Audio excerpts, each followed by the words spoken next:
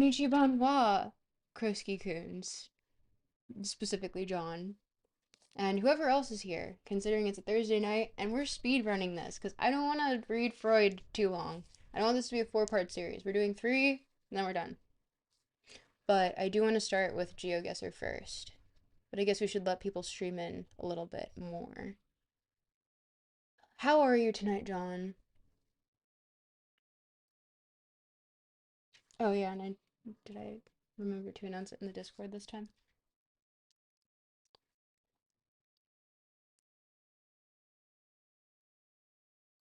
Chillin', no peaks in the audio? Hell yeah. That's all I need to know.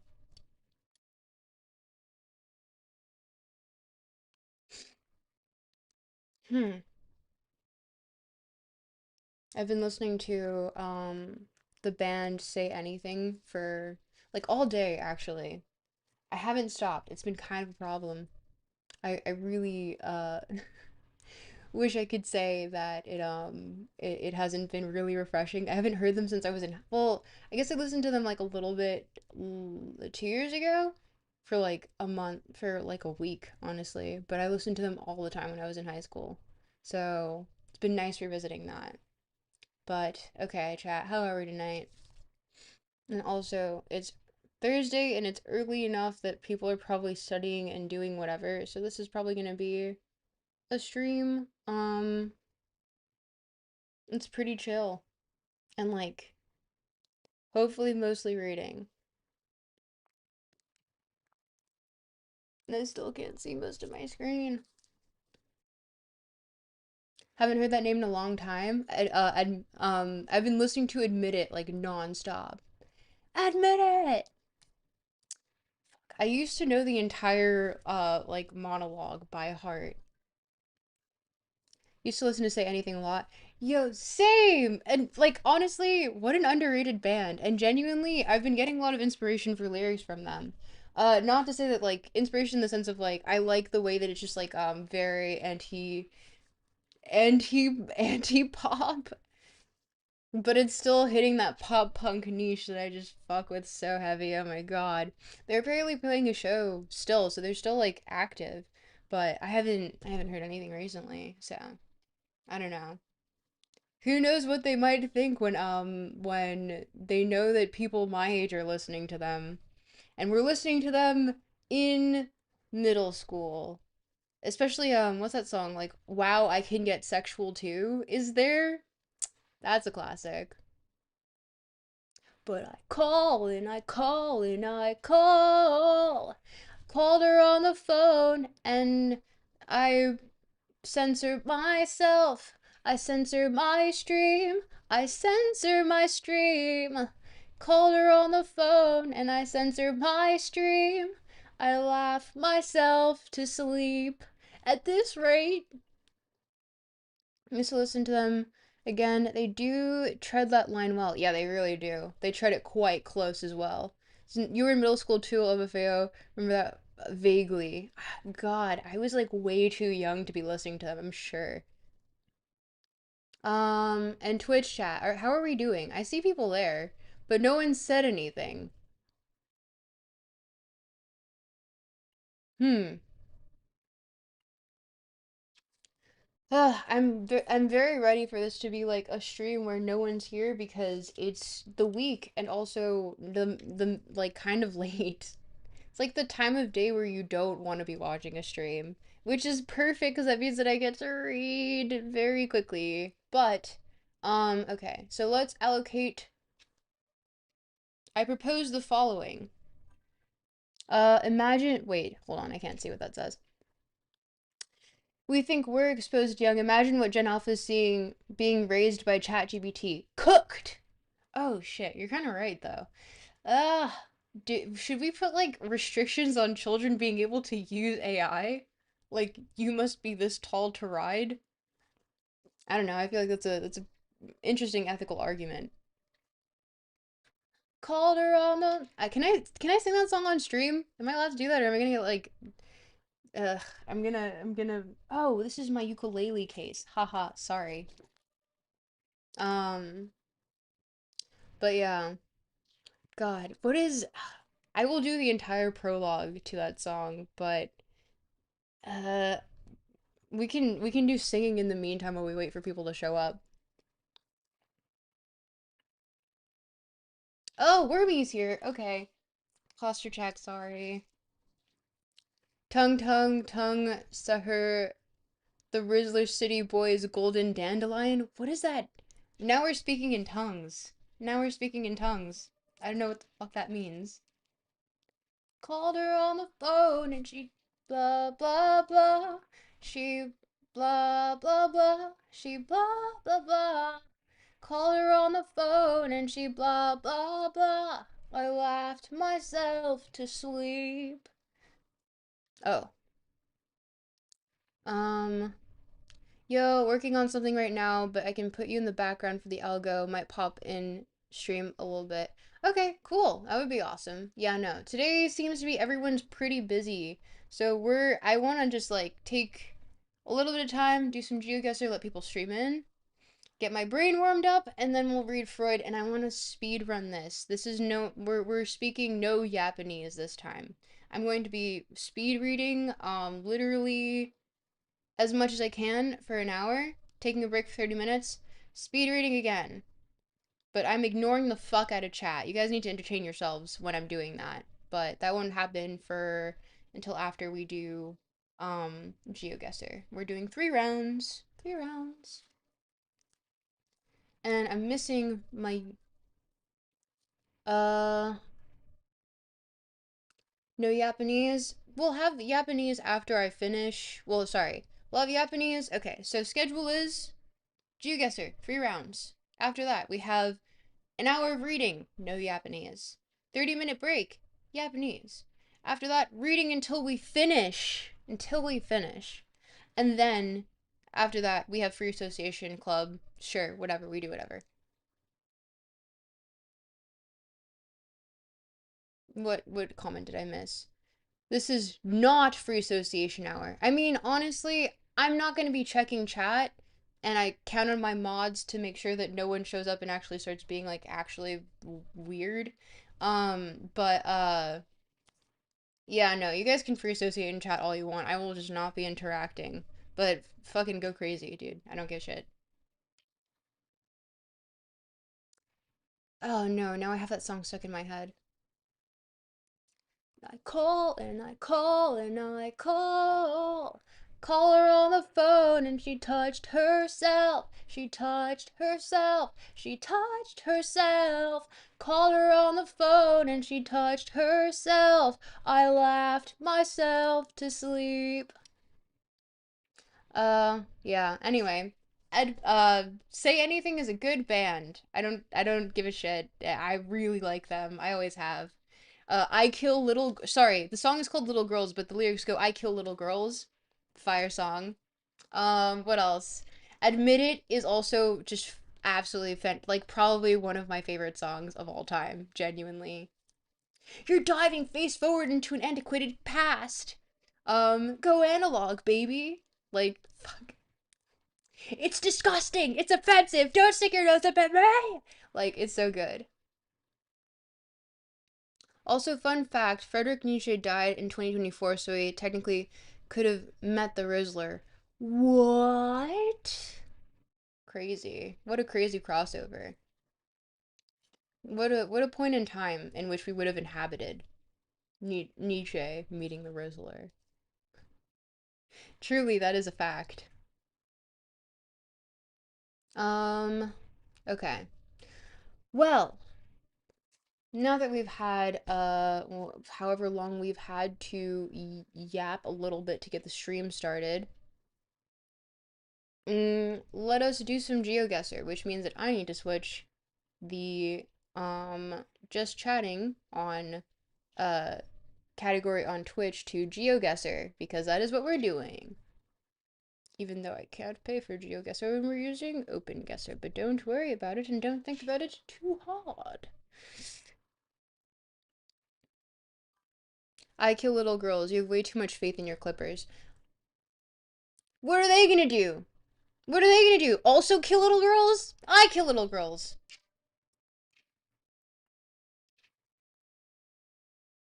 Nietzsche X the Rizzler would have been peak. Nietzsche X the Rizzler would have been peak, but Nietzsche X any like the horse girl community would have been higher peak. And you know what? We missed that.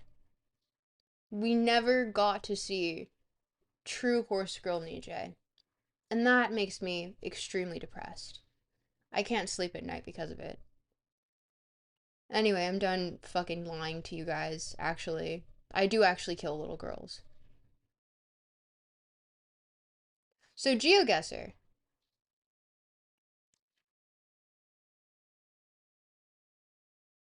Mm,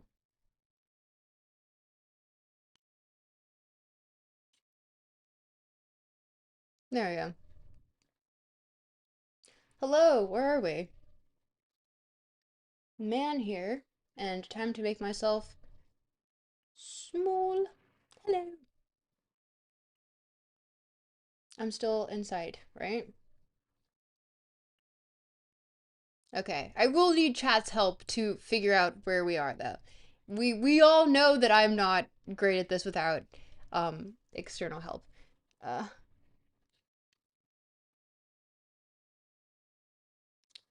grab Steve Proyezd.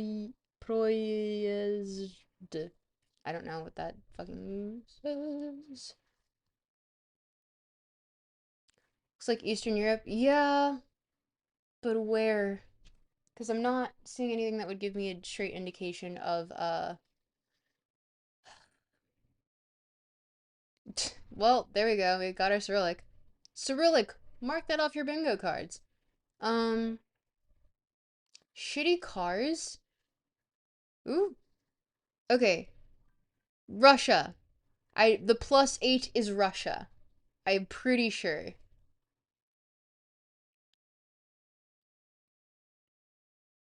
Russia probably, yeah, right? Shitty cars are a dead giveaway. But demarcations of how high the snow gets. I wouldn't go by this wall, actually. Call her on the phone and she.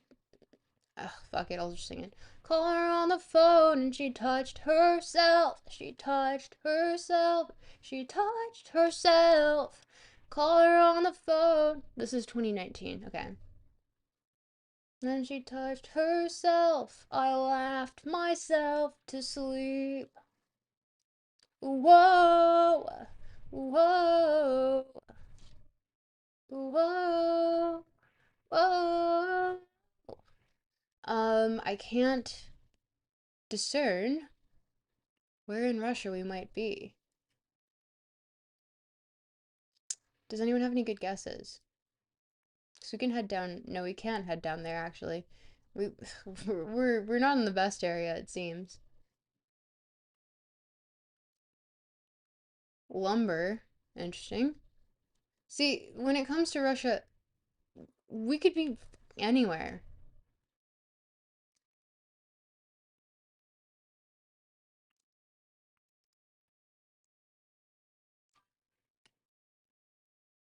Uh, Belgorod. Perhaps. Probably just put it near Moscow. It's not giving Moscow right now. I don't know. Well, we can at least zoom in here because I want to say like where we are is enough that it gets we might be less close to Moscow than we are perhaps mm, this looks like the western half of, yeah, definitely south, closer to Ukraine. I don't know. I was thinking maybe closer to St. Petersburg, but I'm not. You're you might be right. Is that a Honda? Interesting. No, it's not a Honda.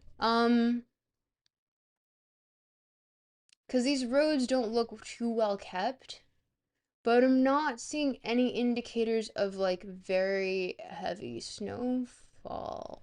But it might be close to Ukraine. You might be correct there, especially because we saw essentially like a lumber mill. Was that a lumber mill? Lumber something. Lumber processing factory situation. Oh, I'm heading back from whence I came. Yeah, here we go. Look, they're doing lumber operations over here. So we're obviously in a place that has heavy our flora. We'll stick to that word. I was gonna say arborage, but I don't know if that's a word. But they're doing some sort of so you might be right with close to Ukraine. And when we were in Kazakhstan, or when we were close to it, it was a little bit more obvious. Because it had like weird patches where it looks fairly flat. Yeah, that is true. It does look fairly flat. We haven't been around very far though. Tree? Yeah, tree. You know when trees just be trappening? Yeah, it is fairly flat.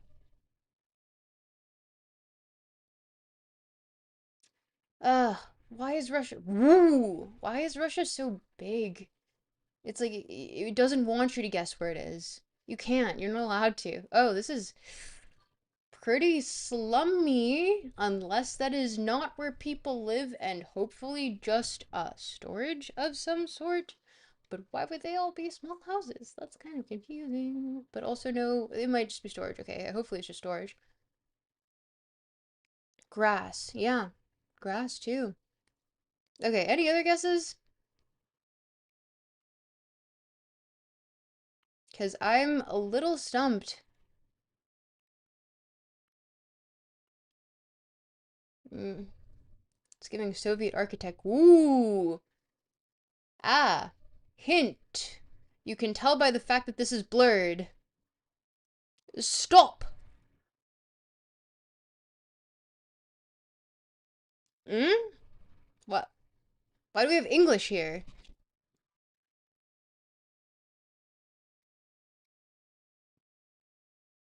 You can tell it's Russia because it looks miserable and people definitely drink. I think that's also just Canada as well. Although Canada, we're doing pretty okay, all things considered. You know, I'll say that we're doing pretty good, all things considered.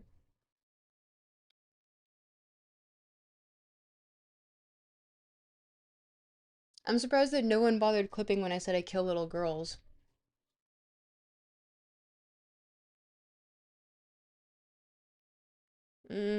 Okay.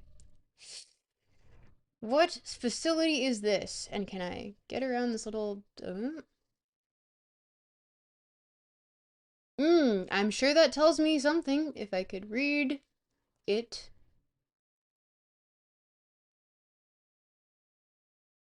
Yeah, anyone, any Cyrillic readers in chat?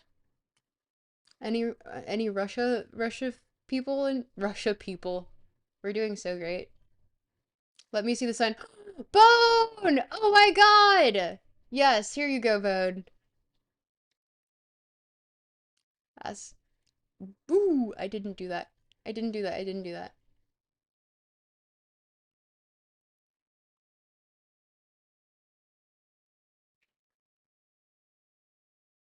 Bone!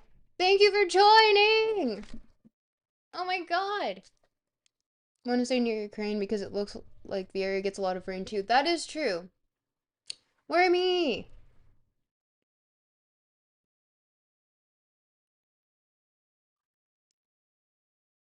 Yeah, I have no idea what that sign says. Me either, Bone. Me either. Damn. Um, recognize anything here? My dad used to tell me horror stories about Canada. Was horrified to that Canadians are real people. It is true. We're unfortunately as terrifying as the stories say. Um, specifically when we kill small children and eat them for warmth during the winter. And we also use small children to run the economy. We sell their organs to fund our free healthcare.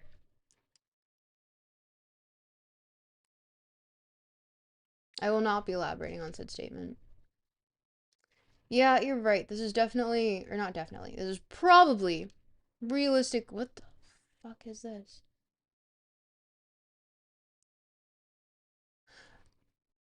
I genuinely don't know what that is.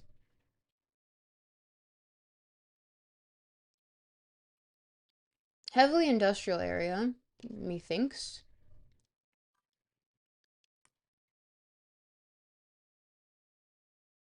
Maybe do like Central Russia? I don't know. It seems a little bit too because when we get to Central Russia, it gets really, really rural. You can tell there's like no settlements anywhere.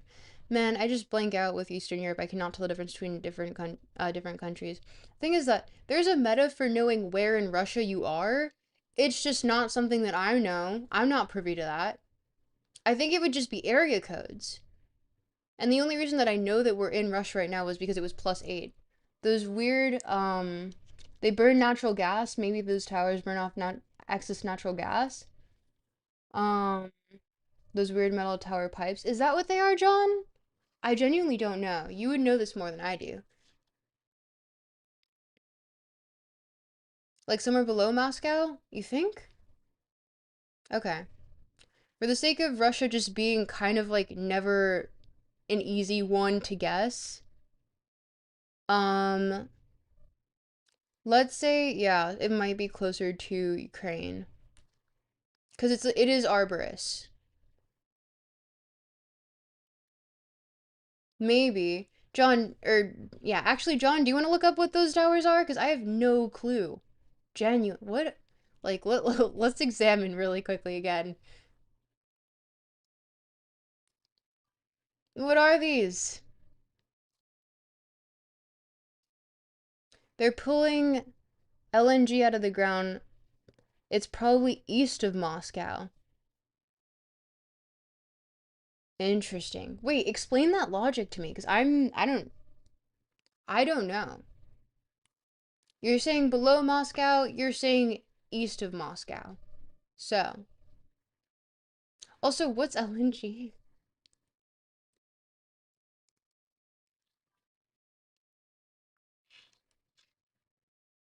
Oh, liquefied natural gas. Duh. See, I was right about my Moscow theory. Okay, Wormy, you were right about your Moscow theory. No.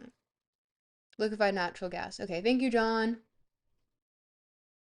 Is that a liquefied natural gas tower contraption? I don't want to look it up because I feel like I'm cheating, but man, whenever they stick me in Russia, I don't know what else to do. Like, what am I supposed to guess? To be fair, that would be closer to Ukraine though. So, um, yeah, we might be. We'll say fuck it, we ball here. We cool with that, chat? For the sake of getting one round done. Oh, I should probably check to see what my lag is. Just wing it? Yeah, right?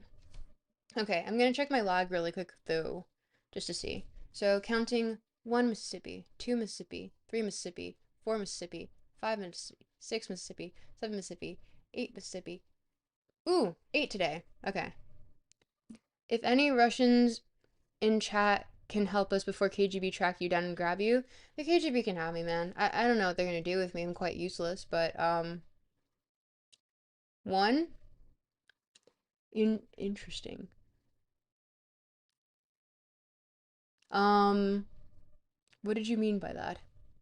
Okay, we're guessing. Woo! That was quite close, all things considered. Look at that. 169.4 kilometers. Almost there. And Russia. That's actually pretty crazy. Who would have thought? We were a little bit more north. Oh, thank you for the follow. Who followed? I didn't get to see the notification. Oh, Bone. Okay, thank you for following, Bone. Thank you. Um, yeah, no, we were pretty close there. I avoided the gulag. Let's go. Yeah, no gulag for me. Yippee! No gulag.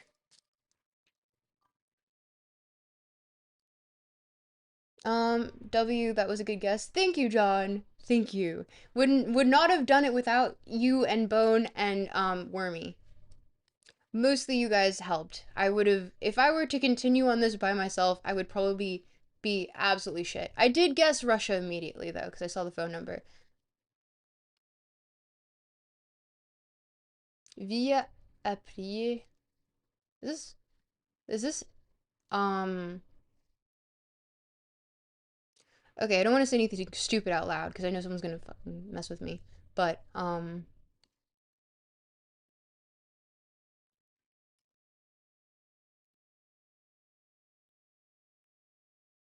somewhere in the EU, yes, definitely. But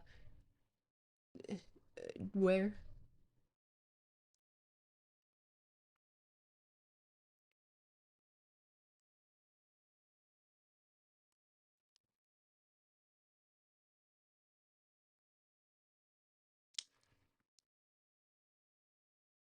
Italy?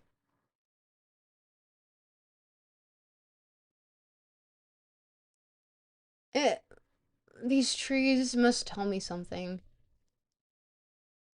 I don't know what language. Maybe Italy too. Yeah, okay. Guesses in chat, please, because what we haven't seen anything terribly indicative of Milano.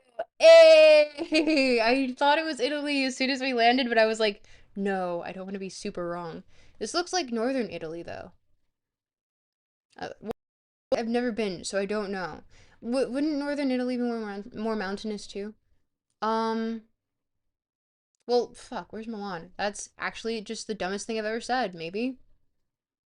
Called her on the phone and she touched herself. She touched herself. She touched herself.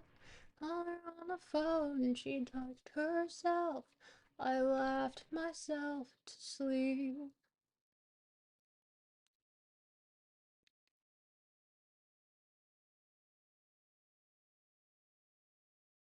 Mmm. Zoom in on sign? Yeah, right? Not the Po Valley. Yeah, no. Oh, John, I see you're also watching the Geo Wizard videos. That's my assumption. Italians really saw this and moved to New Jersey. Justin, you crack me up. Holy shit. Yeah, you think it's Milan? You think it's literally Milan? It seems a little bit. Well, we might be in like the fucking suburbs of Milan, actually. Yeah, true. Wheat! Ooh, I went too far. Ooh, this is quite cute. I wanted to hit Italy in travels. Um, okay, yeah, sure. Don't take me anywhere. I love that. Take me nowhere. Stop! Oh, oh. Centro Municipal. Ooh, that would be a good sign to know. If I knew it! Milan is 15 kilometers that way. And you know what? We can just go off of that, because who the fuck cares? Oh no. I don't know how big a kilometer is here.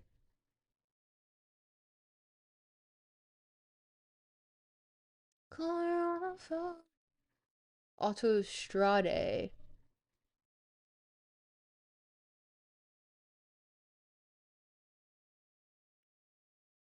How big is a kilometer here? That's a question. What's that? What's a kilometer? You and me both. Sign says Muyo, which is a region near Milan. Oh, okay.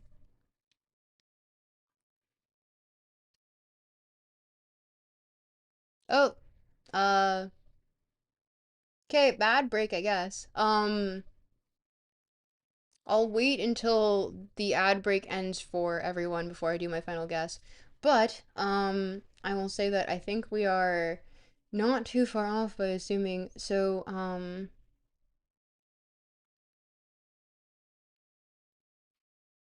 at this rate, I'll be heading for electric chairs. Only human with my cross to bear. She described her censorship. Forgot all the rules my rabbi taught me in the old shul. You're too young to be this empty girl. I'll prepare you for a sick, dark world. Uh, Wait. Muyo. Da, da, da, da, da, da.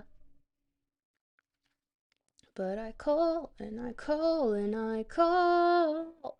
Call her on the phone and she touched herself. She touched herself. She touched herself. Call her on the phone and she touched herself. Chat's blowing up. What are you guys saying?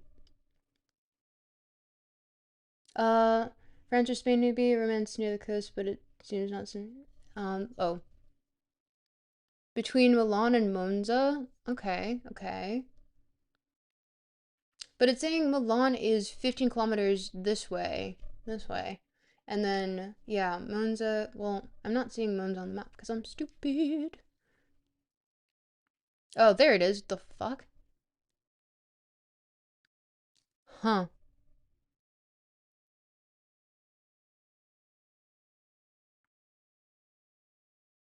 Uh,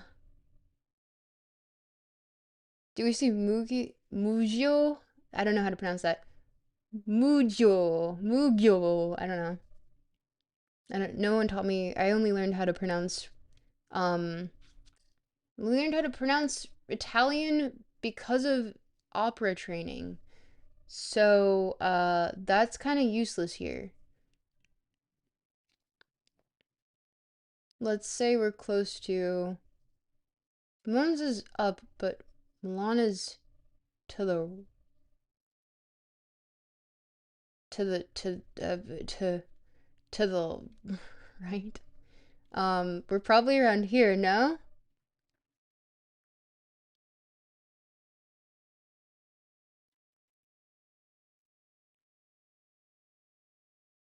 We might just be getting really pedantic about this. And I can't tell how far a kilometer is here, because of course not. Mugio's left of Monza? Okay. Oh, I see! Hi! This is our Milan Dachshund reference. What?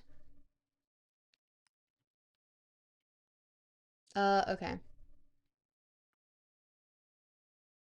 Oh, you're right, it is right here. Okay. Hmm. So we must be like right here. Let's go for that, yeah?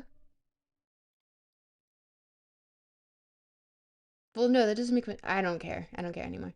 We're going for here. How do we feel about that? Despite the heavy lag. I remember that guy.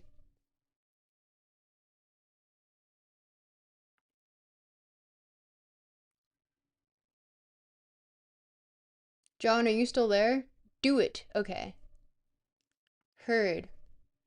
We guess. Woo! We were quite close. We were quite close. Nova Milanese. New Milan? Question mark? Wow. Yeah, look, how far are we? We're 4,515 meters off. It says seriously impressive. You know what? I think we are seriously impressive. We're seriously impressive. Wow. Woo! Yes. Woo indeed. You had to feed the dog. Oh, okay. I see, I see. What kind of dog? Okay. So that was our second round. Let's do our final round before we speed. Oh, God.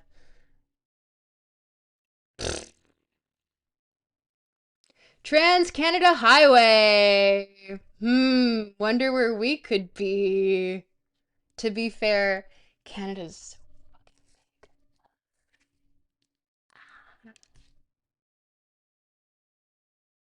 Ah. Boxer Pitbull mix. Aw, cute.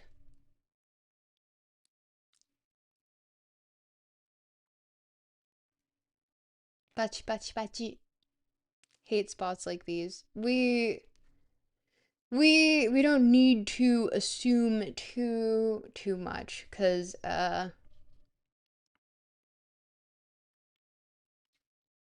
Trans Canada Highway is obviously Trans Canadian. Are we hitting Winnipeg on it? Can someone cheat and tell me if the Trans Canada Highway is Ooh, I need to mute Discord. I don't want that going off every 5 seconds. Um,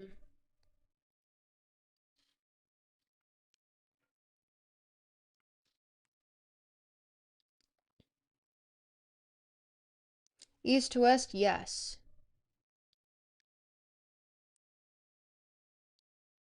Wow, trees in Canada, this is gonna be easy. No, it's not. Transgender Canadians, that's everyone. Everyone in Canada is transgender. Look for a mile marker? True. You bring good points, John.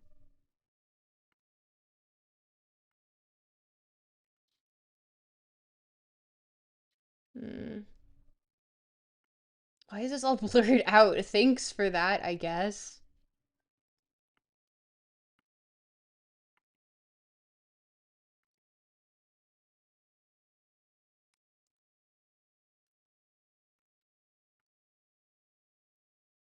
Transition into Canadian, yeah.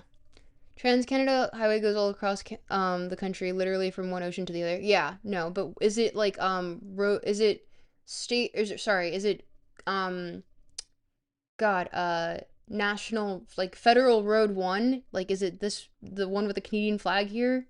Is that the same, or am I thinking of a different one? There's Thunder Bay. I don't know what I want about it. The internet. Oh, what I want about it.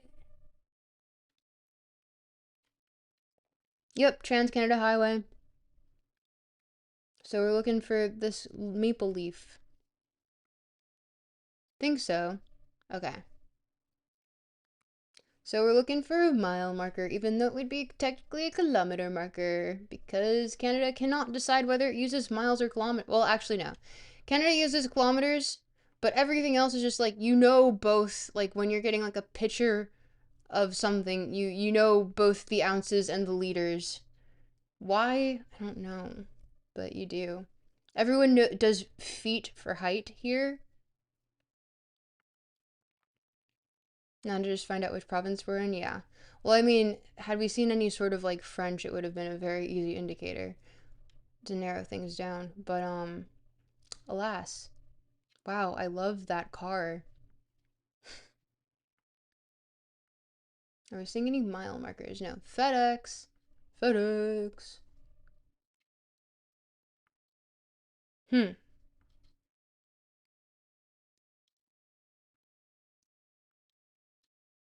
Well, we're not in a terribly unpopulated area. That's at least apparent. Check the license plate. It usually blurs them, but we can try to see one.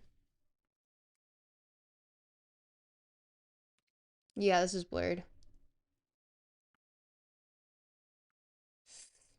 If you want to try to guess from the blurred license plate.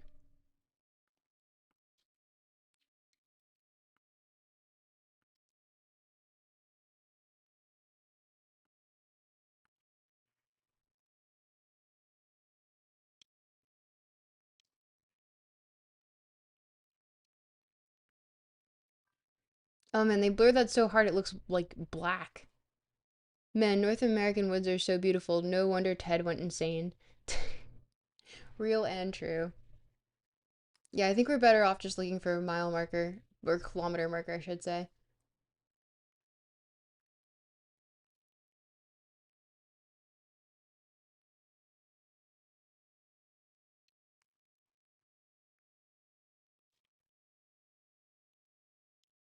But, hello? I love that. Woo! Did not mean to do that.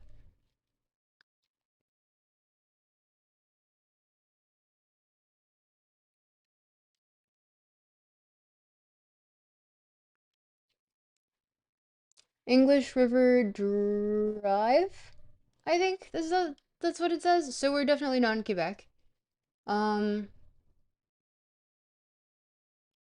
oh, sign approaches. Ooh, kilometer 358. What does that mean?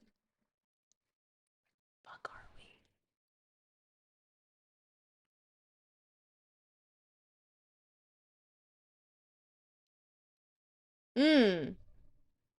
Kilometer 358.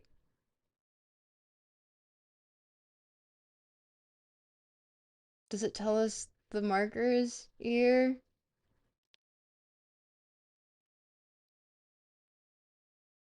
Well, we're not in Quebec. We know that much. Um,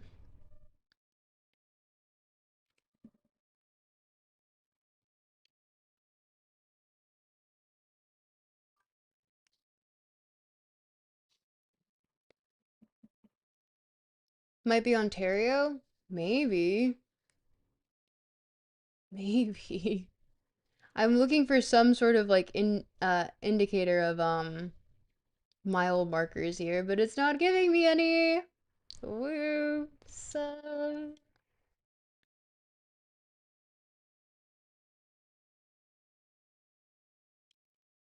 Oh no, it's not giving us anything. Bonnie, can you look up where the mile marker is?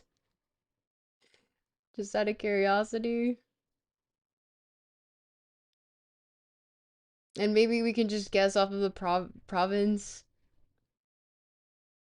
Because I don't even know how far it is across either side. Yeah, because we're still in Ontario here. Holy shit. Yeesh. And it hits because we could be also here with how many, wait, is that 358 kilometers or 3,580 kilometers? I assume that it's 3 the 358, which means that we're quite east. I don't know, chat, help me out.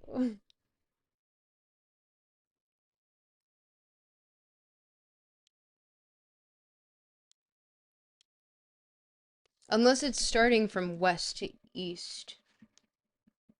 Oh no. Oh man, and it's my country. I should really know this.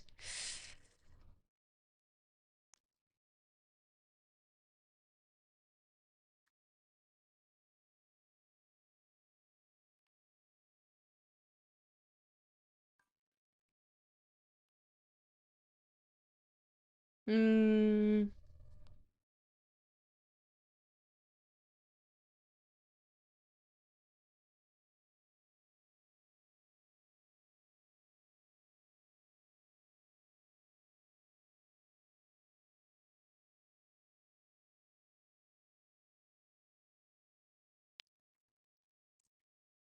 It's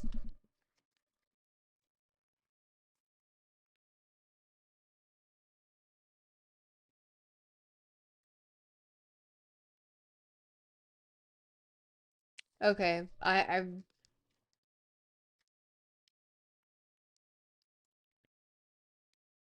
The zero has a decimal in front of it, you think? Does it? I didn't see. Um, oh, you're correct. You are correct. Thank you.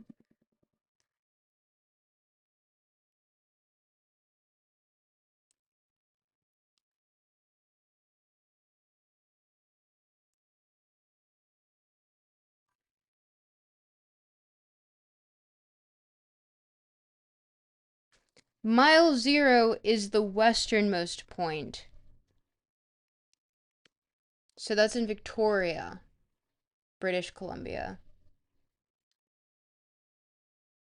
Brazil? Yes, obviously. So we're about 350 kilometers from uh Victoria, which means that we are probably in Vancouver. Where are we? Okay, so we're looking for call and I call and I call her phone. She touched. Can't say that out loud, can I? Chili whack. That's right, the chili is whack. Yep, there you go. Okay, so we're starting off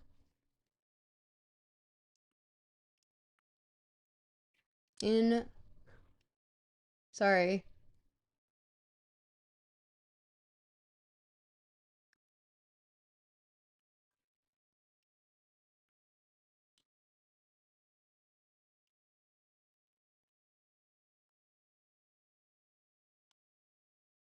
It's like mile 0. Horseshoe Bay. Wow, horseshoe reference. Never say that again.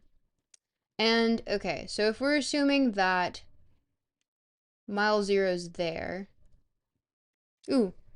Hello, Taj. I can't pronounce your name. I'm so sorry. I'm gonna call you Taj for short. Hello. Welcome. Hi. Welcome to the chat.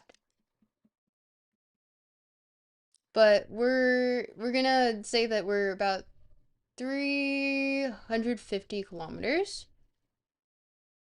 Hi. And that's like, okay, so if we're looking at Toronto to, this is how I do my kilometers, man. Um, oh God. Where are we? We're by Regina, we're by Winnipeg. Thunder Bay. Hello, hello, hello. Thunder Bay's quite dangerous, I've heard. Ottawa, there we go. Toronto to... Toronto and Buffalo are that close? I didn't even realize. Man, I feel stupid.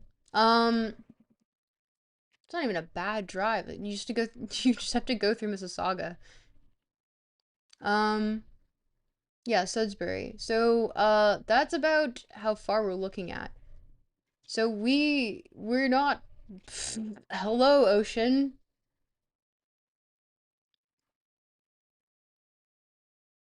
What? What?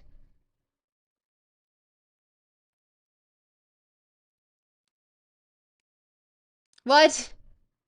No! It continues?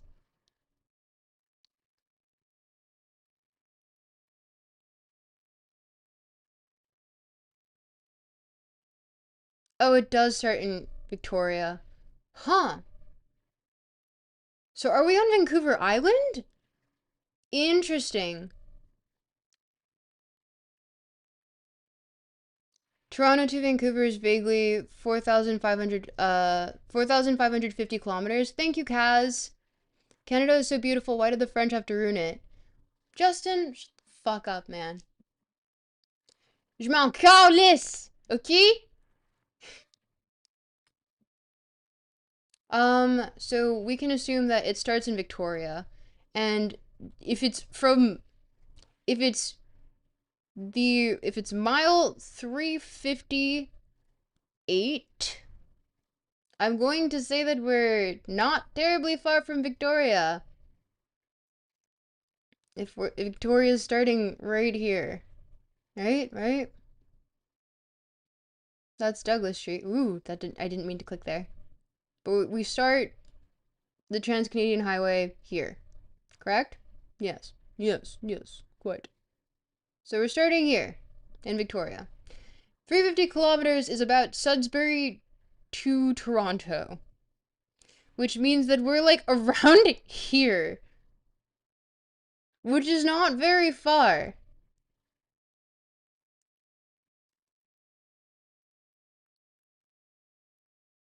I'm Quebecoise? Yes, I am.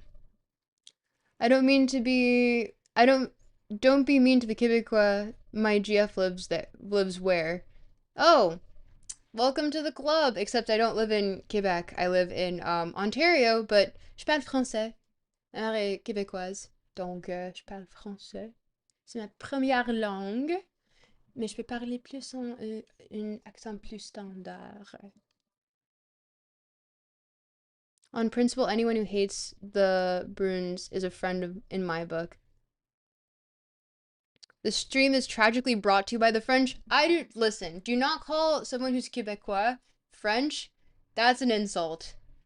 French fucking they were like, "Woo, sorry, we must abandon you in this Commonwealth country. Good fucking luck." And we kept our goofy ass fucking language, bro. If that isn't audacity, I don't know what is. But I'm going to say that we are at least Sudbury was like this far. I'm going to place us here. Yeah? Yeah. Yeah. Sure. Yep. Are we okay with that, chat? They are Canadian. Yes. You have to put an E at the end though. Well, actually, no. Technically, I'm male. I am in this chat. Male signifiers and he, him pronouns. Address me as king. Um, I don't know. Brother, father. I don't know the other things.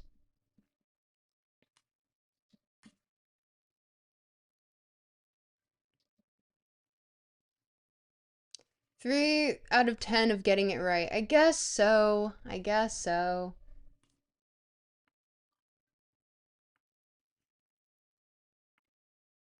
Do not address him as father. Freud would not. Freud would have words. We're about to get to Freud's words, so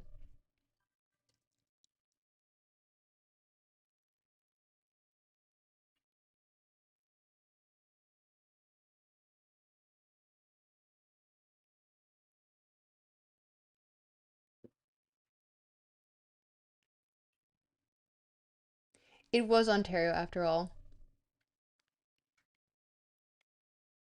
So it was not 300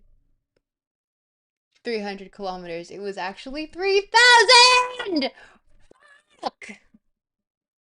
Ah! Oh god. That's such an L. Oh man, we're starting the stream off strong. Fuck! No! Oh, that's so pathetic. Genuinely. Can we all say that it's John's fault for saying that it was a decimal in front of the zero and not a comma? Fuck. Oh man, that hurts. That hurts. Ugh, my neck hurts. Ow. Wow, that is embarrassing. Ugh. Oh, that hurts.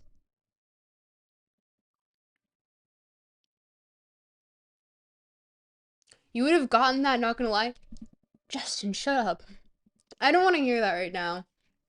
We're off to a strong start. We're off to a pathetic start. That was absolutely fucking abhorrent. I would like to just die on stream.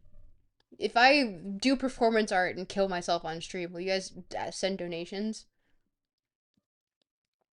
You got, I got my 25K on Canada and don't need to do it again, LMAO. How did you manage that? You're broke? Real and true. Now that's like some Yukio Mishima. Oh, the fact that it's a straight line too. Listen, it's just well, I mean, most of it's Trans Canada, so of course it's gonna go like this. But 7 hours of meta learning and playing Canada. Really, Kaz? Interesting. Can you send me some stuff to like actually learn the meta of it because I don't know what to look for, especially as it comes to Russia and apparently Canada. So, I'm good with cities. As soon as we get into a city, I'm pretty solid on where we are. But we get to rural areas and I'm just like absolutely not. License plates helped. Well, we can't. They're blurred here. I don't know. I don't know Russian metas very well. Yeah, no. We got with the help of someone else from last stream, we got pretty good. We got a pretty good pretty good one in God, where was it again? Meant reading about that guy. Anyway, so I'm going to take this embarrassment and do nothing with it. Can you guys allow me 2 minutes to make coffee without leaving? So I can continue on this front. Would someone redeem hydrate or dihydrate? Actually, that would be great. And then I'll make coffee really quick. Thank you, Ermy. Thank you. I appreciate you. This was absolutely pathetic. And I'll leave you guys with some nice music by Azali, who has actually let me. I've messaged them and they've let me use their music for my streams, which was really sweet. Coffee at 8 p.m. Yeah, listen, we're here. Much easier to explain plate metas with them in front of me.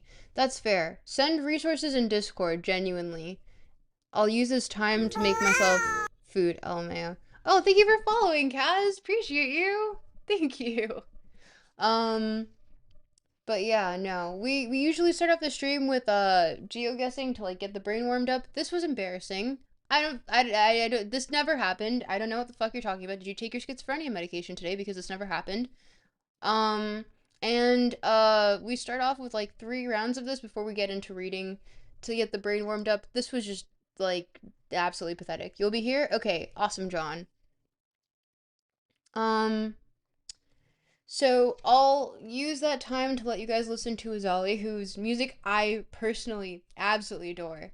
And it's a slowed down version. It has the song name in the thing, and it shouldn't take me more than, let's say, like max 7 minutes. So it'll probably be more around like 3 minutes. So if you can manage that, I'll be right back. There was a small glitch in the matrix there, or something to that effect. Chat, how are we? Are we so back? Are we clipping me? Hi, John. Also, you can see my wonderful coffee maker here. Ah, I'm gonna set this low. I might as well be down here. Ooh. Hello, hello, hello, hello, hello. Hi. You're the only one who's clipped this month. Is that true? Should I be clipping myself or is that lame? I don't know. We have coffee. It's basically done. We are so big. We are so big. We are so big. It's my best something accent. What is it an accent for? Unsure, but it's something. We are so big. Chat, how are we now that we're so back? Ooh, this is good coffee. I can tell. I might have put too much milk. It's good, but it's really lukewarm because I think I put too much milk. Who's in chat? Say something. Because you have about giving you 2 minutes to say something before I completely ignore chat. You guys can go absolutely insane, except for weird stuff I'll let the mods decide whether or not it's weird. But I'm gonna be ignoring you to finish reading. Oh, let me also change the name of the stream. Or sorry, the category of the stream now.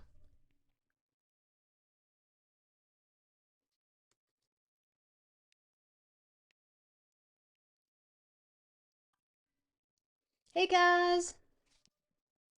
Welcome back. Now you get to interact with Freud. Although I don't know if you stumbled upon this stream for geoguessing, but we're reading Freud. It is in the title. But who knows? You might learn something, enjoy it. I don't know if this is what you're into, or if you came here specifically for geoguessing. There's gonna be kind of a little. It's gonna be a little left field. Top left, if you will. What does top left mean? Chat, what does top left mean?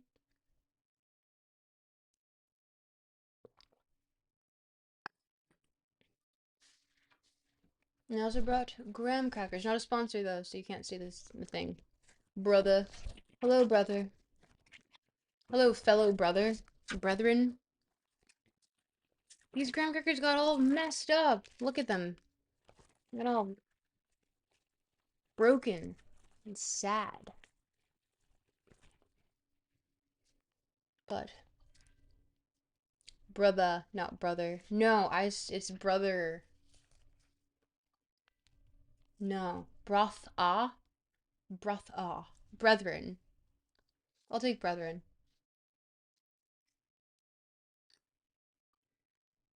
The language of my people. What people is that?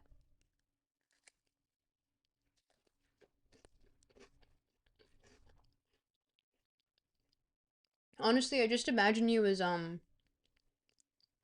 Chris but slightly different. Sorry. Gokanaru but slightly different. But I think it's just because of the name association.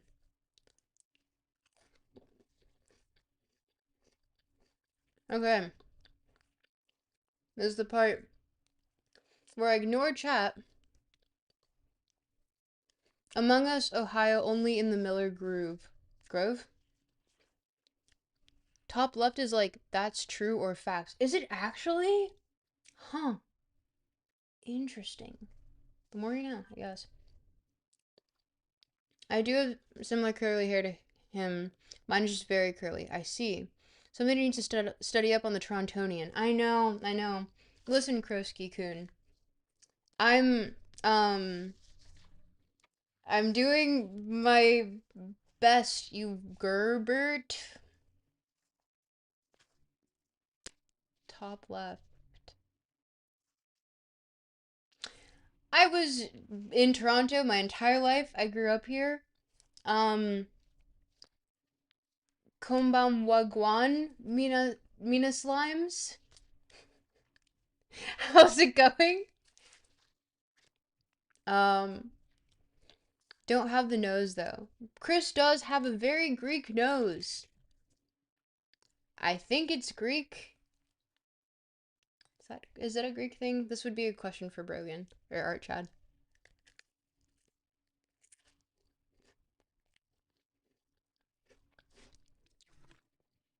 That is undoubtedly a Brogan question. Who is really, really good at ethno-guesser. For what reason?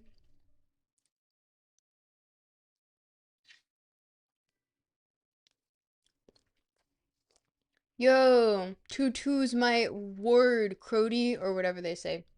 Exactly. Tutu. That's my word, Crody. Crody, well, Crody Coons. And Crody Tachi? What the fuck, don't call me a gerb? You are a gerb girl. Brogan is too busy touching grass and going outside like a nerd. I can tell you, as someone who literally saw him today, you think any of them touch grass? What? No. In word, you gotta add an H and pronounce it like you would whale. Word. True. I think that's what you meant. At least I assume that's what you meant. Anyway, okay. 2 more minutes of yapping until we hit 25 for me. And then I'm ignoring chat. You guys go crazy, go stupid, go wild, go feral. Except if the mods find it unsavory and then they can just do whatever and ban you, I guess. Justin, are you still holding up YouTube chat? The grass is frozen anyways. The grass is definitely frozen. Oh, whoever's in YouTube, like the video, please. If not, I die. I perish horribly. And in a way that you can't get any content out of it.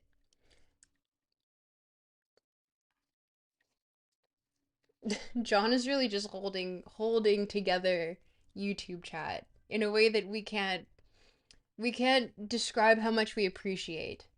And I say we, I mean me specifically. I really appreciate it. Um, you still have my stream running in the background. Trying to keep something on while you're busy. Okay.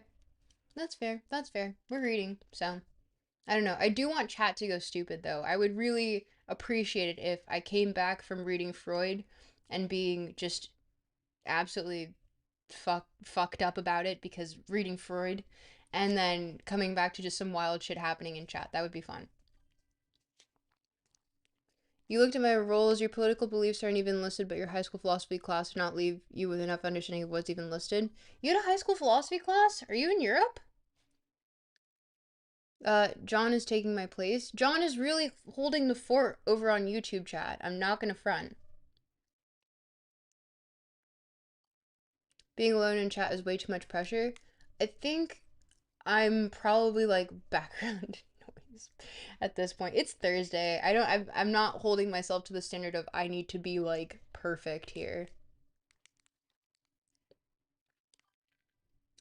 Nope, in the US, you had a philosophy class in the US in high school? I didn't even have that, and I went to a pretty like good school. Political beliefs aren't even listed, but your high school philosophy class did not leave you with enough understanding. Feel free to suggest more roles. We can add some for you. We have people leaning pretty heavy in the philosophy space here. You went to a charter school? I went to a charter school too, for the arts, for the last 2 years, and then it burned down. Well, it burned down after I graduated, but yeah, that place was cursed. I will not tell you what it was for fear of the internet doxing me. I'm around too many like micro celebrities that I feel like someone would be weird about it. Although actually, you could probably just look it up. Technically, not many schools burned down from where I'm from. All 4 years wrote a charter for you. Interesting. What kind of charter? Or was it just like a regular charter school? No, like no specialization. Oh wait, I'm going to start at 8:30 my time, and then I'm going to read for an hour straight. You guys can go crazy in chat, but I feel like that's a good number to start. Just generic? Okay, I see. Generic charter school. That's fair. What rules would you suggest?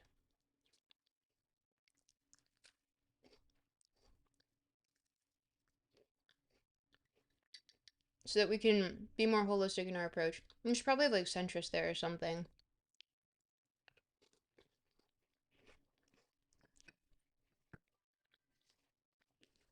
The woman who wrote the gender studies curriculum for the entire US worked there? What? That's interesting. Cass says,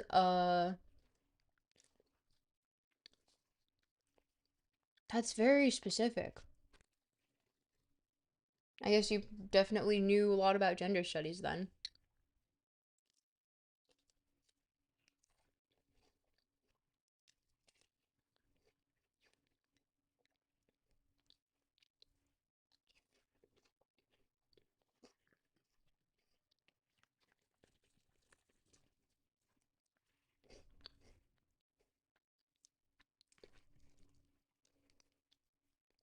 Oh, hello, 4 concurrent viewers on YouTube.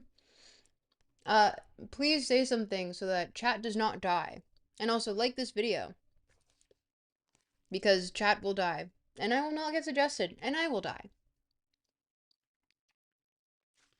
Not really, it was just a class of information I already knew being put in front of me. Fair, fair. Feel free to suggest rules on what you want in the Discord server, because open adding more roles. We have quite a few, but they're all very obscure.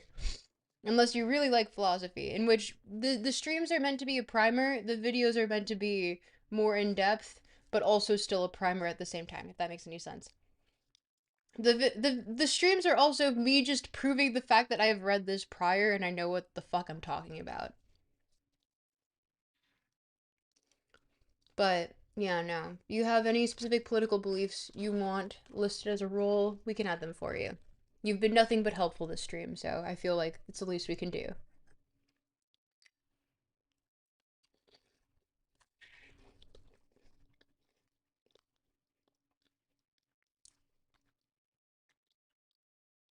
Okay. One more, or like technically a few more seconds for me. Before I must read. But yeah, chat, your job, go crazy. Just yap it up. Be crazy. I want to hear a bunch of stuff in the background of just everyone using it like it's fucking Discord. And I'm going to read and ignore you. Cracker. Jack? Graham cracker?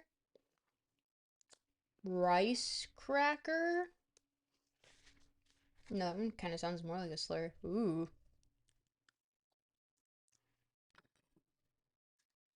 Hmm. Okay. Time for me to read.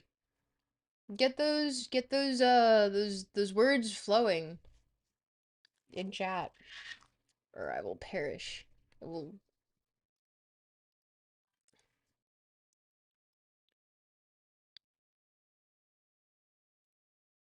Ah, Kaz, we align. Well, I love anarcho-syndicalism, even though Chomsky recently made that a little bit hard for me to be on board with. My goat is washed. My goat is fucking washed after the Epstein files. God fucking damn it. Yeah. But yeah, anarcho-syndicalism, let's go.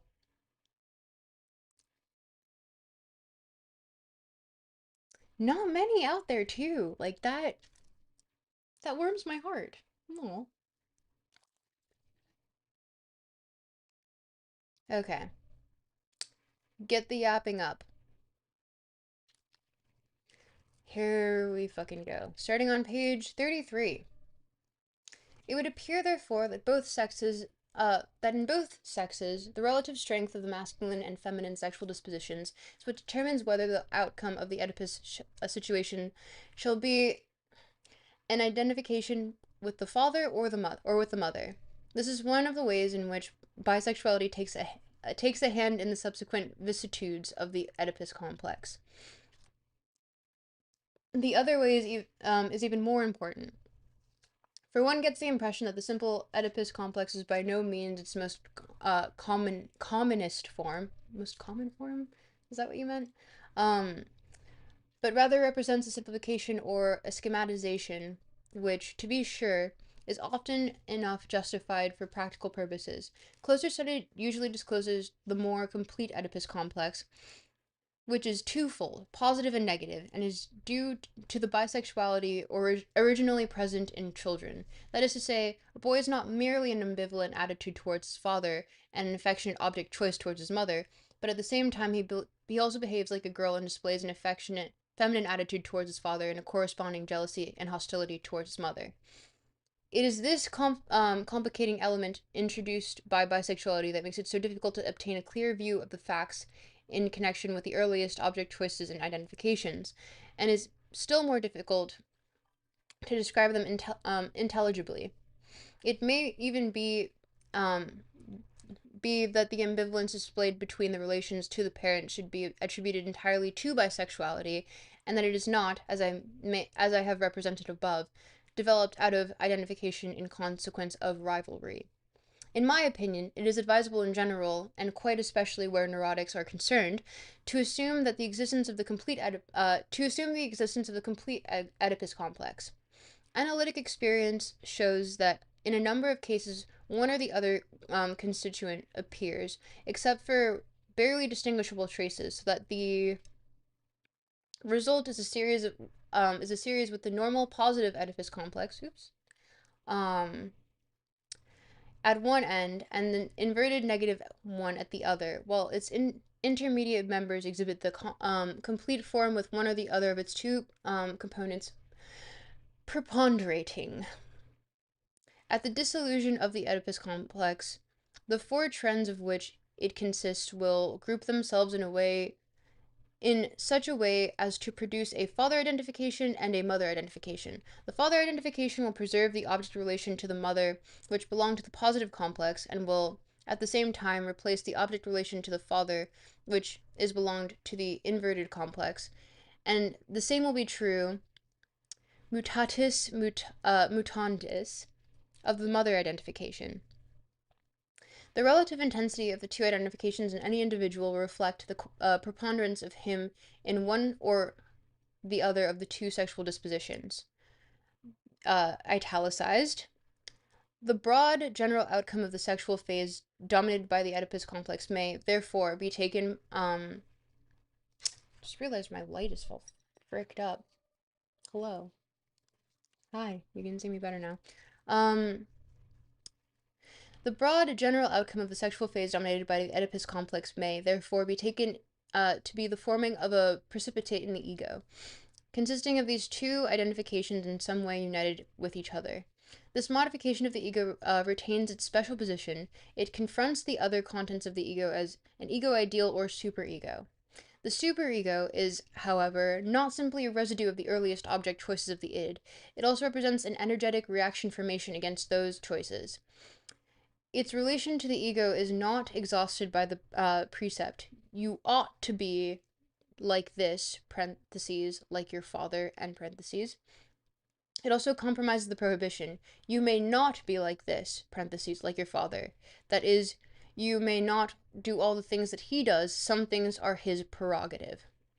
This double aspect of the ego ideal derives from the fact that the ego ideal had the task of representing the Oedipus complex. Indeed, it is to that revolutionary event that it owes its existence. Clearly, the repression of the Oedipus complex was no easy task. The child's parents, especially his father, were perceived to be the obstacle to a realization of his Oedipus wishes. So his infantile ego fortified itself for the carrying out of the repression by erecting the same obstacle within itself. It borrowed strength to do this, so to speak, from the father, and this alone was an extraordinarily monumentous act. The superego retains the character of the father, while the more powerful of the Oedipus complex was, and the more rapidly it succumbed to repression, parentheses, under the influence of authority, religious teaching, schooling, and reading, end parentheses, the stricter will be the domination of the superego over the ego later on, in the form of the conscious or perhaps of an unconscious sense of guilt. I shall presently bring forward a suggestion about the source of its power to dominate in this way, the source, that is, of its compulsive character, which manifests itself in the form of a categorical imperative. We shall consider once more the origin of the superego as we have described it. We shall recognize that it is the outcome of two highly important factors, one of a biological and the other of a historical nature, namely the lengthy duration in which, in man of his childhood helplessness and dependence, and the fact of his Oedipus complex, the repression of which we have shown to be connected with the interruption of libidinal development by the latency period, and so with the diaspic onset of a man's sexual life. According to one psychoanalytic hypothesis, the last mentioned phenomenon, which seems to be peculiar to man, is heritage of the cultural development necessitated by the glacial epoch.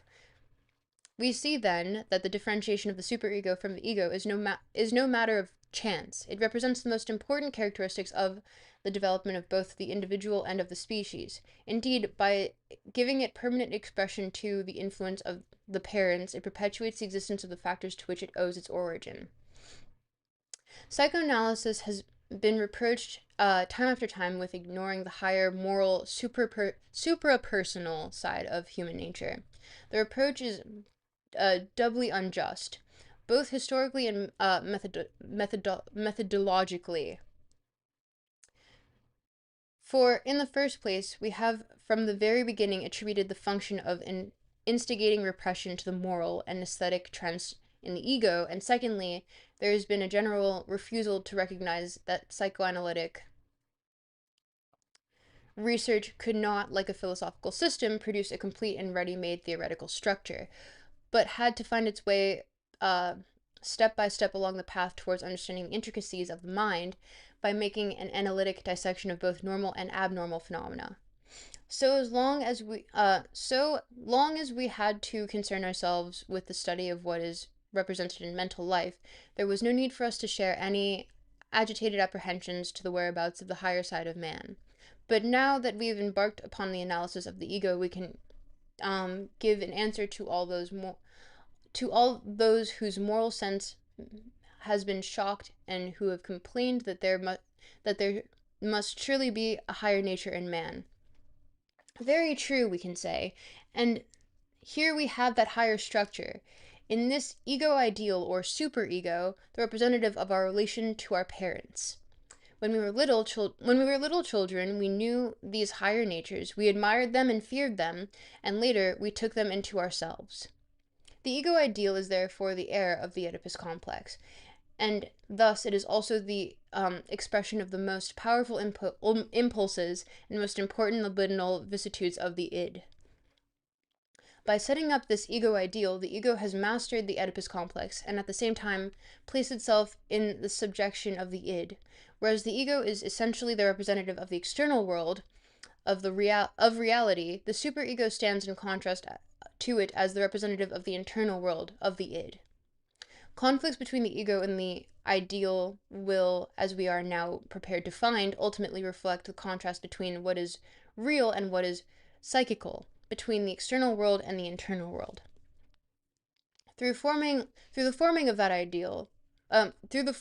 of the ideal, what biology and the vicissitudes of the human species have created in the id and left behind in it is taken over by the ego and re-experienced in relation to itself as an individual. Owing to the way in which the ego ideal is formed, it has the most abundant links with the phylogenetic acquisition of each individual, his archaic heritage. What has belonged to the lowest part of the mental life of each of us is changed through the formation of the ideal into what is the highest in the human mind by our scale of values. It would be vain, however, to attempt to localize the ego ideal, even in the sense in which we have localized the ego, or to work it into any of the analogies. Work into it any of the analogies with the help of which we have tried to picture the relation between the ego and the id.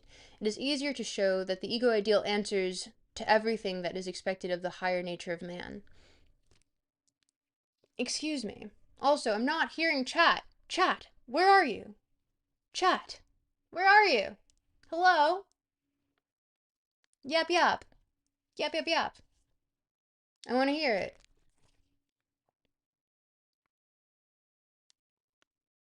Oh yeah, I forgot there's a pretty bad lag.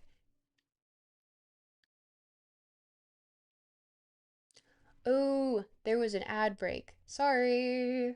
Sorry. Gulp. Yeah, yap, yap, yap, yap. I'm with you, Kaz. Most political systems were written for the Industrial Revolution. I was so dissatisfied when I wrote my own system. It was called Democratic State Capitalism. K1 just got home. Yap, yap, yap. Thank you, K1, for yap, yap, yapping. Appreciate you. Yap, yap, yap. Thank you for the yapping. Keep yapping. Honestly, if you just fill this up with literally just saying yap, I would be very pleased.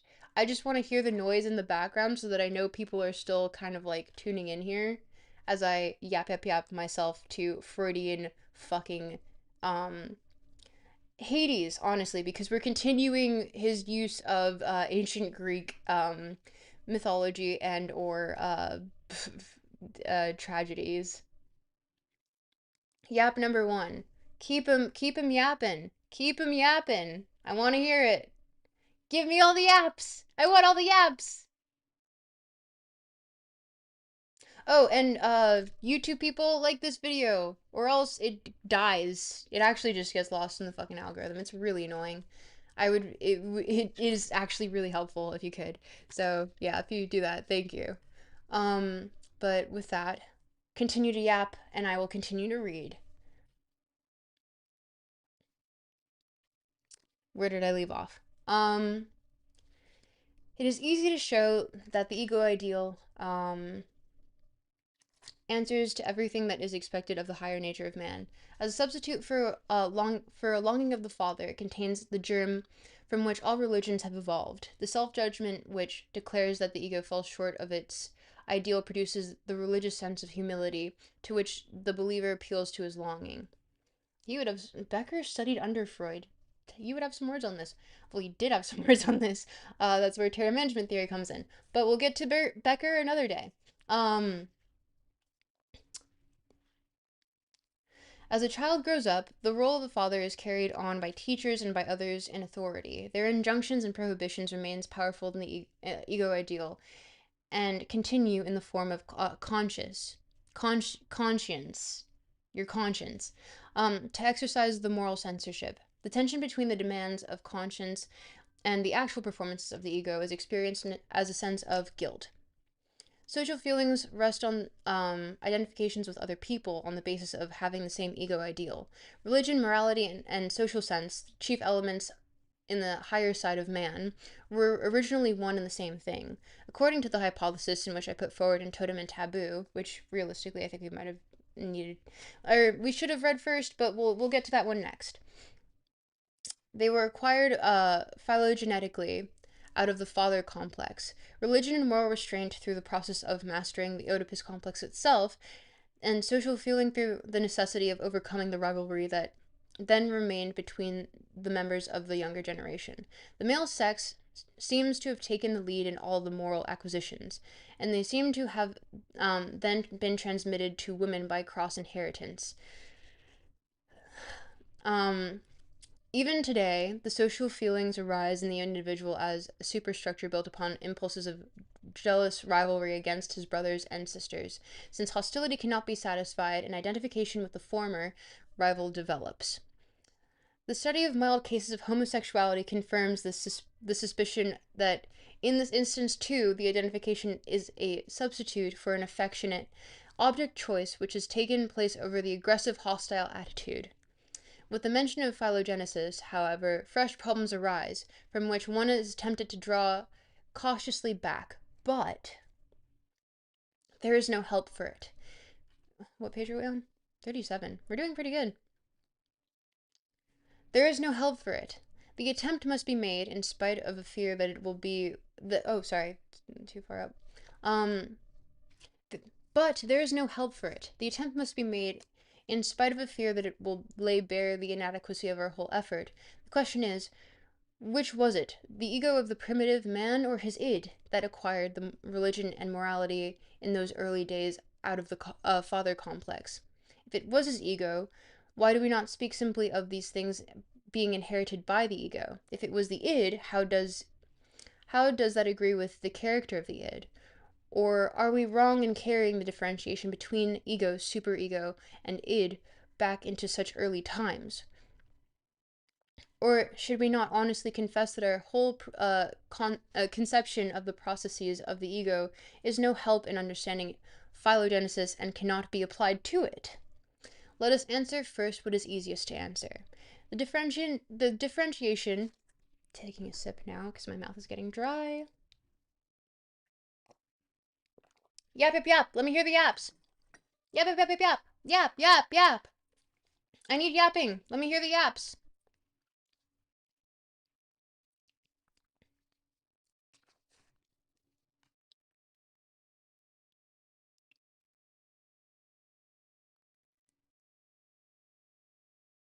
Yeah, thank you. YouTube people, like the video so that it doesn't get suppressed, please, please, please.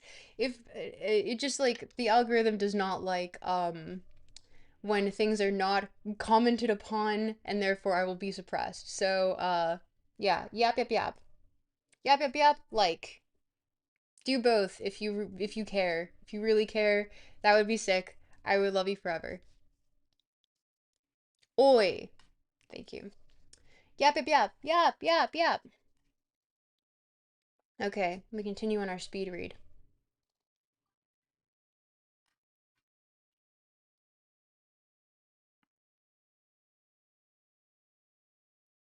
Yeah, chatters, like the stream, like John says. Appreciate you, John. You're a real one. Okay, and we continue. Yap, yap, yap, yap, yap, yap.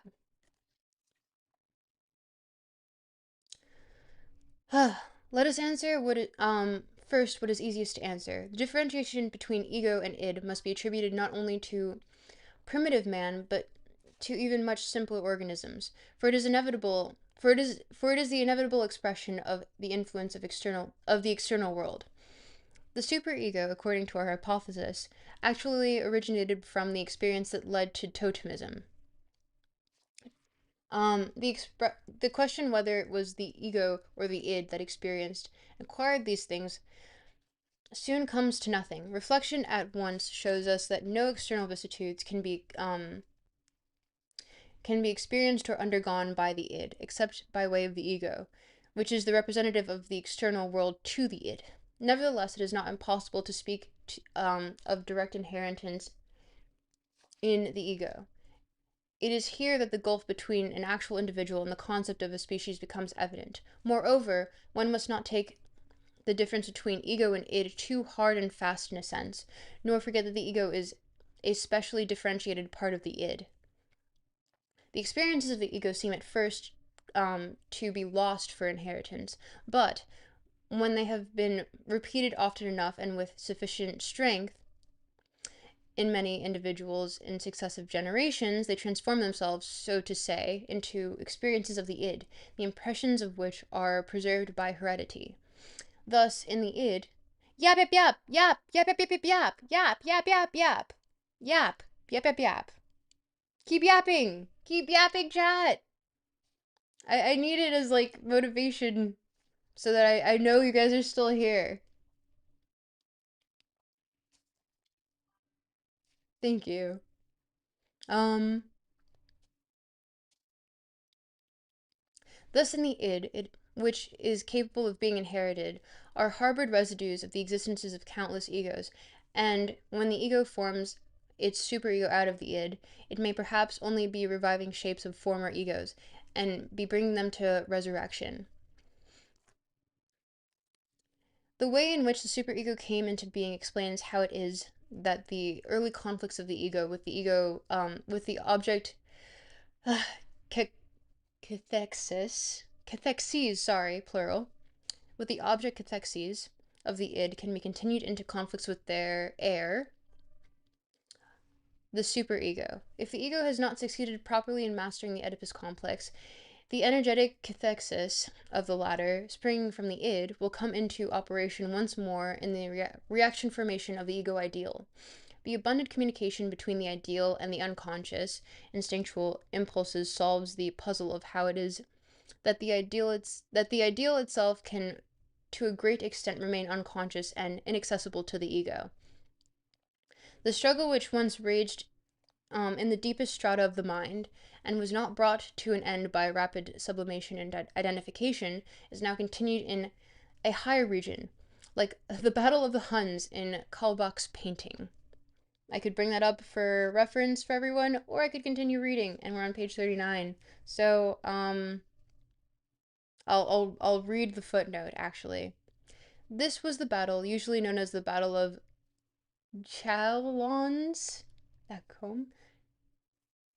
Chalons, in which in um 451 Attila was defeated by the Romans and the Visigoths. Wilhelm von Kaulbach, 1850 to 1874, made it the subject of one of his mural decorations, originally painted for the Neues Museum in Berlin.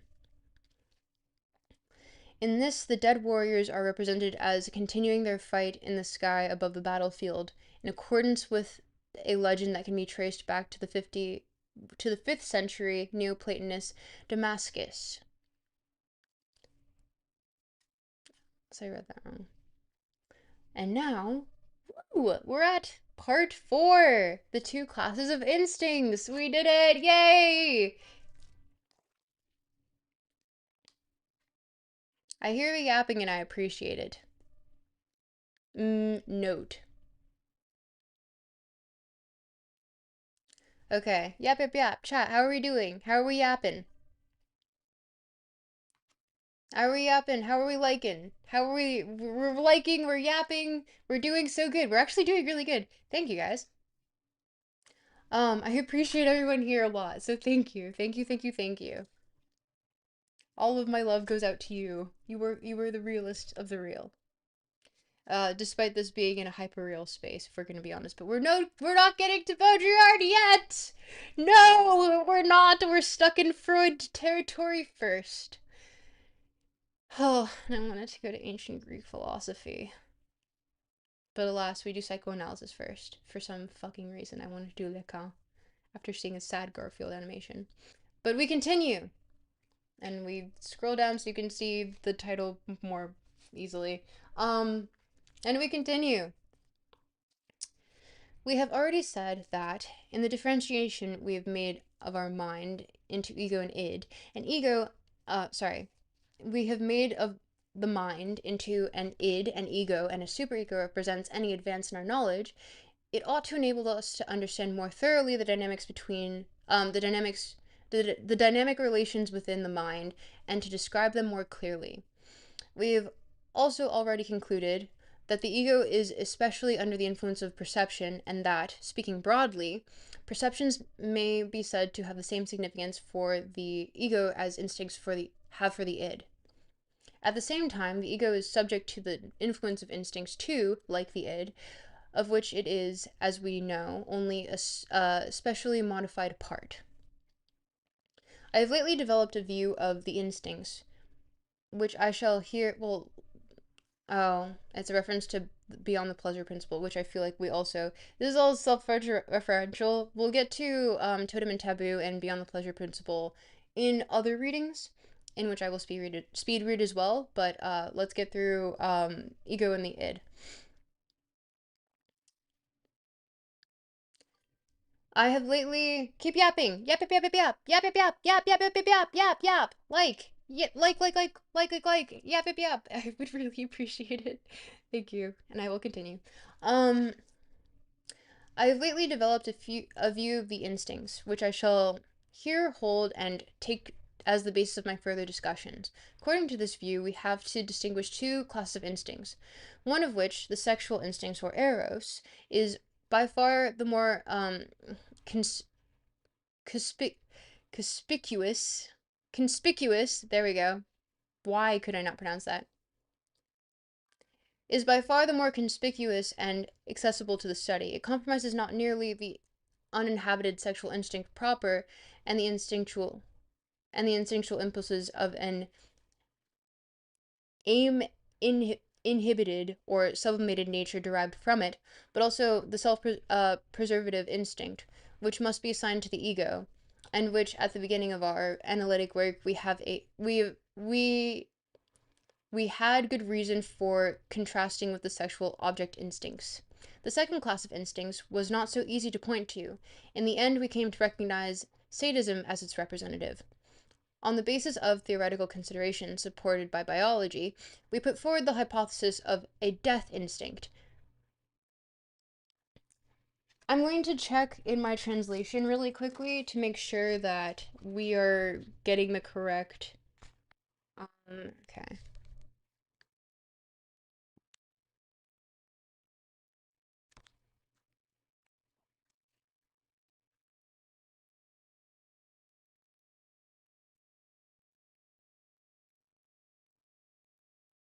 Yeah, this is very much a different translation.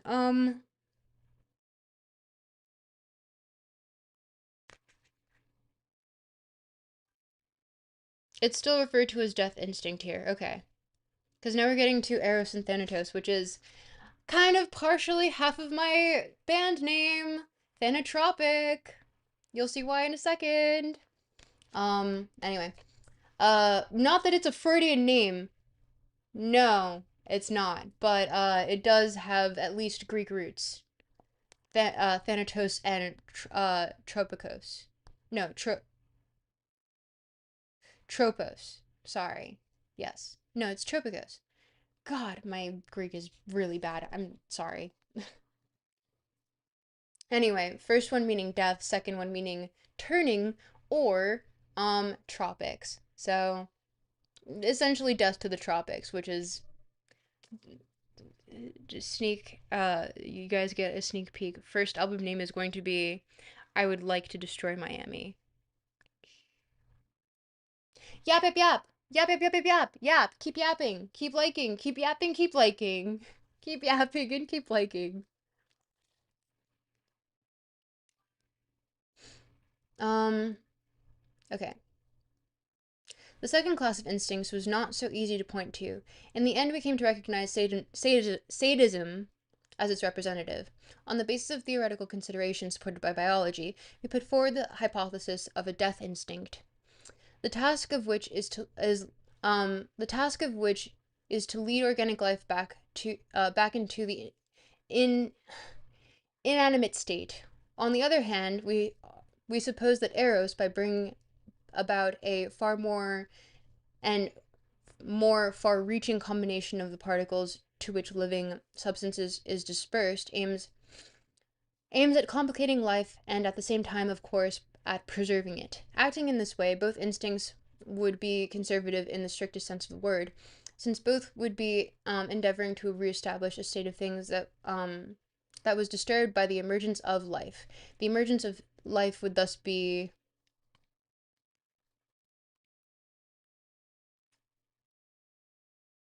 the cause of the continuance of life. Yap, yap, yap, yap, yap, yap, yap, yap, yap, yap, yap, yap. Keep yapping. The cause of the continuance of life, and also at the same time of the striving towards death, and life itself would be a conflict and compromise between these two trends. The problem of the origin of life would remain a cosmological one, and the problem of the goal and purpose of life would be answered dualistically. Woo! Yep, yep, yep. On this view, a special physiological process (parentheses of anabolism or catabolism) cat anabolism or catabolism, sorry, end parentheses, would be associated with each of the two classes of instincts. Both kinds of instinct would be active in every particle of living substance, though in unequal proportions, so that some so that some one substance might be the principal representative of Eros. This hypothesis sips coffee really quickly. Dry mouth. This hypothesis throws no light whatever upon the manner in which the two classes of instincts are fused, blended, and alloyed with each other. But that this takes place regularly and very extensively is an assumption indispensable to our conception. It appears that as a result of the combination of unicellular organisms into multicellular forms of life, the death instinct of the single cell can successfully be neutralized and the destructive impulses be diverted onto the external world through the instrumentality of a special organ. This special organ would seem to be the muscular apparatus, and the death instinct would thus seem to express itself, though probably only in part, as an instinct of destruction directed against the external world and other organisms. We have admitted the idea of a fusion of the two classes of instincts with each other. The possibility of a more or less complete diffusion of them of them of them forces itself upon us. The sadistic component of the sexual instinct would be a classical example of a serviceable instinctual fusion, and sadism, which has made itself independent as a perversion, would be typical of a diffusion, though not of one carried to extremes. From this point, we obtain a view of a great domain of facts, which has not before been considered in this light. We perceive that for purposes of discharge, the instinct of destruction is habitually brought into service of Eros.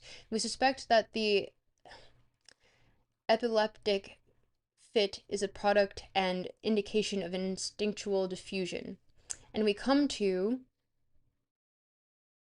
so notes here. Freud returns to this in the economic problem of masochism.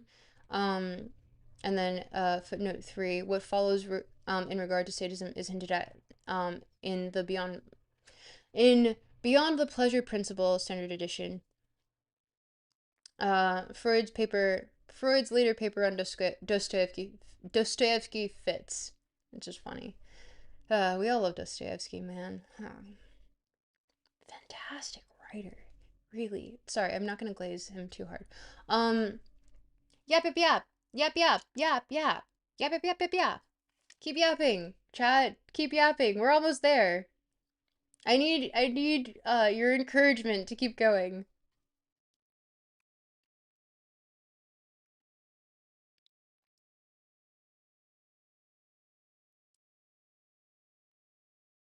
Oh, posture check. Sorry. Hi, my posture is good. Yap yap yap. Yap yap. Who's here?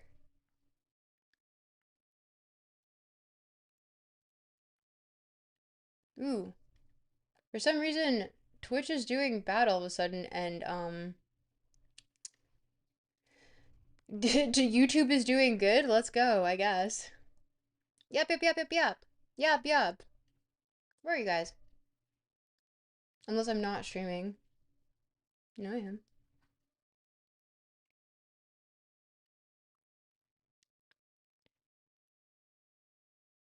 You remember the name Dostoevsky from a rap song? Really? Dostoevsky is, oh my god, such a great writer. Uh, Twitch, what are we doing? Yap yap yap. Ooh, click the wrong thing. And like, please, YouTube, like this video. I would really appreciate it. Because if not, I get suppressed and then I can't do anything and it makes me sad. But yeah. Anyway, keep yapping as well, because algorithm. And I continue.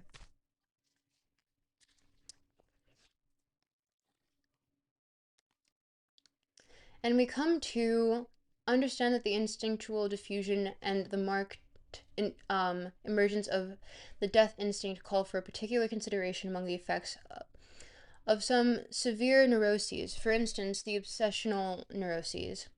Making swift generalization, we might conjecture that the essence of a regression of libido, e.g., well, parentheses, e.g., from the genital to the sadistic anal phase.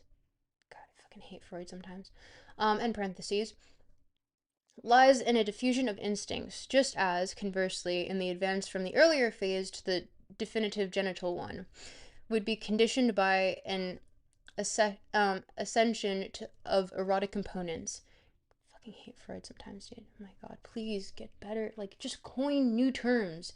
Not everything needs to be in the sexual, especially not in this case. Anyway, like I see how he defended his argument to do so, but like also at the same time I fundamentally disagree. But we'll get to my opinions on the matter in the Yap session once I finish reading this. Um, the question also arises whether or not the ordinary ambivalence, which is so often unusually strong in the constitutional disposition of two neurosis, should not be regarded as the product of a diffusion. Ambivalence, however, wait, to of diffusion. Ambivalence, however, is such a fundamental phenomenon that it more probably represents an instinctual fusion that has not been completed. It is natural that we should turn with interest to inquire whether or not there may not be instructive connections to be traced between the structures we have assumed to exist: the ego, the superego, and the id. On the one hand, and the two classes of instincts on the other, and further, whether the pleasure principle which dominates the mental processes can be shown to have any constant relation both to the two classes of instincts and to these differentiations which we have drawn in the mind. But before we discuss this, we must clear away a doubt which arises concerning the terms in which the problem itself is stated. There is, it is true, no doubt that the pleasure principle and the differentiation between the ego has a good clinical justification, but the distinction between the two classes of instinct does not seem sufficiently assured, and it is possible that the facts of clinical analysis may be found which will do away with its pretension. Yap, yap, yap, yap, yap, yap, yap, yap, yap, yap, yap. We're almost done. Yap, yap, yap, yap, yap, yap, yap. Appreciate you if you yap. I'll probably cut out these points in time in which I'm like, yap, yap, yap. For now, it's funny. One such fact there appears to be. Oh wait, you guys aren't yapping though. Hello? Yap?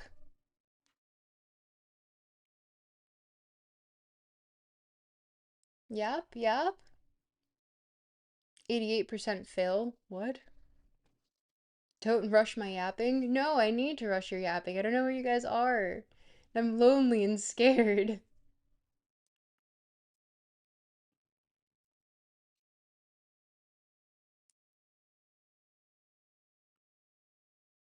You yap? I yapped and it was auto-censored. What was auto-censored about your yap? What happened?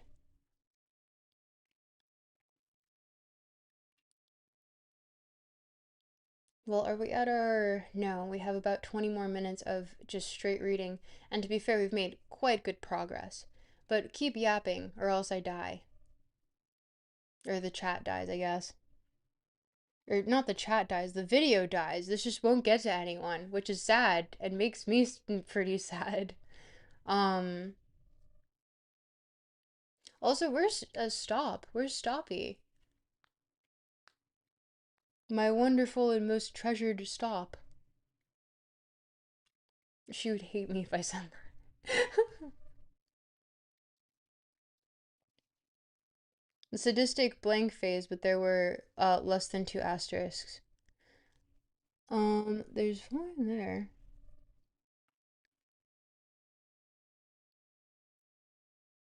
Wait, the thing that was censored was only two characters long?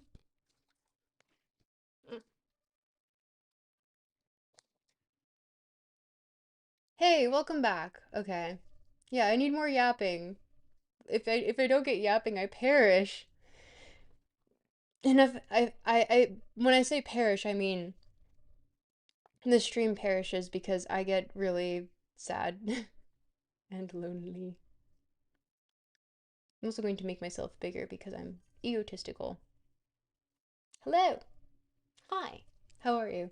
You can kind of see me if I'm over here. Whoever's watching on their phones, I guess. There were two asterisks instead of four. I included the first and last letters of the word. Oh, I still don't know what that word is. Wait, you missed me, John. Sacrificed in a cult, perished. Yeah, sacrificed in the Freudian cult. I like how if I go onto YouTube and I look at the dual stream, I have to be like directly in the center, but then you can't read the text itself. This is very silly. The bird? What bird? Ooh, I can feel the coffee kicking in because my mind is racing. Concurrent viewers on YouTube. If you don't like this video, get suppressed, please. Help me. Help me. Um, but yeah. You're quoting the Freud that you were reading. It doesn't matter, but you'll yap. Yep, you'll yap about it. I appreciate you, John. Very used to YouTube censorship. You and me both, man. If this gets enough yapping, I'll do some singing of Say Anything, honestly. I'll sing Say Anything. I'll sing Admit It, actually. I'll do the entire monologue from Say Anything. Or sorry, Admit It from Say Anything. But yap yap yap, like and yap. And I continue.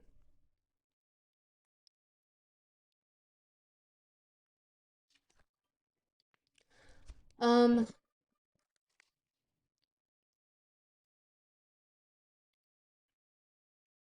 I'll continue from I'll continue from here.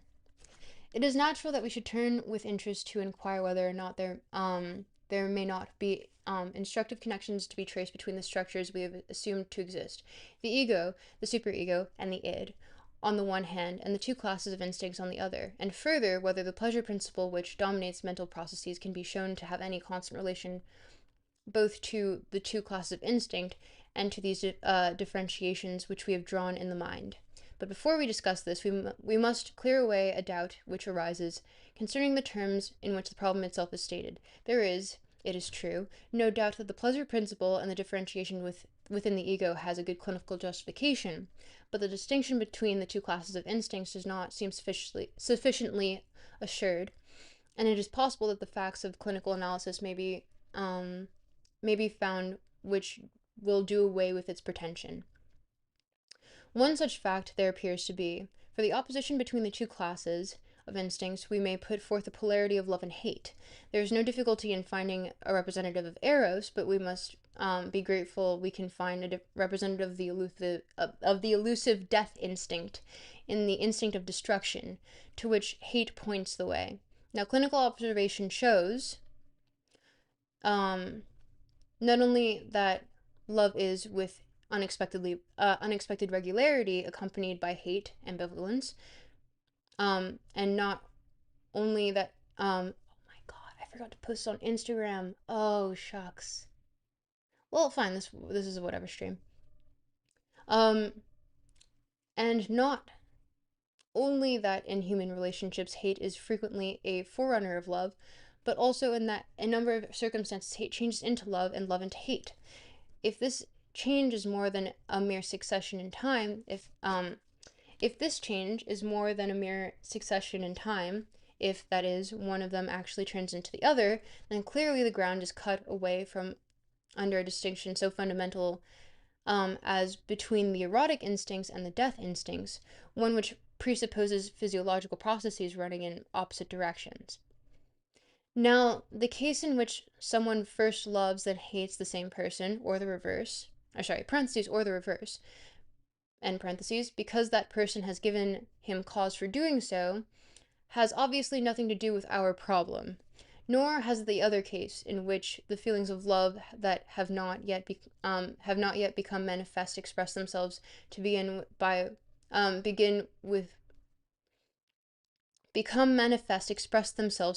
with by hostility and aggressive tendencies, for it may be that here the destructive component in the object cathexis has hurried on ahead and is only later joined by the erotic one. But we know of several instances in the psychology of the neuroses in which it is more plausible to suppose that a transformation does take place. In paranoia persecutoria, the patient fends off an excessively strong homosexual attachment to some particular person in a special way, and as a result, this person whom he loved most becomes a persecutor against whom the patient directs an often dangerous aggressiveness. Here we have a right to interpolate a previous phase which has transformed the love into hate. In the case of the origin of homosexuality and of desexualized social feelings as well, analytic investigation has only recently taught us to recognize that violent feelings of rivalry are present which lead to aggressive inclinations, and that it is only after these have been surmounted that the formerly hated object becomes the loved one or gives rise to an identification. The question arises whether or not these instances we are to assume a direct transformation of hate into love. It is clear that here the changes are purely internal, and the alteration in the behavior of the object plays no part in them.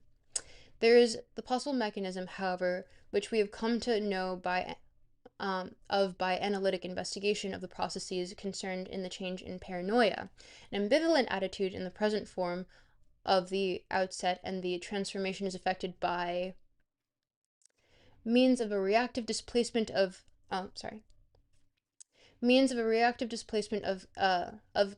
cathexis, energy being withdrawn from the erotic impulse and added to the hostile one.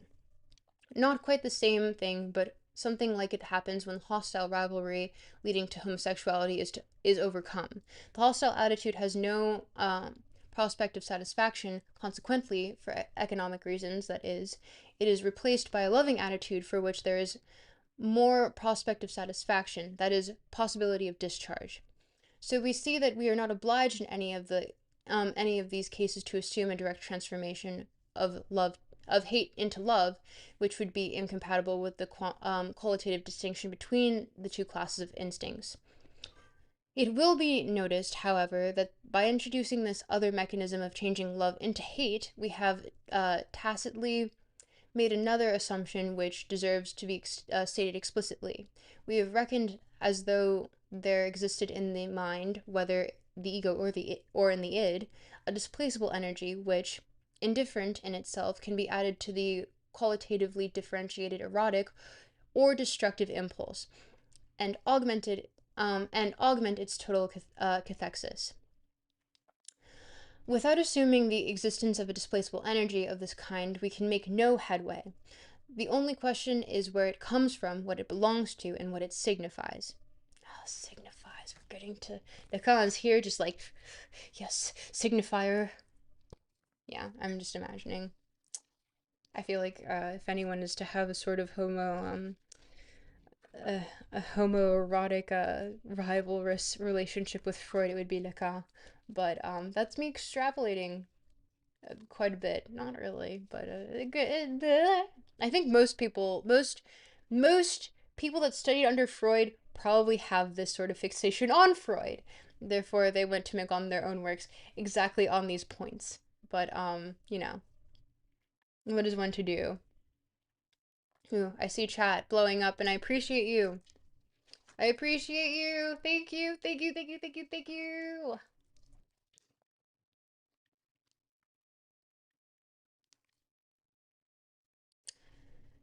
Whew. Let me continue.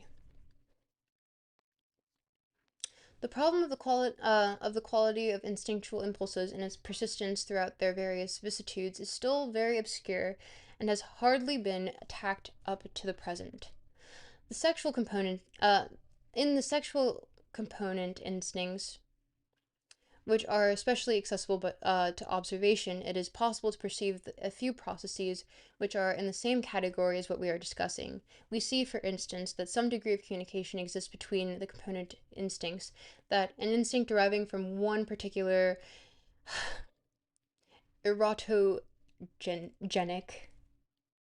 Why? Even when phrases are, which are not phrases, even when words are coined, it's still of a very erotic undertone. Why? Why? An instinct deriving from one particular erotogenic source can make over its intensity to reinforce another component instinct originating from another source. The satisfaction of one instinct can take the place of the satisfaction of another, and more facts of the same nature, which must encourage us to venture upon certain hypotheses. In the present discussion, moreover, I am only putting forward a hypothesis. I have no proof. I am only putting forward a hypothesis. I have no proof to offer. Love him for that. Love Freud for that. It seems a plausible view that this is displaceable and indifferent energy. It seems a plausible view that this displaceable and indifferent energy, which is no doubt active in both the ego and in the id, proceeds from the narcissistic store of libido, that is, the desexualized eros, parentheses, the erotic instincts that appear to be altogether more plastic, more readily diverted and displaced than the destructive instincts, and parentheses. From this, we can easily go on to assume that this displaceable libido is employed in the service of the pleasure principle to obviate blockages and facilitate discharge. Freud. In this connection, it is easy to observe a certain indifference as to the path along which the discharge takes place, so long as it takes place somehow. We know this trait. It is characteristic of the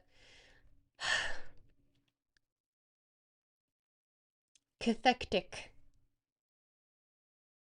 Why reading these things out loud is so arduous at times. Cathectic processes of the id. It is found in the erotic cathexes, sorry, plural. It is found in the erotic cathexes, where a particular indifference in regard to the object displays itself, and is especially evident. I closed something by accident. Oops. Yap, yap, yap, yap, yap, yap, yap, yap, yap, yap, yap, yap, yap, yap, yap.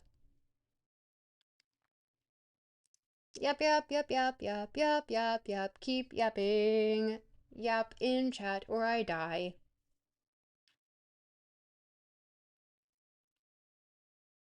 If I die, I die. Freud is absurdly horned up. It's kind of crazy, not gonna lie. Yeah, we talked about this at the end of last stream. And when we finally get to 5 more minutes of me straight reading before I can actually yap, and then I can give you guys my thoughts on what we have so far. Because we're on 45 out of 60 approximately. So, yap yap yap. Yap it up in chat. You're 100% goaded? Yes, you are. Yeah. We have so at 9:30 my time, I will take a break of reading for an hour. We've made pretty good progress, and I will take time to yap and free associate and chat with you guys. But for now, yap without me. If not, stream perishes. It dies. It dies, and I die. I will die. Yap. Please. Please.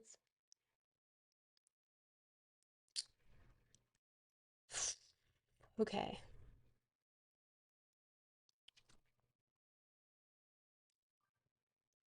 Oh, thank you for yap. Um,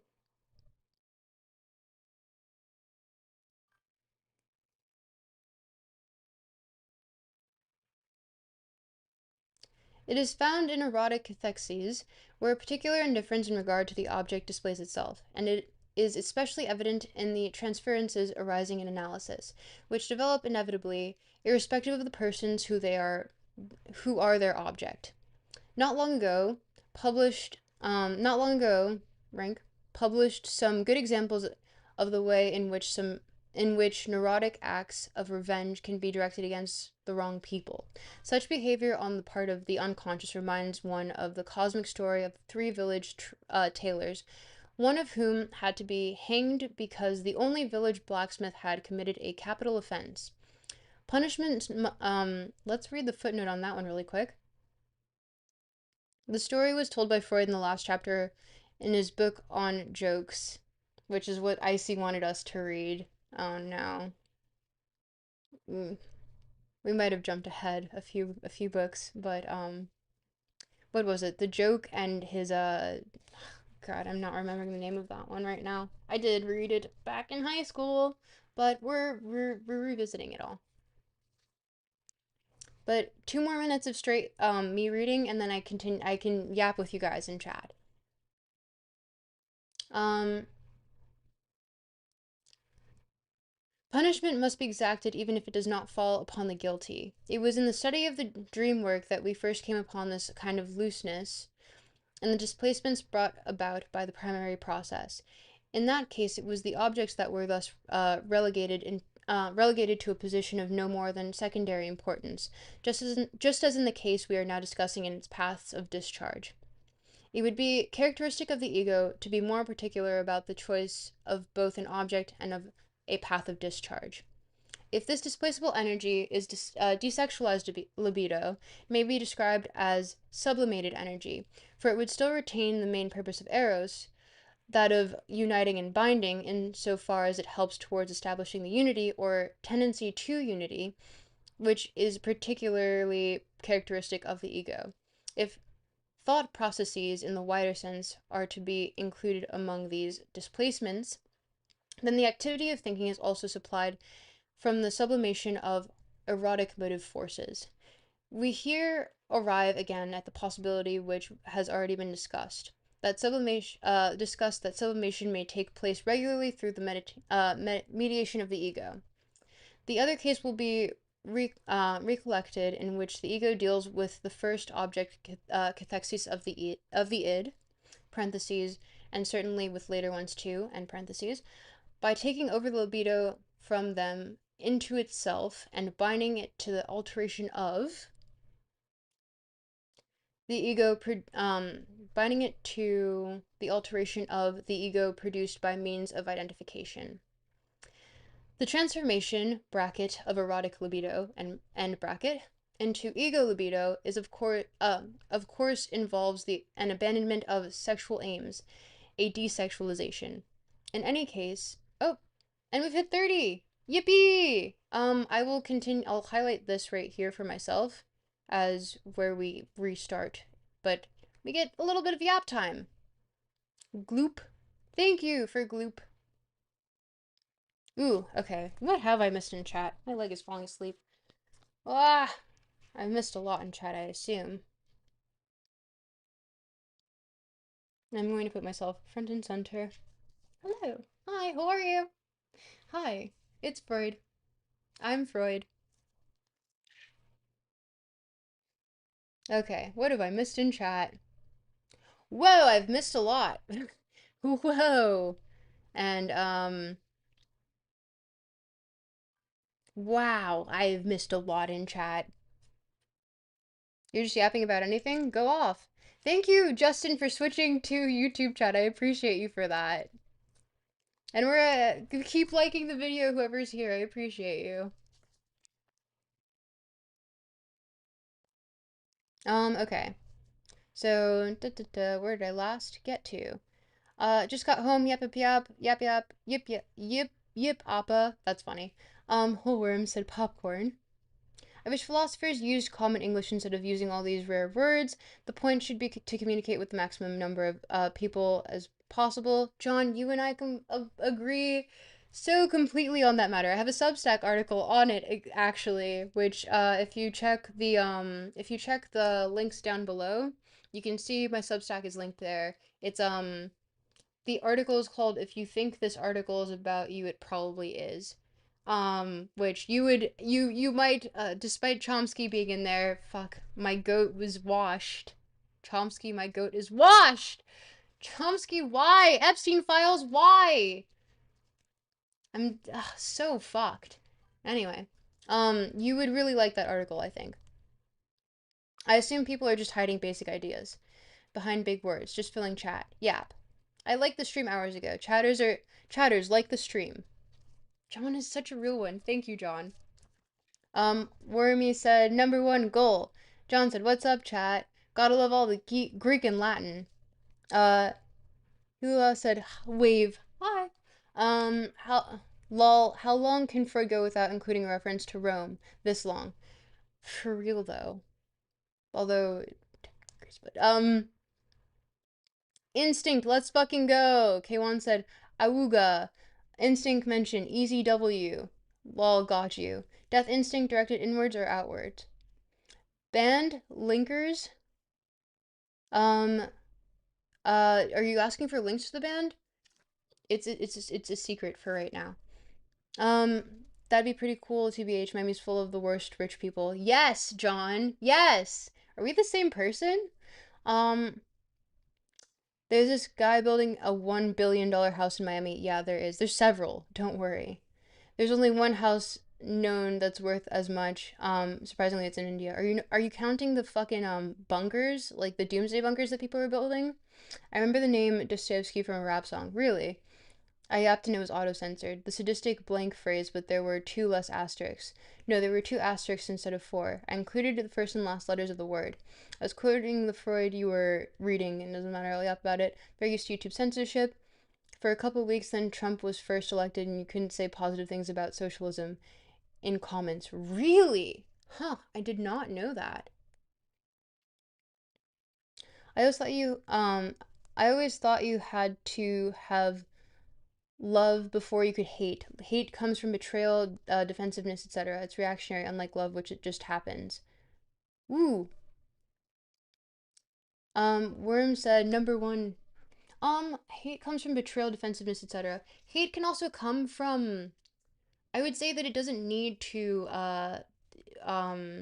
Love does not need to predate hate because hate can also come from fear, which can be the unknown, which I would say would tie into the whole death instinct thing that Freud alludes to. But that's me going into Freudian psychoanalysis, in which I'm not entirely aligned with. I think he's cooking in some areas, in some other areas, I think he's fucking not cooking. Get the man out of the kitchen. Damn. He needs to stay the fuck in, literally, I don't know, in bed sometime. Like, needs to stay in. No, he needs to be just like put into a fucking mental hospital at times. But anyway, probably the least neurotic of the people that studied, or considering the people that studied under him. Um, Worms, let's fucking go. More emojis. I had a chat about Freud. Freud was absurdly horned up. It's kind of crazy. Not this one. Um, Worms goaded. Yap, said Justin. Lobotomies are actually woke. Yeah. Lobotomies are actually woke. Everyone who's woke knows that lobotomies should be brought back. That's not a hot take at all. Carl Jung is my German boy. Thought Carl Jung was Austrian? Am I wrong? Is Carl Jung Austrian or what?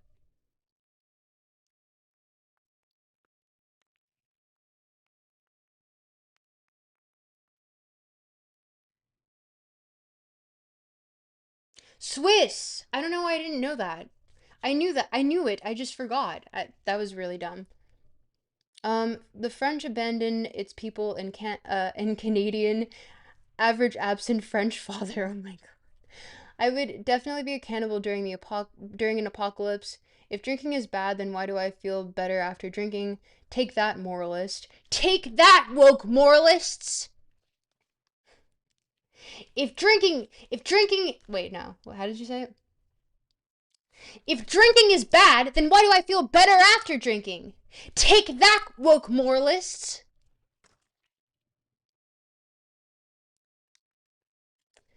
The problem is that you're not good at drinking and driving. You just need practice. Justin's really going off on these odd takes here. I'm just yapping about anything. What, you're reading my unfiltered thoughts? I would return to Monkey, but that would require me to move to Europe. Really? Why would you have to move to Europe? People who are my age but doing better in life are actually evil. Justin, you're fucking your unfiltered thoughts are fantastic. I love this. Um, I mean, all the best thinkers seem to be creepers. I don't think I agree with that one. You know who wasn't in the Epstein files? Uh, Jeff Bezos, apparently. Yay! Singular billionaire is not a pedophile. We did it, society. Singular billionaire is not pedophile. Epstein files proved it. Yippee!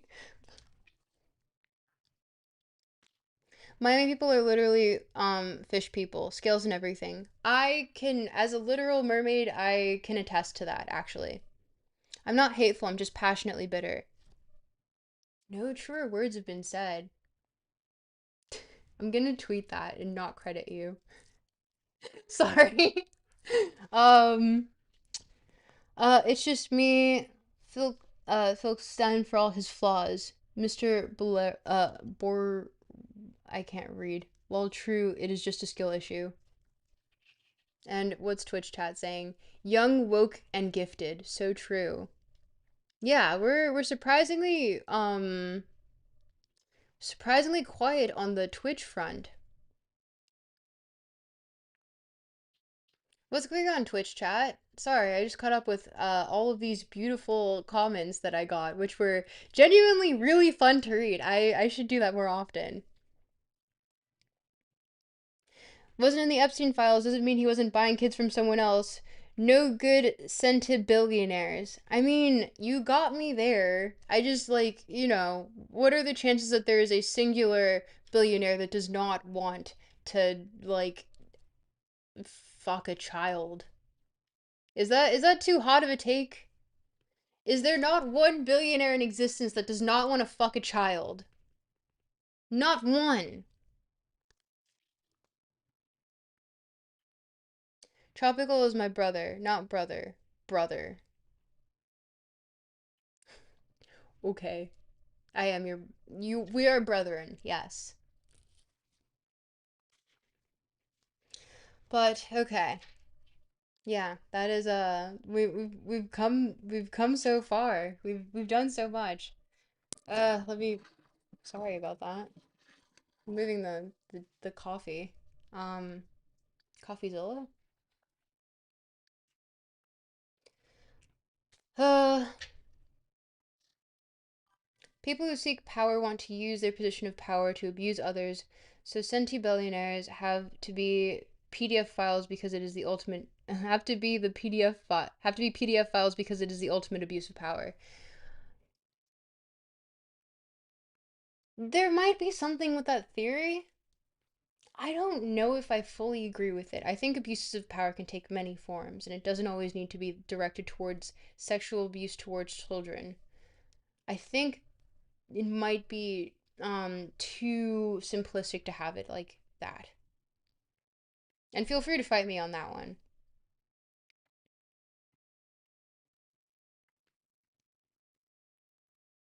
Who's in Twitch chat? Speak up. Yap yap. This is now yapping hour. We have about like you guys have me for 30 more minutes of yapping before I go back to streaming until we finish Freud. Not saying Peter Thiel is the Antichrist. I'm just saying if I poured holy water onto him, he would melt away. Miami man, just saying. Abuse of power is about soothing the reptilian brain. So the simpler the better. If we're talking about Occam's razor, then perhaps. But also abuse of power could because showing social capital to an extent could be proving one's intellectual capacity because that is a form of social capital if you want to believe certain theories. But it could be, Occam's razor, abuse of power, sexually abusing children is the simplest answer. Yes, but also I think that there are probably more complicated forms of abuses of power in which it might not need to be that. It's just me, I think there's something to this. Yes, I agree. Everyone was hating, but stealing blood from your son for immortality is something I would do. Everyone was hating, but stealing blood from your son for immortality is something I would do. Would you steal blood from your son? Would I steal blood from a son? From someone's son? I. Does it have to be someone younger than me? How many people in the world are younger than me? I wonder. Yes, it has to be from someone younger than me. Okay. Because I can steal blood without killing someone as well, also. But is that more traumatizing? First of all, he's my boulevard boy. What does that mean, boulevard boy? Vampire maxing? Listen, I am the vampire maxer. I am a vampire. I've been compared to a vampire. I've been compared to an elf. I've been compared to an elf a lot, actually. Why? I don't know. I'm consistently compared to an elf, and it's not the ears. They're normal ears.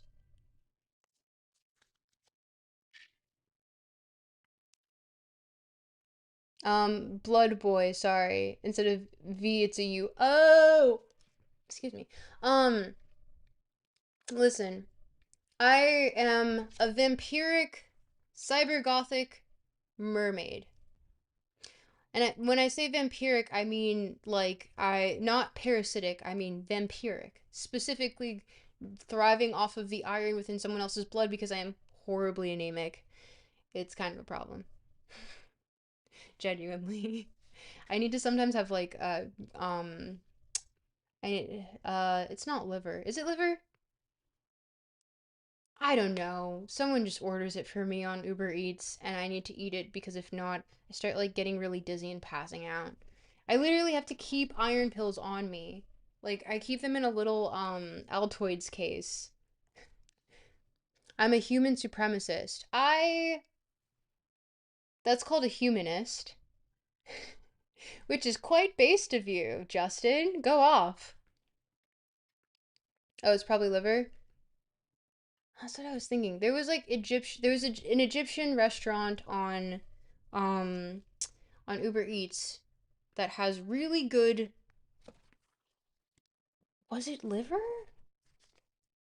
Whichever one is the one with the most iron in it. I needed to have that. I remember that was like I had it, and like even my iron pills don't work this quickly. It revived me because I was like passing out, and I had like someone gave it to me, and I was like, suddenly I can I can live again. Wow, everything's so much less dizzy. My brain is working. What the heck? So yeah, human supremacy for the win. Human supremacy. Let's go. Humanism. Let's go. You've never been to an Egyptian restaurant? I've never been to an Egyptian restaurant. I have ordered from an Egyptian restaurant before. And I need to find oops, sorry. I need to find which restaurant that was again, genuinely, because it was quite like that was the only time that I had organ that I was like, this is kind of fire. This is kind of fire. What was it? I want to chat. If you know, say what like Egyptian dish it was.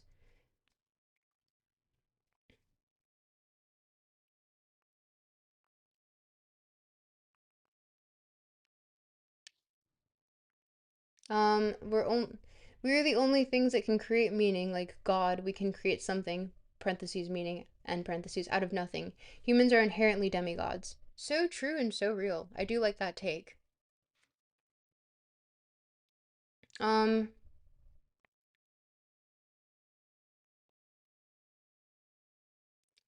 yeah, it was probably liver. So it sounds like it was, and I'm going Alexandrian liver, and it's thinly sliced beef liver sautéed with garlic, cumin, coriander, and hot peppers. That's what I had. It was fantastic. And I remember it was like not gross because it kind of just tasted like a very buttery meat instead of like organ, which is gross. Let's see. Uh Kebda Iskenderani, or I'm just gonna look up Alexandrian liver.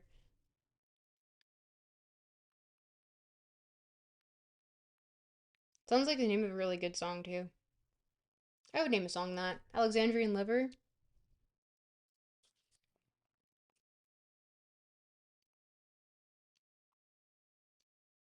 Yeah, I think it was this.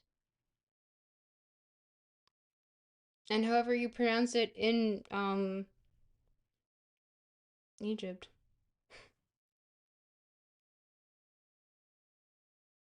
I didn't have it in any sort of like bread though. That was kind of that sucked. Who's here? Who's here? Who's here? Let's have another hot topic before I need to get back to reading.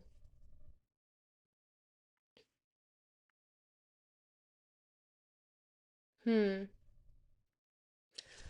Ugh, okay.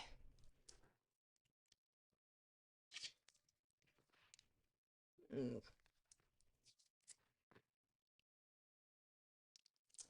ugh. Posture. Posthumous posture. How are we doing, chat? Hmm. What's your favorite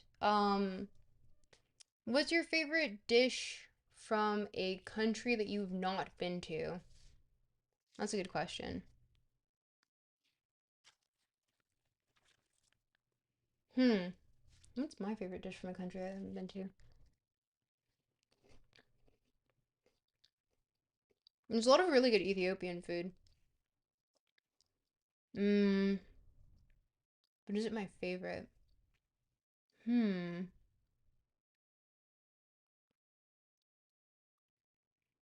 Duck. When I ate at a Chinese restaurant, Fair. Duck is pretty good. I've been to China though, so I can't have any Chinese food on there. Ooh, but I can have Italian. Hmm. Hmm. Risotto's pretty fire. I've been to quite a few East Asian countries, so I can't say anything from there, which sucks because I really like East Asian food. Hmm. Pho is pretty good. Man, I need to travel more. You and me both. Well, you technically need to travel more, but you're younger than me, so you have time. Yes, I think you're younger than me. I'm unsure. Um, yeah, for whoever is new to stream, name your favorite dish from a country you haven't been to.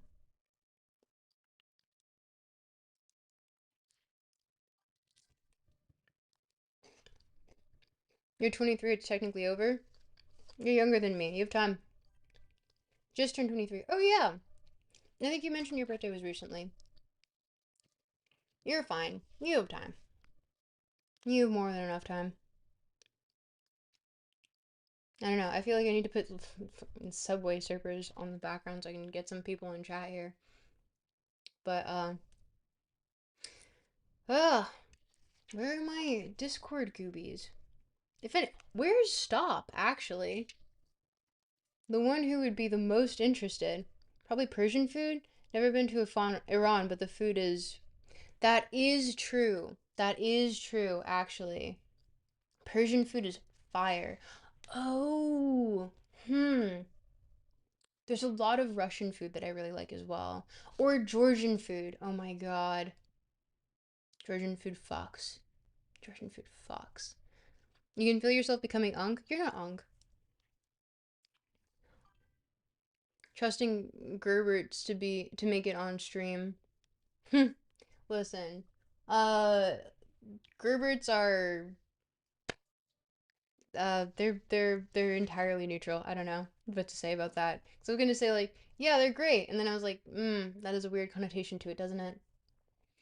But gosh, what's an obscure food? Okay, actually, name. Well, I already know your favorite mythical creature, but John, what's your favorite mythical creature? And everyone else in stream, what's your favorite mythical creature?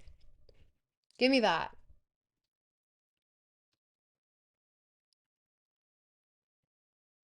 Mythical creatures, favorite ones, go.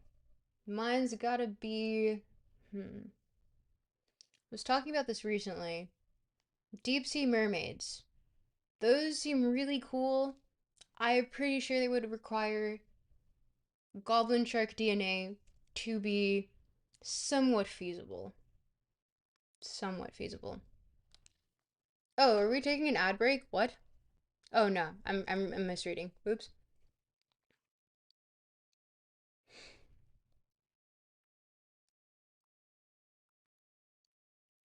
I'm not seeing any mythical creatures. No. Oh yeah, I need to message on Discord because I forgot I muted it. Whoops.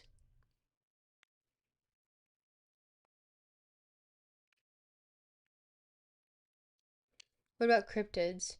Um, you can go for cryptids. Just don't say the one that I know that you want to say, because you always go on about them.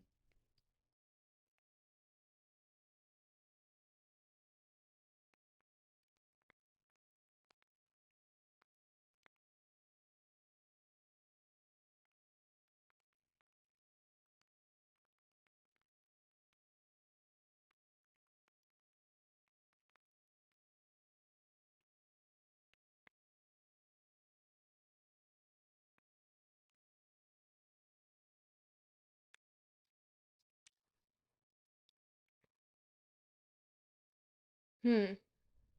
John, any favorite cryptids? People in chat, any favorite cryptids?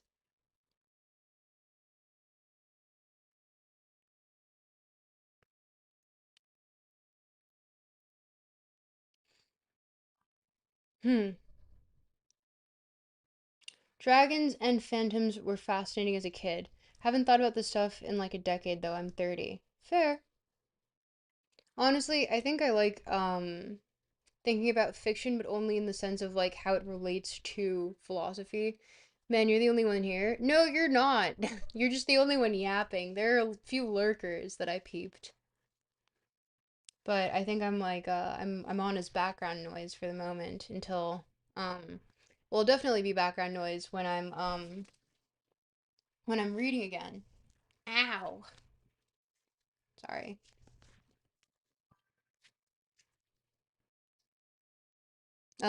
I should though. It's good for the brain. Fantasy is good for the brain.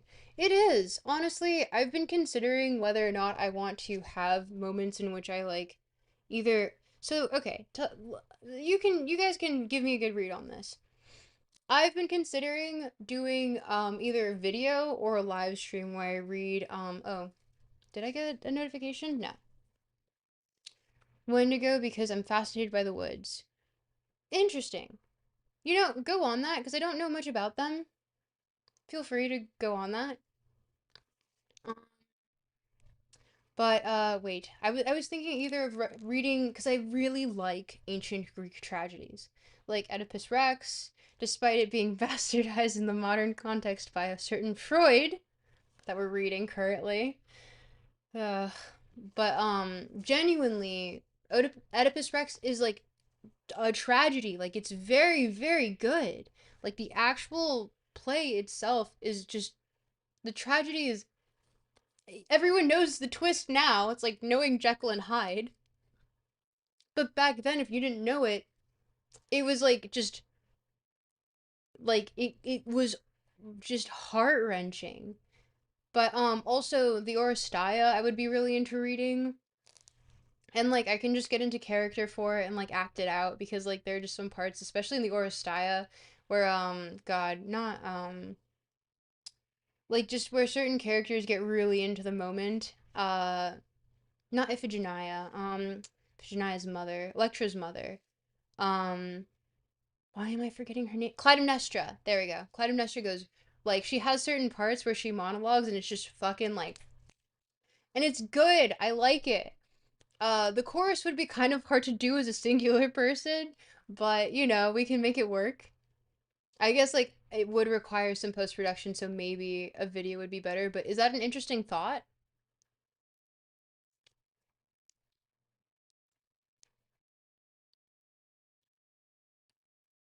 I don't know. You guys are the ones that are more into because I'm super into mythology in all of its forms, and I would love to read like a Greek tragedy on here and be really in character for it. But I guess like yeah, I guess that does require some post production. But it just makes it fun. And like you don't get to see these things. Like you see Shakespeare all the time. Like people put on Shakespeare in the park or whatever. But like you never get to see like ancient Greek tragedies.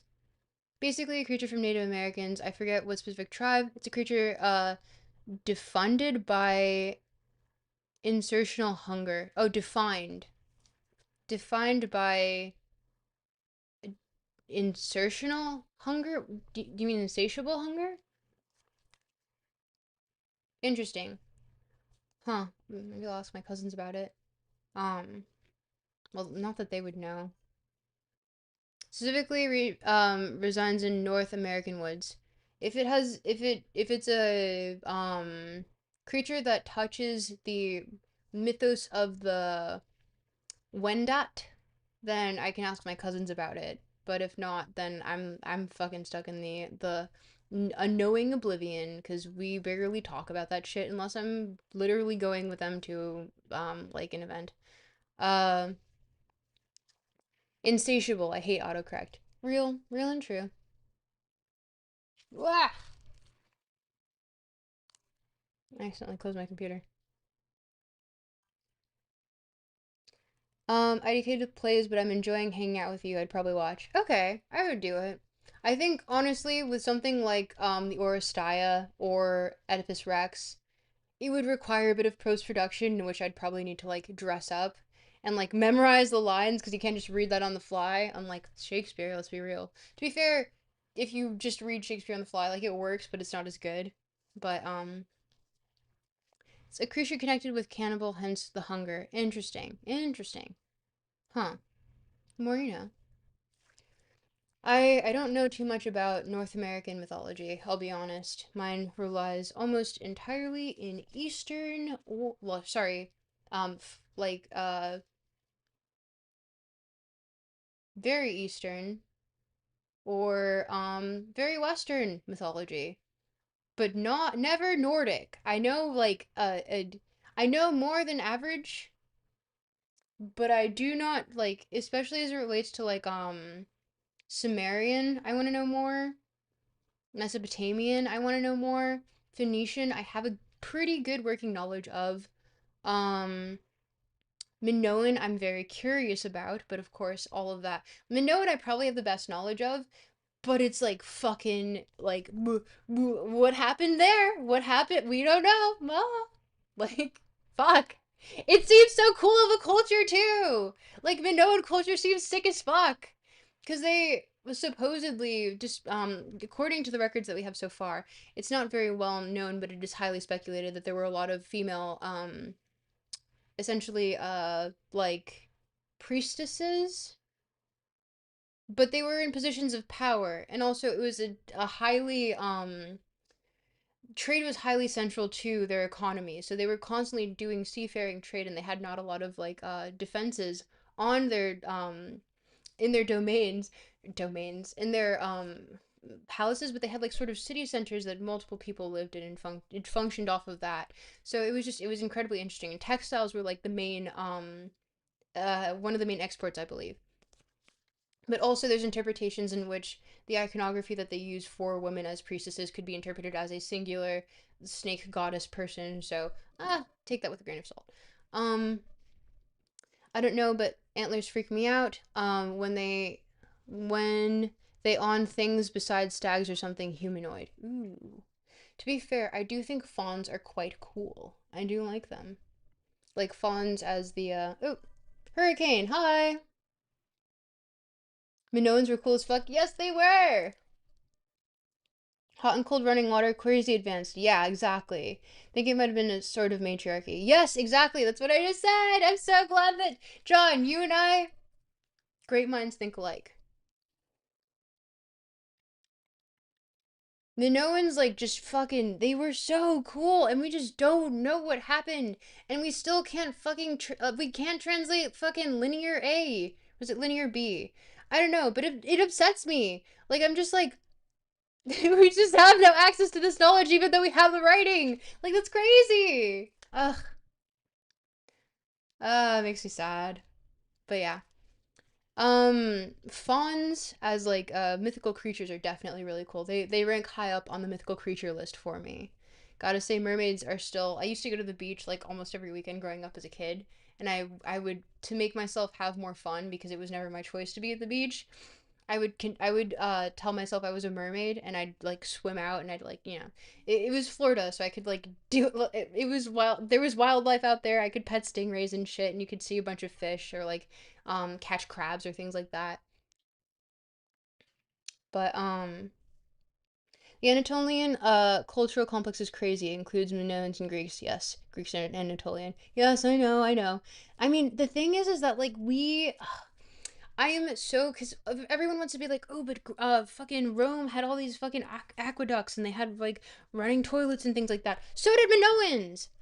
Like this was, and Minoans predate them. Like it's, I'm pretty sure the gap between Minoan culture, like, and I want to say like the Greek Golden Age was about as far apart as the Greek Golden Age to the Romans. And I could be butchering that because I don't remember numbers off the top of my head. Nor was this the thing that I studied. But yeah.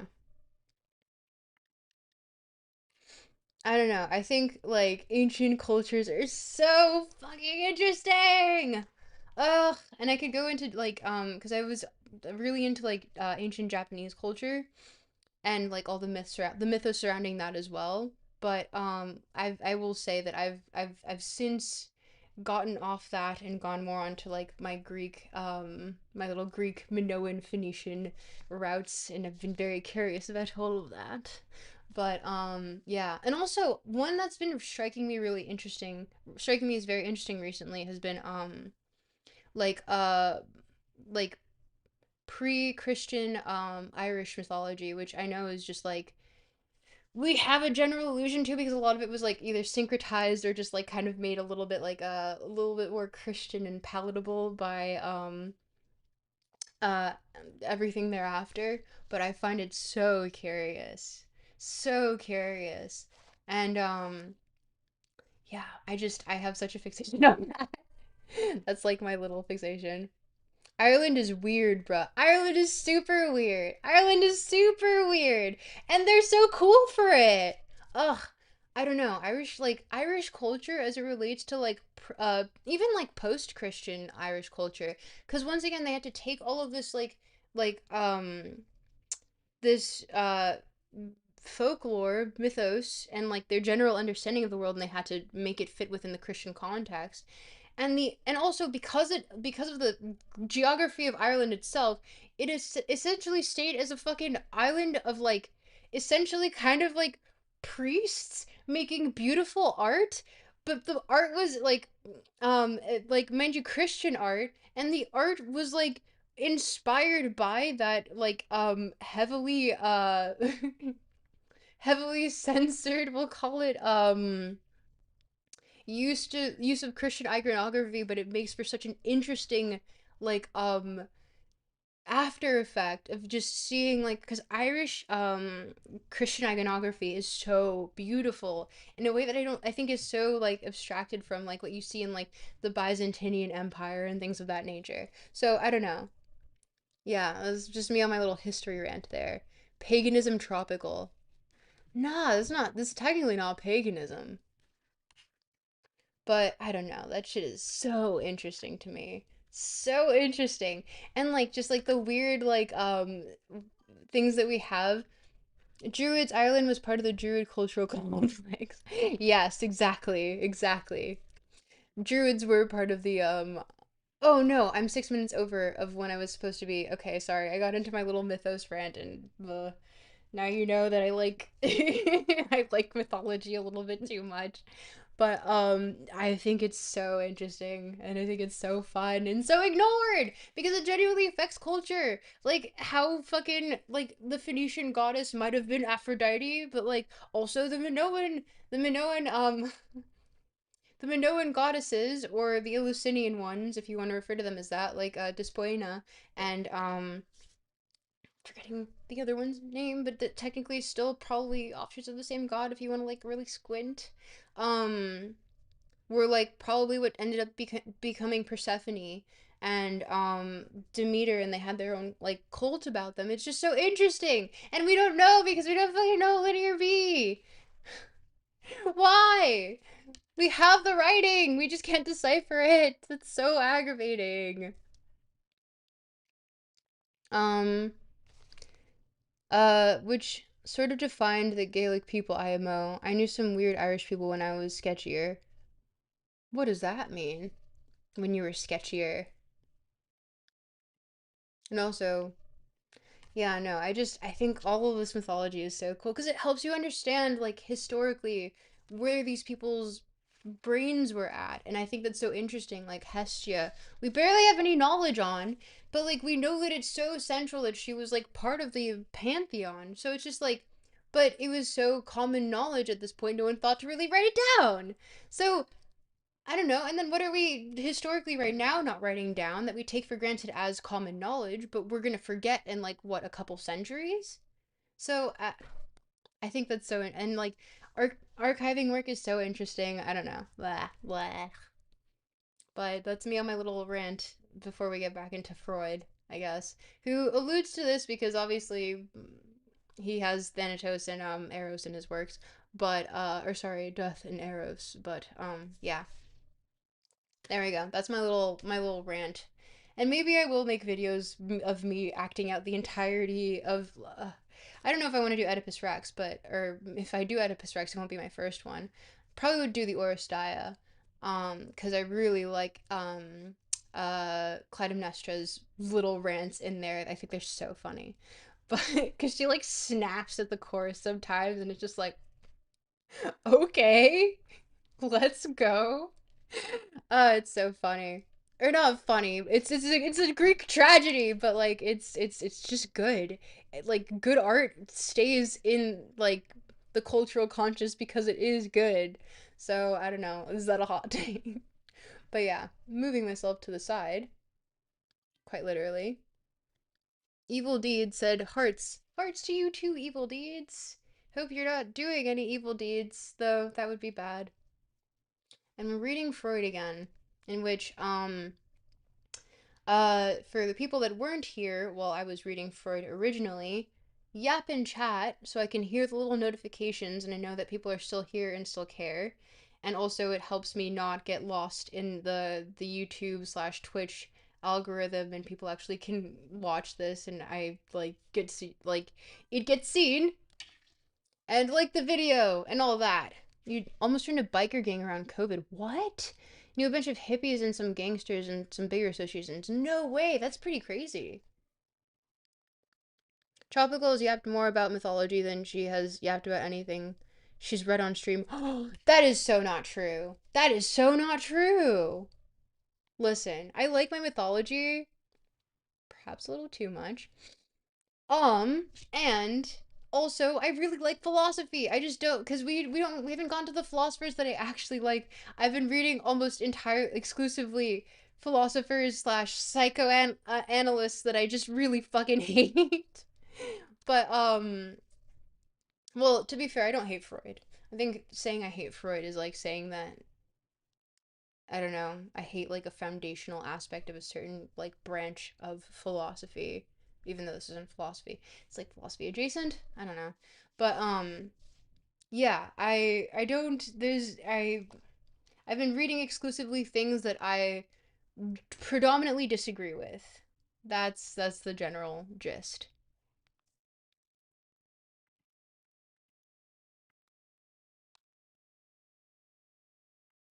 Ooh.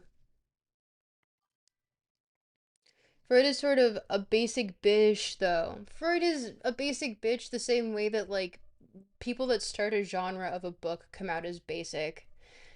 Cause it's just like you're pioneering a field, you know?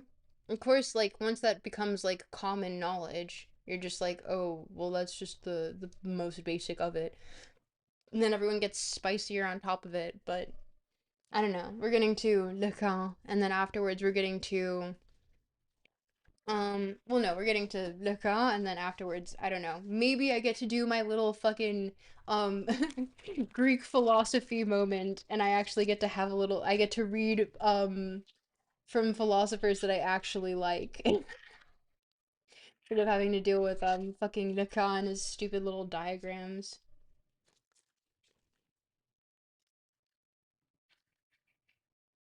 Is he? Didn't he just describe ego, but worse than the Greeks 2K years earlier?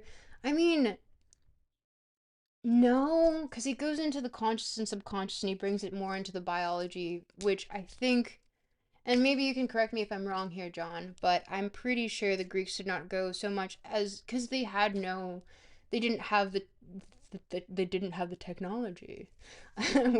I say that regularly when I'm like, oh, but we have the technology. So that was a self-referential joke, but yeah, no. I think he goes a little bit more in depth into the possible biological interpretations of the ego and how it manifests with separate versions of it. So, maybe you can link something that would cause me to disagree, but so far I would say that he's abstracted quite far from what we would consider like just the general understanding of the Greek ego, which is just I. Because that's where the Stoics come in. But it's more so like he further layers upon what the I could be as it relates to the conscious, subconscious, etc. And if I disagree with most of it, then it's on me, I guess. But at least you can read it with me here. And at least in post, I'll edit out most of my yapping for whoever just actually wants to hear ego and id. Although I do find myself quite funny sometimes. No, I'm just funny. Okay, and we continue. Ugh, where'd my mods go? No, they're still here.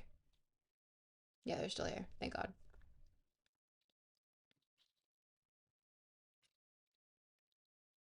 And I have a gripe with Stoicism, but I'll get into that some other time. Because if we're going into Stoic philosophy, you're funny. We have fun. Aw, thank you. You flatter me.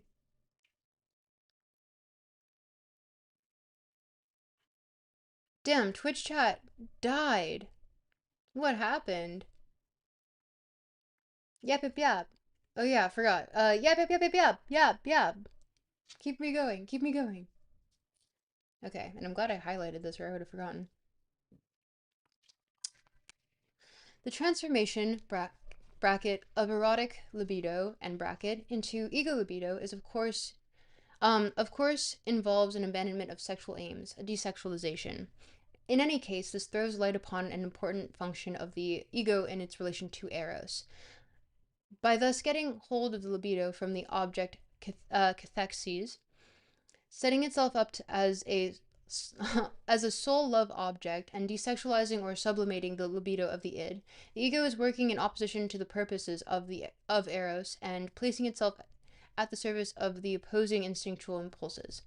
It has to acquiesce in some of the other object cathexes of the id. It has, so to speak, to participate in them. We shall come back later to another possible consequence of this activity of the ego. This would seem to imply an important implication of the theory of narcissism. At the very beginning, all the libido is accumulated in the id, while the ego is still in the process of formation or is still feeble. The id sends The id sends part of this libido out into erotic object cathexes, whereupon the ego, now grown stronger, tries to get a hold of this object libido and to force itself on the id as a love object.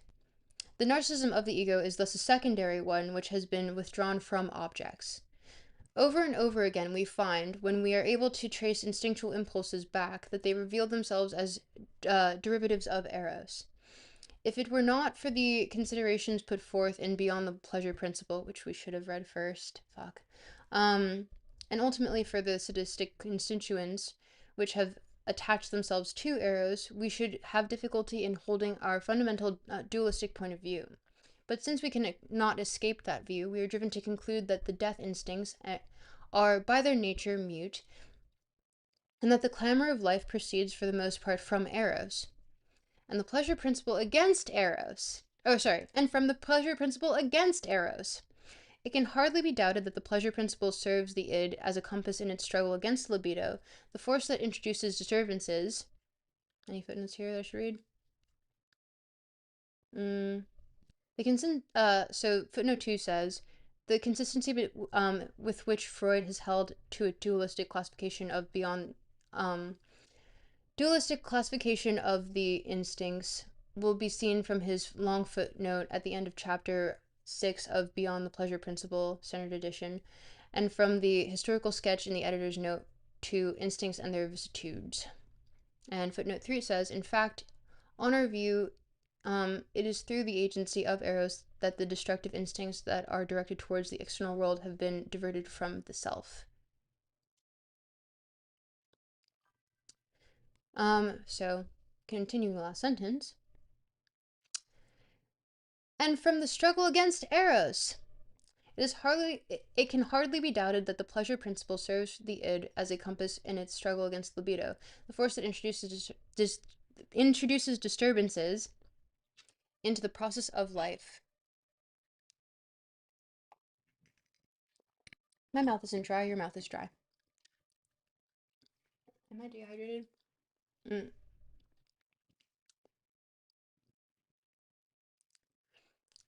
If it is true that Fechner's principle of constancy governs life, oh, sorry, cut that off for you guys,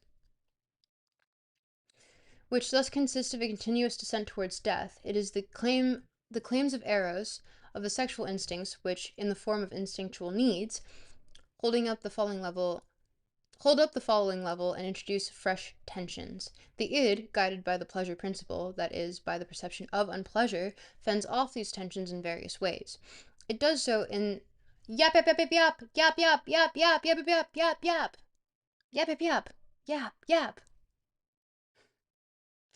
yap and like, comment, subscribe, please.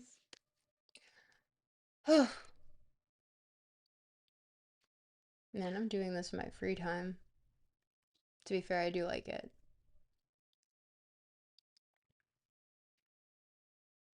Yap yap yap yap yap. You're still here? Okay, good.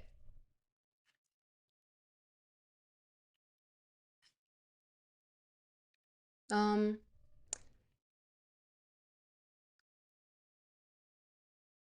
where have oh. The id, guided by the pleasure principle, that is, the perception of unpleasure, fends off these tensions in various ways. It does so in the first place by complying as swiftly as possible with the demands of the non-desexualized libido, by striving for the satisfaction of the directly sexual trends.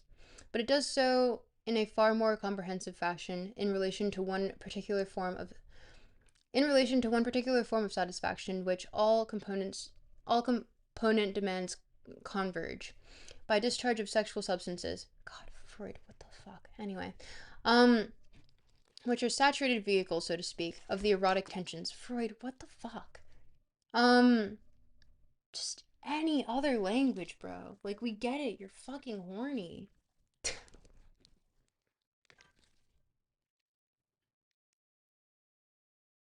Sometimes I think Lib's obsession with acronyms is dumb, and then they made salt, and I enjoyed it more than I thought.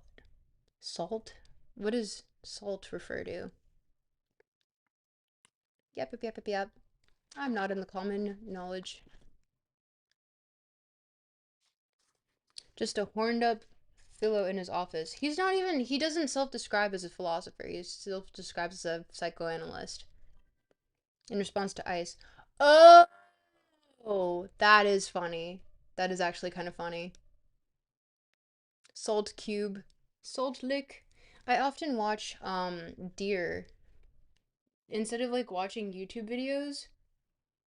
Um I often find myself watching I've stopped my YouTube addiction by watching live streams of animals. So either deer, um jellyfish, or lately I started watching eagles today in Florida. I can link them. They're fantastic.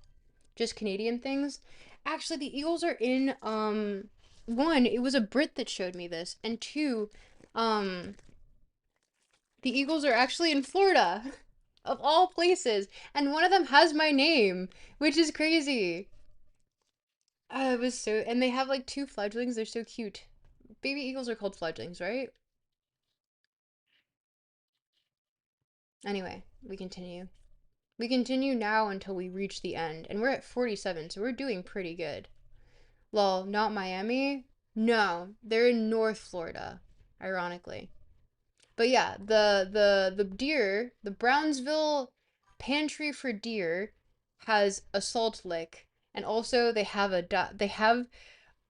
entire they have an entire like Google Doc that you can use to differentiate which bucks are which.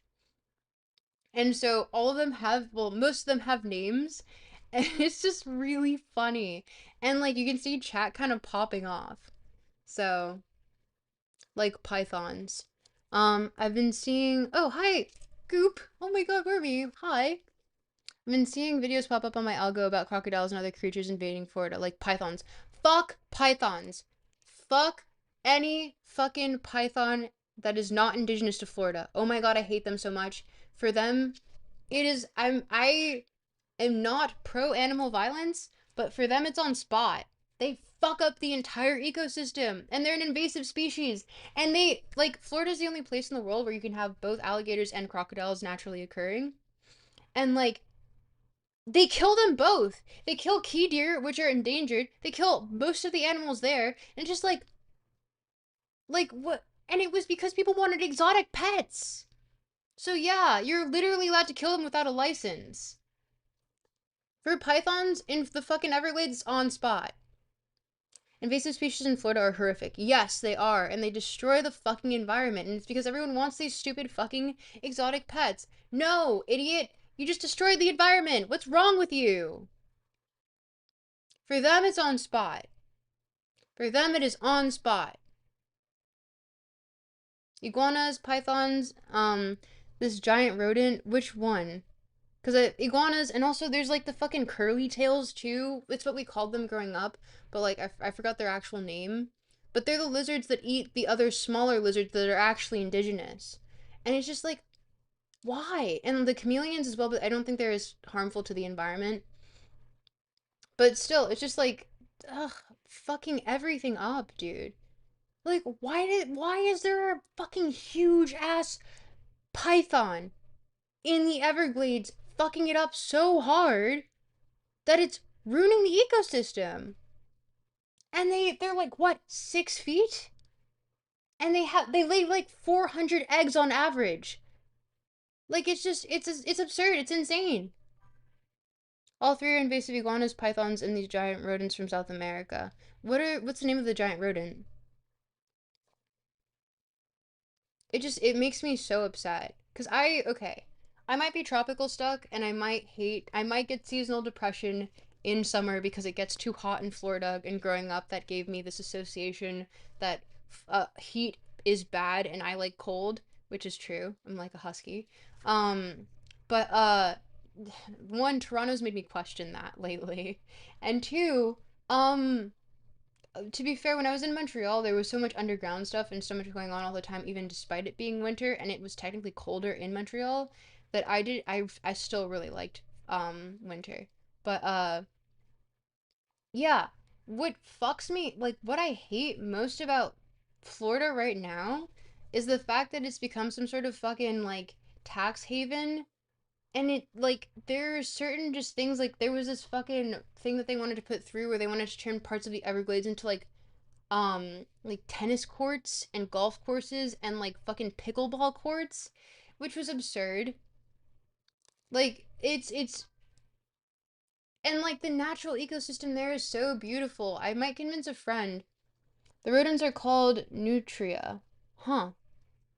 That one's one that I don't know much about. I'll look into that. But yeah, it's just everyone's destroy, like tourists destroy the natural ecosystem, and it makes me so mad. And like I might take a friend there to the uh that is some kids movie evil boss level stuff. Yes. Yes, it is. It really is. I might take a friend to the southernmost point in the USA, which happens to be in Florida, which I know very well considering I grew up there. Um and I just like there's so much natural beauty in the land that is just fucked. Absolutely fucked by just humans being dumb. And like we don't need to do that. And it's just it's so many great things about Florida, so many awful things about Florida as well. It's really kind of depressing. But yeah. Anyway, that's why I'm in Canada now. I think it was because I grew up catching lizards and toads and frogs and just like, seeing casual alligators and crocodiles and snakes. And I had a pet snake growing up. Her name was Starbolt. She was a red rat snake. She was cool and I liked her a lot. But it's just like, ugh, I don't know. It's like you lose so much. Would love to see the Everglades. The Everglades is okay. One thing I will say, and if anyone gets to visit Florida, avoid the tourist traps. They're going to steal your money, one, and two, it's not even that fun. Go to the Everglades, but get an airboat ride.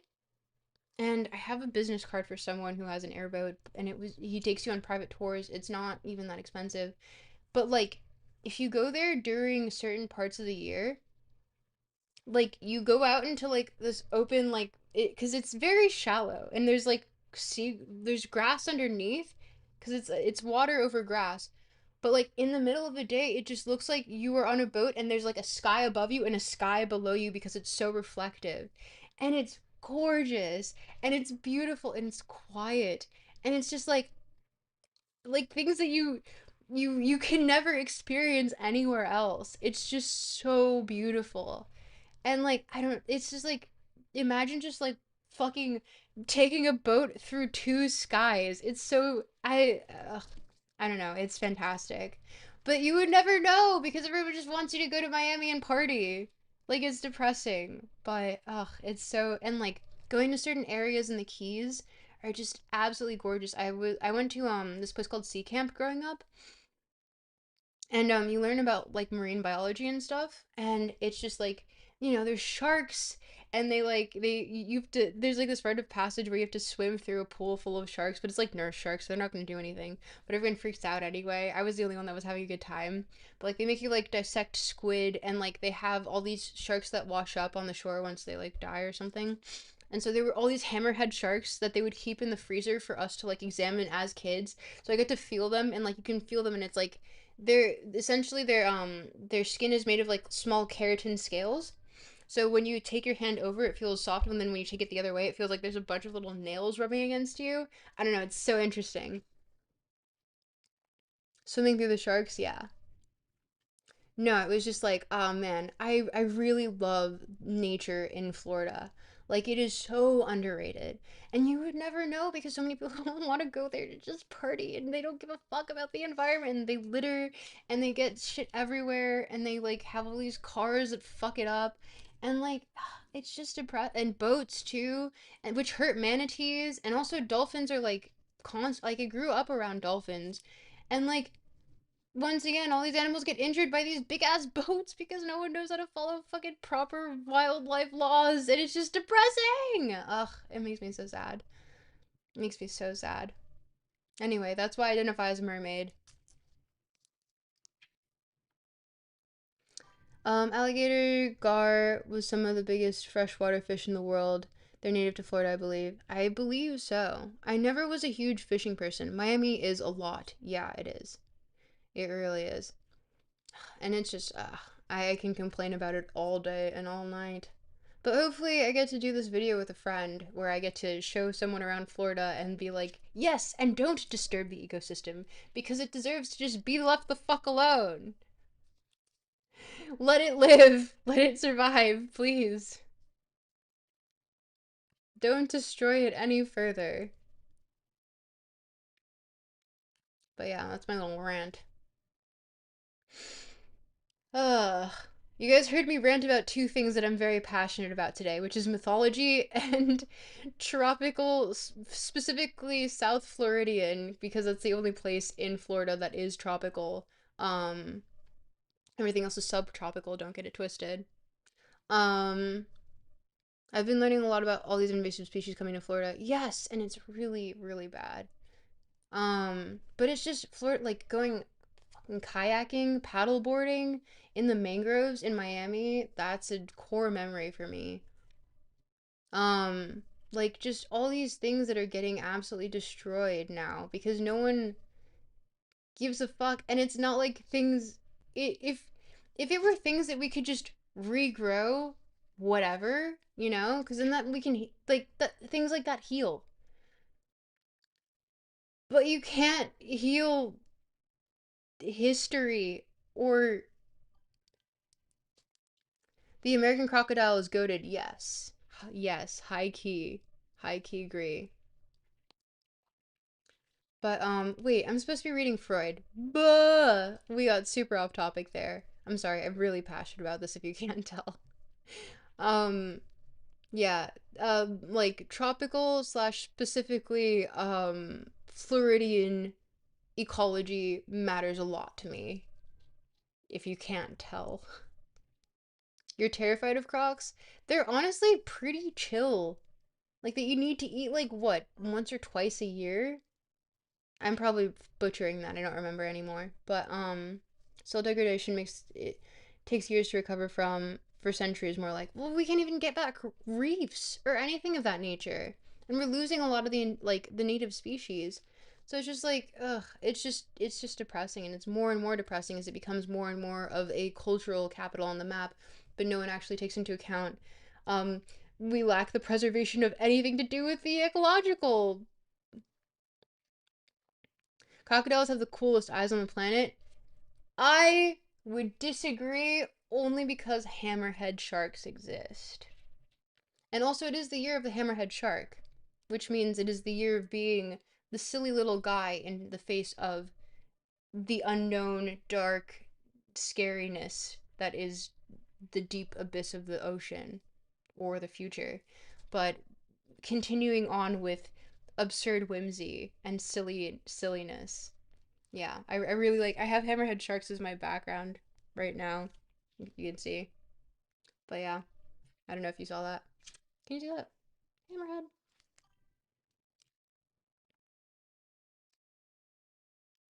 There were barrier reefs along the U.S. coast, and they blew them up with TNT so ships could pass. But oh my god, the destruction that took place before we recorded is painful to think about. Yeah, actually though, the Industrial Revolution has been a consequence. I'm kidding. Listen, we're not getting into the Kinzinski of it all just yet. I think we can coexist with nature. I just think we need to be careful about it. And I don't think that right now we're being careful about it, at least as it relates to South Florida. Cause why the fuck was there supposed to, like, why the fuck was the government trying to push that pickleball courts in the fucking Everglades? What are you gonna do? Like, so stupid. And like, what a fucking stupid ass sport to put there too. It wasn't even a good one. Like fucking old people being like, yes, let's destroy the environment so I can play my lonely ass sport. Even though they don't talk like that in South Florida, but yeah, whatever. Anyway, okay, we continue with Freud. I'm ignoring chat until we finish. Yap, yap and like, yap and like.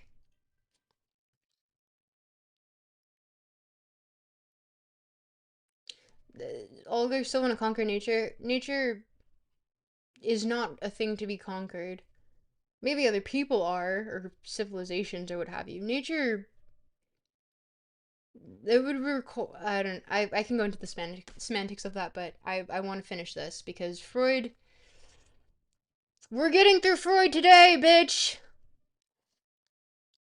Oh shit! I forgot to say where I left off. Um. Oh god, we're getting into this weird sexual of Freud. Okay, time to do it with a straight face.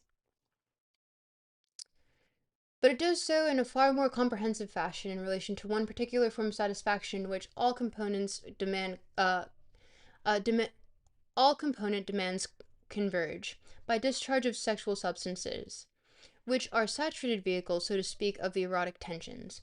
The ejection of sexual substances in the sexual act corresponds to a sense of the separation of soma and germ plasm. This accounts for the likeness of the condition that follows the complete sexual satisfaction to dying, and for that fact, for the fact that death coincides with the act of copulation in some of the lower animals. These creatures die in the act of reproduction because, after Eros has been eliminated through the process of satisfaction, the death instinct has a free hand for accomplishing its purposes. Finally, as we have seen, the ego, by sublimating some of the libido for itself and its purposes, assists the id in its work of mastering the tensions.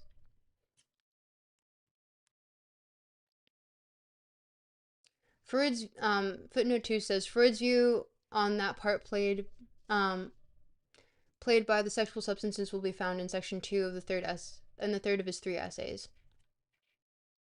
And now we're at part 5. Oop, part 5 for you, which is the dependent relationships of the ego. I'll keep that up here.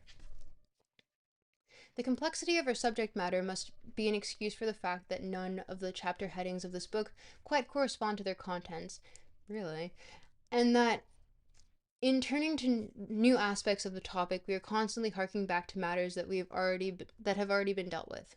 Thus, we have said repeatedly that the ego is formed to a great extent out of the identifications which take the place of the abandoned cathexes by the id.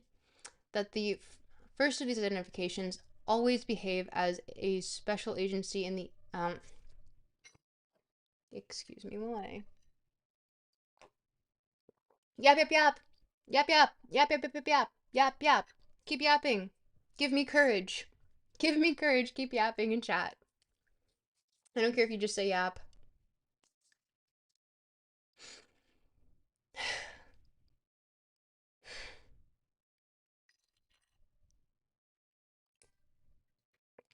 Thank you.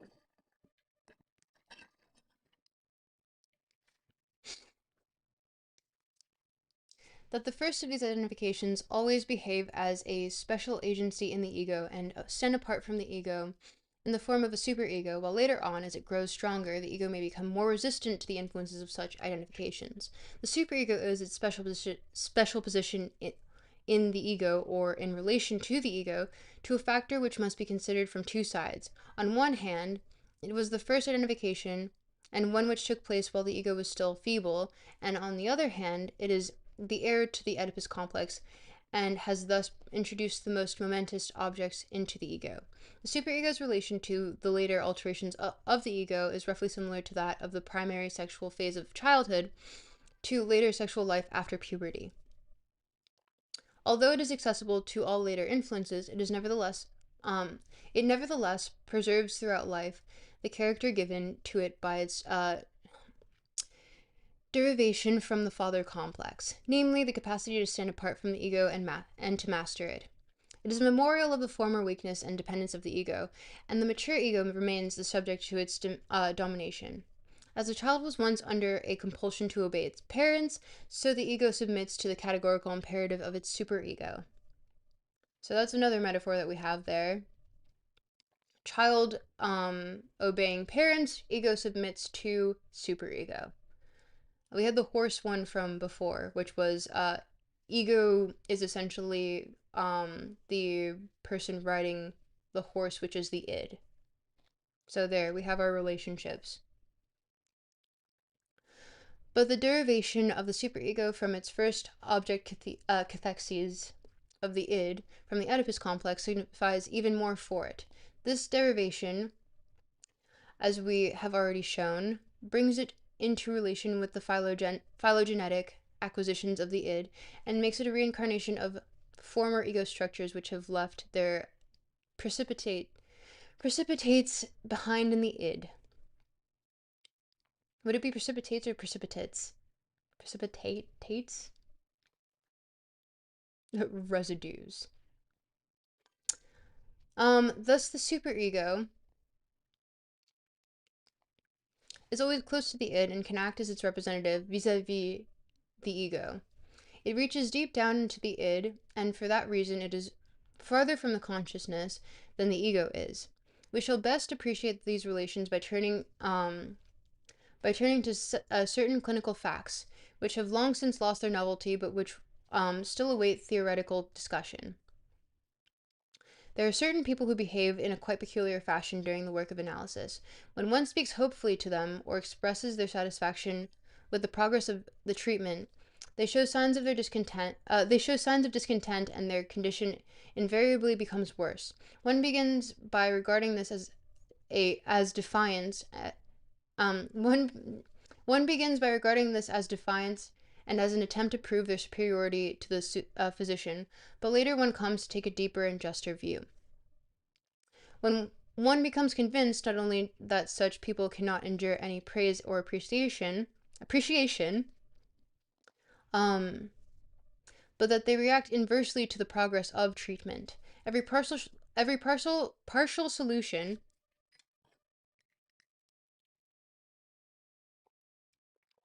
Keep yapping in chat. I need you. Give me strength. Yap, yap, yap. Say yap. I don't know. Something.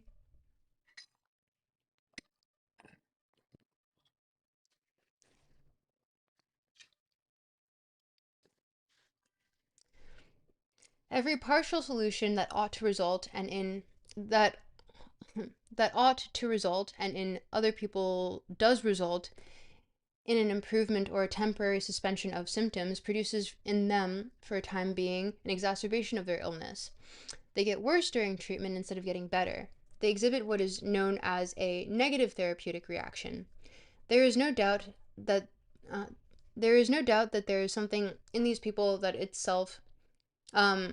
sets itself against the recovery, and its approach is dreaded as though it were a danger. We are accustomed to say that the need for illness has got the upper hand in them over the desire for recovery. If we analyze this resistance in the usual way, then, even after the allowance has been made for an attitude of defiance towards the physician and for a fixation to the various forms of gain from illness, the greater part of it is still left over, and this reveals itself as the most powerful of all obstacles to recovery, more powerful than the familiar ones of narcissistic inaccessibility, a negative attitude towards the physician, and clinging to the gain from illness.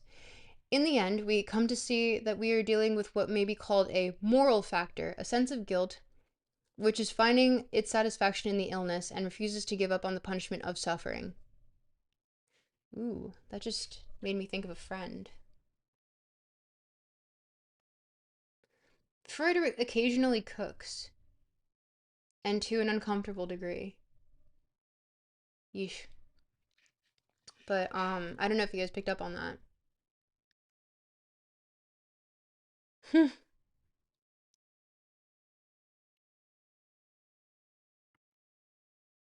Oh, hydrated. Oh, thank you for. Sorry, worm. I haven't been paying attention to hydrate or dehydrate. I need to yap yap yap yap yap. Give me yap yap yap yap yap. Give me more yaps. Yap it up. Yap it up, chat. Say yap.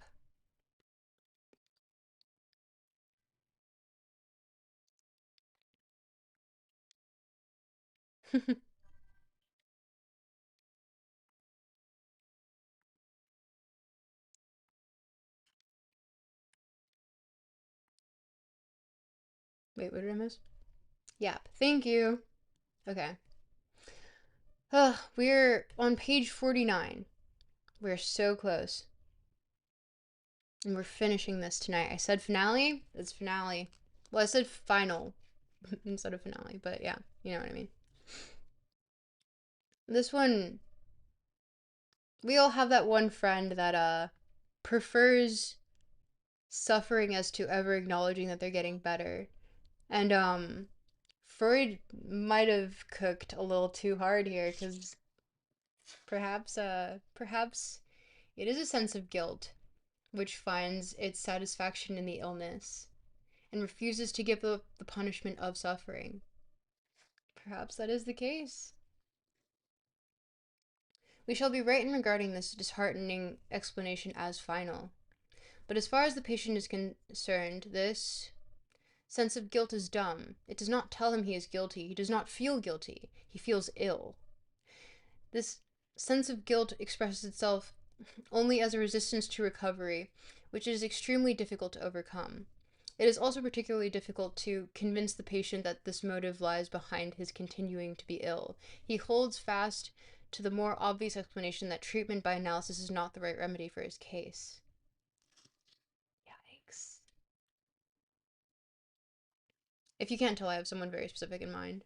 Um, the description we have given applies to the most extreme instances of this state of affairs, but in a lesser measure, this factor has to be reckoned with in very many cases, perhaps in all comparatively severe cases of neuroses.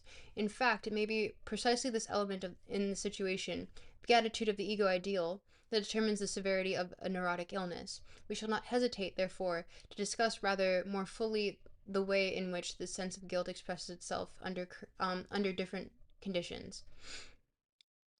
An interpretation of the normal conscious sense of guilt, holy fucking footnote, conscience, presents no difficulties. Sorry, parentheses conscience presents no end parentheses presents no difficulties.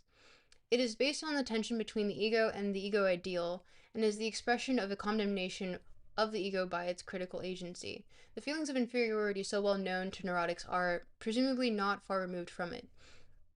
In two very familiar maladies, in the sense of guilt, in two very familiar maladies, the sense of guilt is over strongly conscious. In them, the ego ideal displays particular severity and often rages against the ego in a cruel fashion. The attitude of the ego ideal is in these two conditions, obsessional neuroses and melancholia, presents alongside of this similarity differences that are no less significant. In certain forms of obsessional neuroses, the sense of guilt is over noisy but cannot justify itself to the ego. Consequently, patient's ego rebels against the imputation of guilt and seeks the physician's support in repudiating it.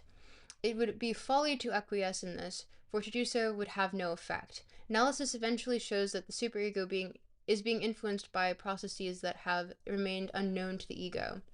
It is possible to discover that the repressed impulses which are really at the bottom of the sense it is possible to discover that the repressed impulses which are really at the bottom of the sense of guilt. Thus, in this case, the superego knew more than the ego about the unconscious id. In melancholia, the impression that the superego has obtained a hold upon consciousness is even stronger. But here the ego ventures no objection. It admits its guilt and submits to the punishment. We understand the difference. In obsessional neuroses, what were in question were objectionable impulses which remained outside of the ego, while in melancholia, the object to which the superego's wrath applies has been taken into the ego through identification.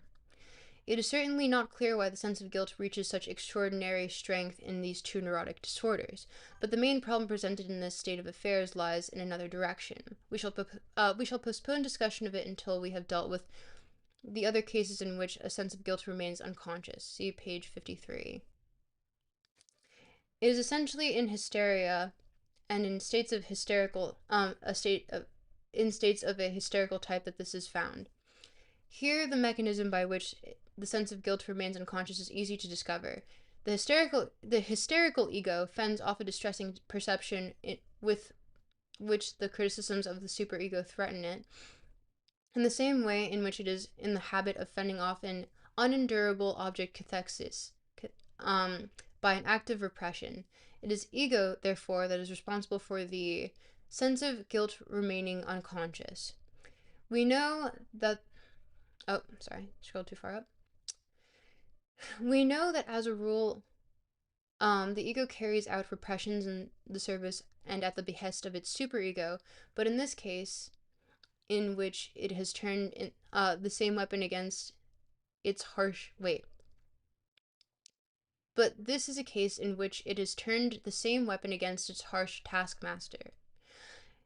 In obsessional neuroses, as we know, the phenomena of reaction formation predominate, but here, in hysteria, the ego succeeds in keeping a distance to the material in which the sense of guilt refers. One may go further and venture into the hypothesis that a great part of the sense of guilt must normally remain unconscious, because the origin of conscious is ultimately connected with the Oedipus complex, which belongs to the unconscious. If anyone were inclined to put forward the paradoxical proposition that the normal man is not only far more immoral than he believes, but also far more moral than he knows, psychoanalysis, on whose findings the first half of the assertion rests, would have no objection to raise against the second half. It was a surprise to find that this increase in this unconscious sense of guilt can turn people into criminals, but it is undoubtedly a fact. Many criminals, especially youthful ones, in many criminals, especially youthful ones, it is possible to detect a very powerful sense of guilt which existed before the crime, and is therefore not its result, but its motive. It is as if it was a relief to be able to fasten this unconscious sense of guilt onto something real and immediate. In all these situations, the superego displays its independence of the conscious ego and its intimate relations with the unconscious id. Having regard now to the importance we have ascribed to the preconscious verbal residues in the ego, The question arises whether it can be the case that the superego, insofar as it's a new follower. Sorry. Hello, thank you for following, Gremlin Aura. Hope you're enjoying the stream so far. Thank you for all the yaps. To push me forward. Ooh, whoever. Oh no, that's just me getting it back again. Thank you for the follow. I need all the love I can get, genuinely. But yeah, okay. Let us continue.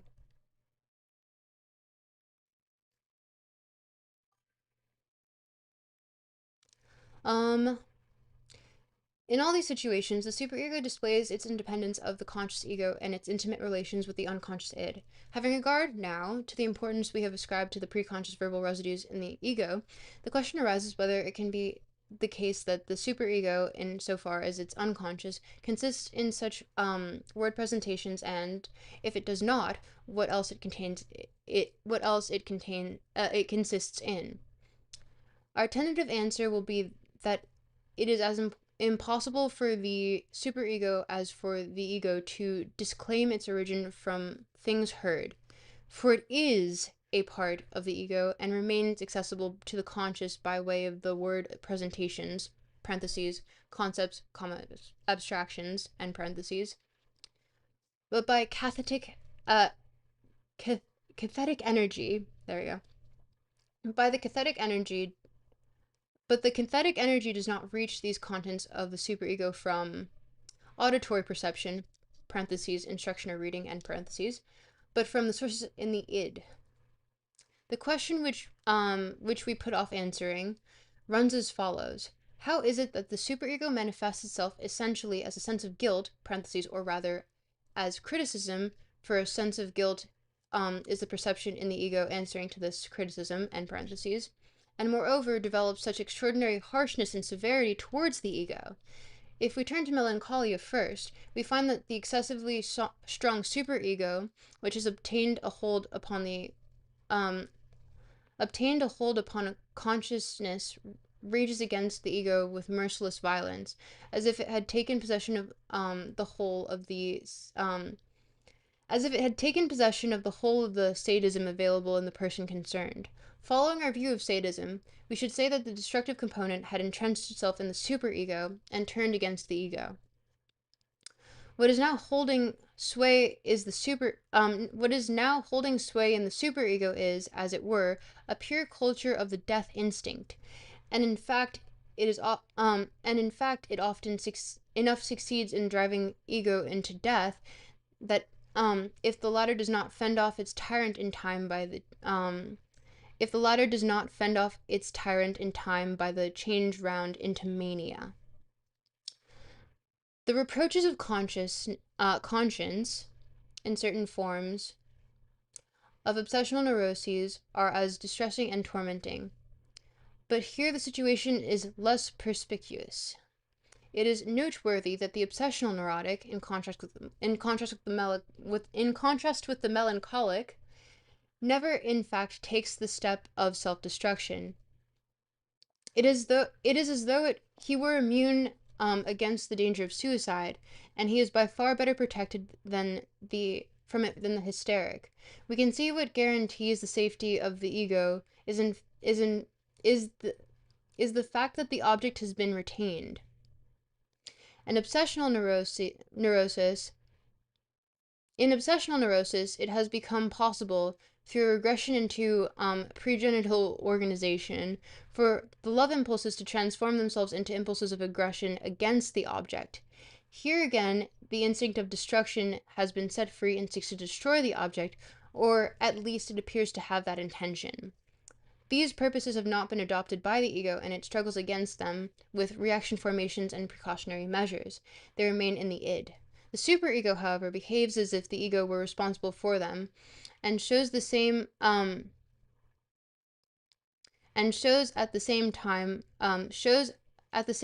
by the seriousness with which it chastises these destructive intentions that they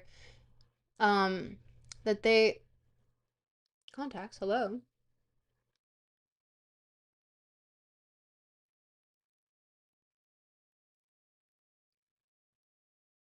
I'm reading my screen. Ah, are we still there? How are we doing?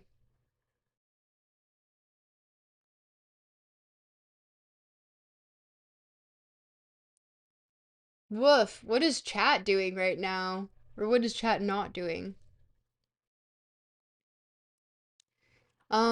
Keep yapping. Give me more energy. Yap, yap, yap. Yap, keep it up.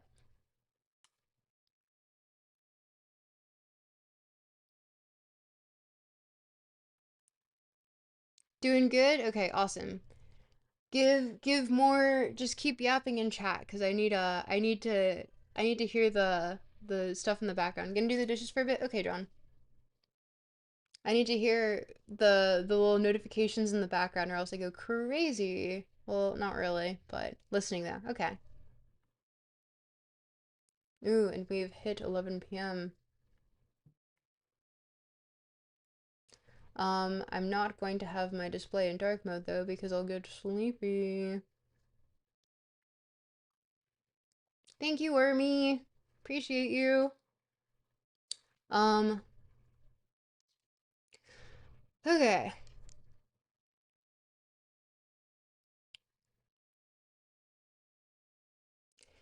Here again, the instinct of destruction has been set free and it seeks to destroy the object, or at least appears to have that intention.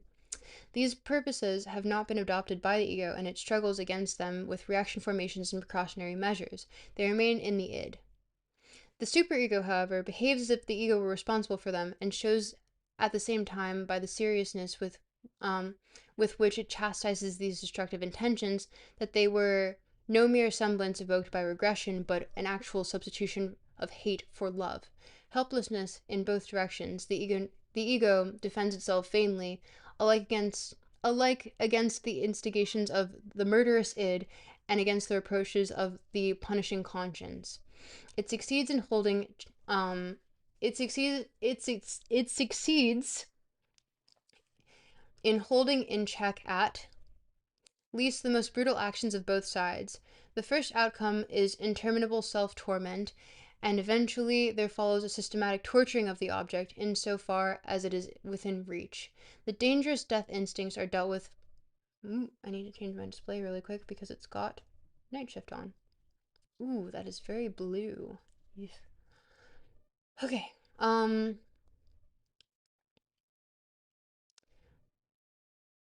The first outcome is the interminable self-torment, and eventually there follows a systematic torturing of the object insofar as it is within reach. The dangerous death instincts are dealt with in the individual in various ways. In part, they are rendered harmless by being fused with erotic components. In part, they are diverted towards the external world in the form of aggression, while to a large extent they undoubtedly continue their internal work unhindered. How is it then that in melancholia the superego can become a kind of gathering place for the death instincts? From this point of view of the instinctual control of morality, it may be said of the id that it is totally non-moral, of the ego that it strives to be moral, and of the superego that it can be super moral and then become as cruel as only the id can be. I think that's quite succinct in his presentation of all three. So I'm going to repeat it. From the point of view of instinctual control of morality, it may be said that the id is totally non-moral, of the ego that it strives to be moral, and of the superego that it can be super moral and then become as cruel as only the id can be. Very much like that. It is remarkable that the more a man checks his aggressiveness towards the exterior, the more severe, that is, aggressive, he becomes in his ego ideal. The ordinary view sees the situation in the other way around. The standard set up by the ego ideal seems to be the motive for the suppression of aggressiveness. The fact remains, however, as we have stated it, the more a man controls his aggressiveness, the more intense becomes his ideal's inclination to aggressiveness against his ego. It is like a displacement, a turning round upon his own ego. But even ordinary normal morality has a harshly restraining, cruelly prohibiting quality. It is from this, indeed, that the conception arises of a higher being who deals out punishment inexorably.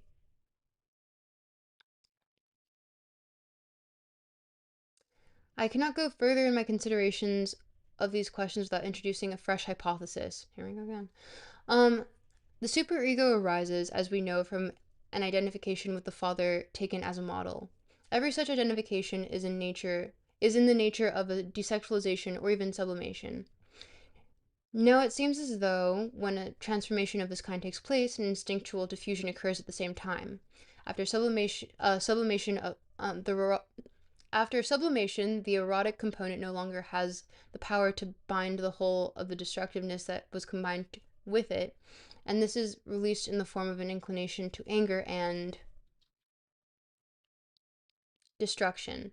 This diffusion would be the source of the general character of harshness and cruelty exhibited by the ideal, its dictatorial "thou shalt."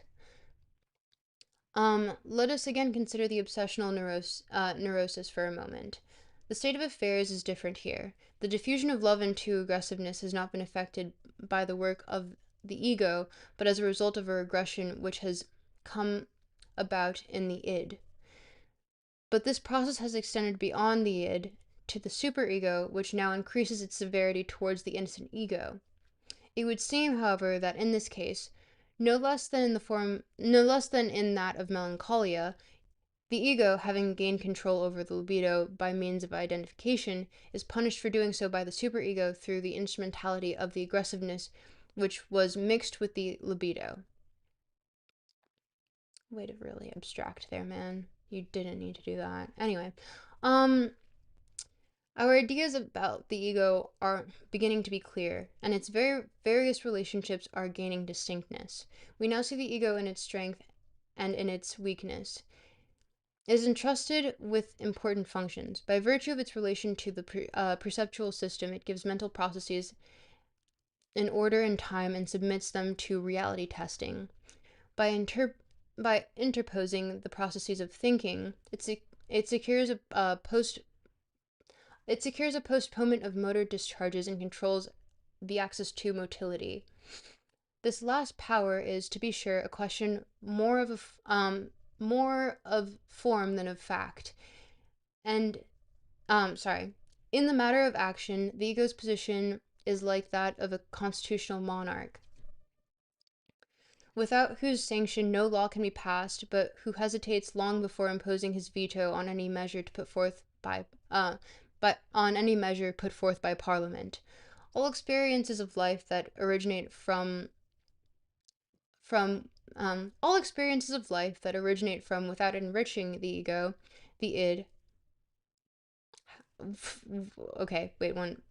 All the experiences of life that originate from without enrich the ego. There we go. All the experiences of life that originate from without enrich the ego. The id, however, its second external world, which it strives to bring itself into subjection to itself. It withdraws libido from the id and transforms the object cathexes of the id into ego structures. With the aid of the superego, in a manner that is still obscure to us, it draws upon the experiences of the past ages stored in the id. There are two paths in which the contents of the id can penetrate into the ego. The one is direct. The other leads by way of the ego ideal. Which of these two paths they take may, for some mental activities, be of decisive importance. The ego develops from perceiving instincts from perceiving instincts to controlling them, from obeying instincts to inhibiting them. In this achievement, a large share is taken by the ego ideal, which is indeed partly a reaction formation against the instinctual processes of the id. I scrolled too far for you guys. Psychoanalysis is an instrument to enable the ego to achieve a progressive conquest of the id. From the other point of view, however, we see this same ego as a poor creature owing service to three masters and consequently menaced by three dangers from the external world, from the libido of the id, and from the severity of the superego. Three kinds of anxiety correspond to these three dangers, since anxiety is the expression of a retreat from danger. As a frontier creature, the ego tries to mediate between the world and the id, to make the id pliable to the world, and by means of its muscular activity, to make the world fall in with the wishes of the id.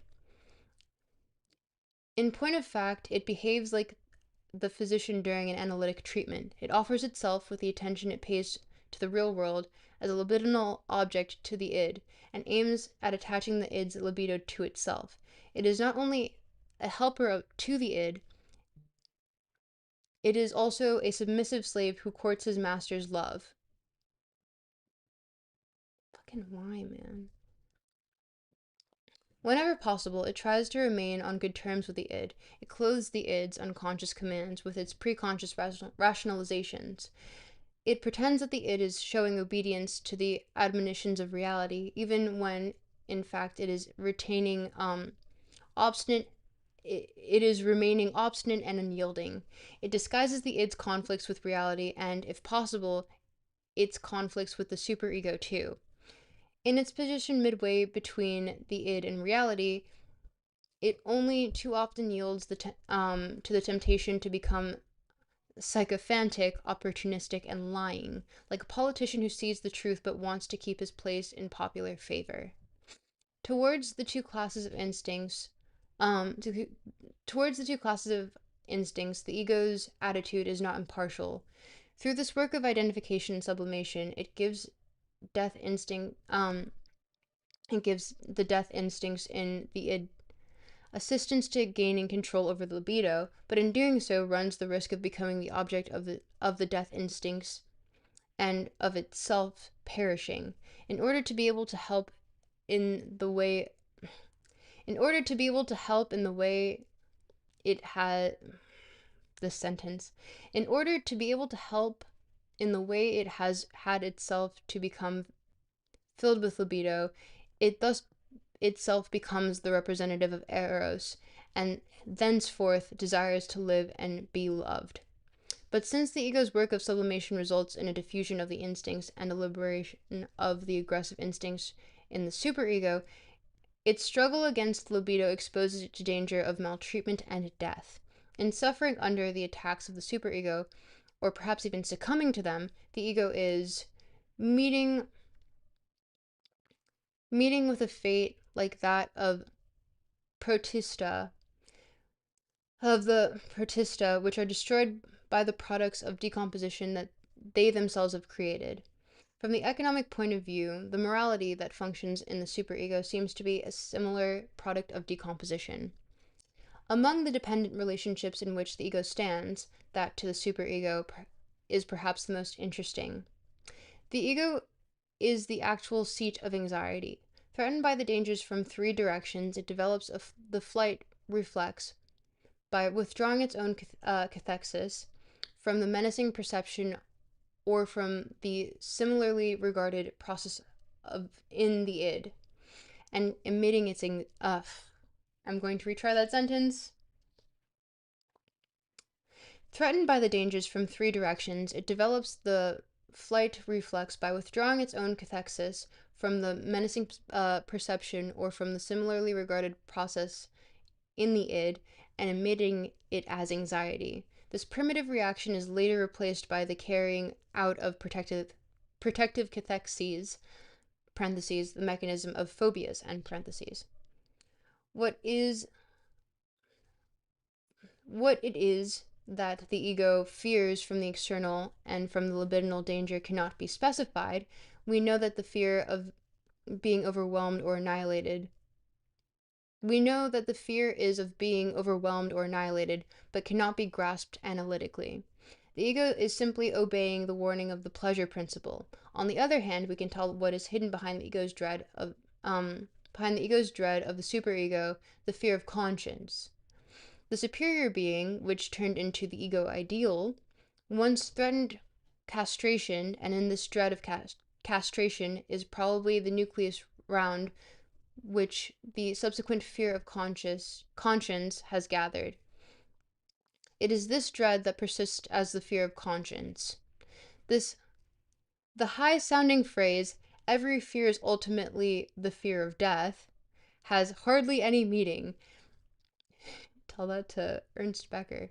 Um, and at any rate cannot be justified. It seems to me, on the contrary, perfectly correct to. Yeah, do I read these footnotes? I don't want to. Um, it seems to me, on the contrary, perfectly correct to distinguish the fear of death um, from dread, as in distinguish the fear of death from dread of an object (parentheses realistic anxiety) and parentheses, and from neurotic libidinal anxiety. It presents a difficult problem for psychoanalysis. It presents a difficult problem to psychoanalysis, for death is an abstract concept with a negative content for which no unconscious correlative can be found.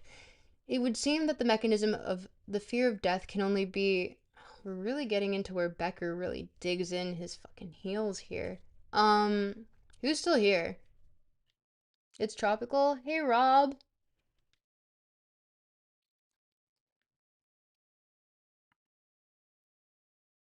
Oh, hydrate or dehydrate. Yes, thank you. I need that.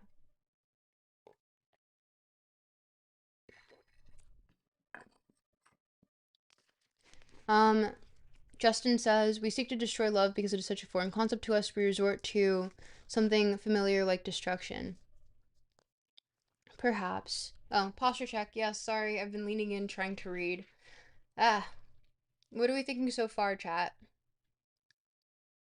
Thing is that I think really as he hits to when he hits the neurotic. Oh, damn, I'm getting several posture checks. Hi, Tropic. Hope you're doing well. I am. Thank you, Weebob. But yeah, I think he really hits the nail on the head as it relates to melancholia and the neurotic. Tongue posture. Yes, that is what I should be doing right now. But yeah. Other things like once again his terminology, I've heavily disagree with the use of it, and just to coin new terms, man, it's really not worth it. And not in like the Deleuze and Guattarian sense, but like just fucking like he really obfuscates his point despite it being quite succinct in certain areas that I reread to purposely like get that through. But I think like it's a very interesting uh internal mechanism that he identifies.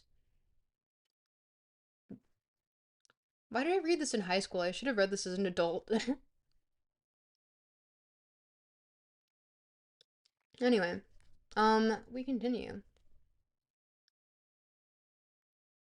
Well, should specify I did read this as an adult, but only excerpts because I was just reminding myself. But reading it in its like entirety as an adult hits different. Mm,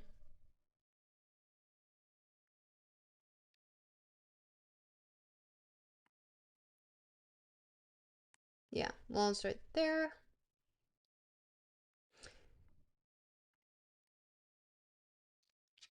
It would seem that the mechanism of the fear of death can only be that the ego relinquishes its narcissistic libidinal cathexis in a very large measure, that is, that it gives itself up, that it gives up itself, just as it gives up some external object in other cases, in which it feels anxiety. I believe that the fear of death is something that occurs between the ego and the superego.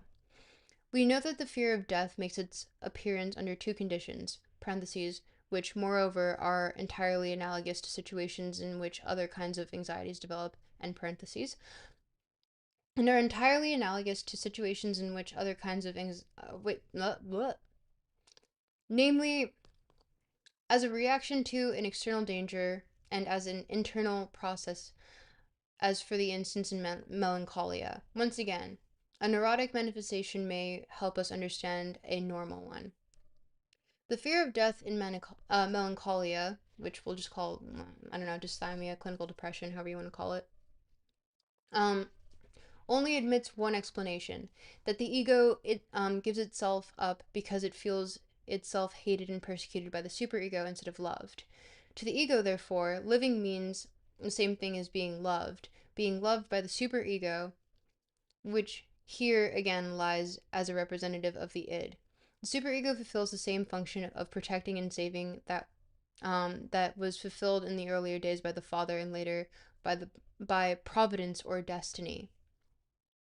But when the ego finds itself in excessive real danger, which it believes itself to be unable to overcome, um, which it's which it believes itself unable to overcome by its own strength, it is bound to draw the same conclusion. It sees itself deserted by all protecting forces and it lets itself die.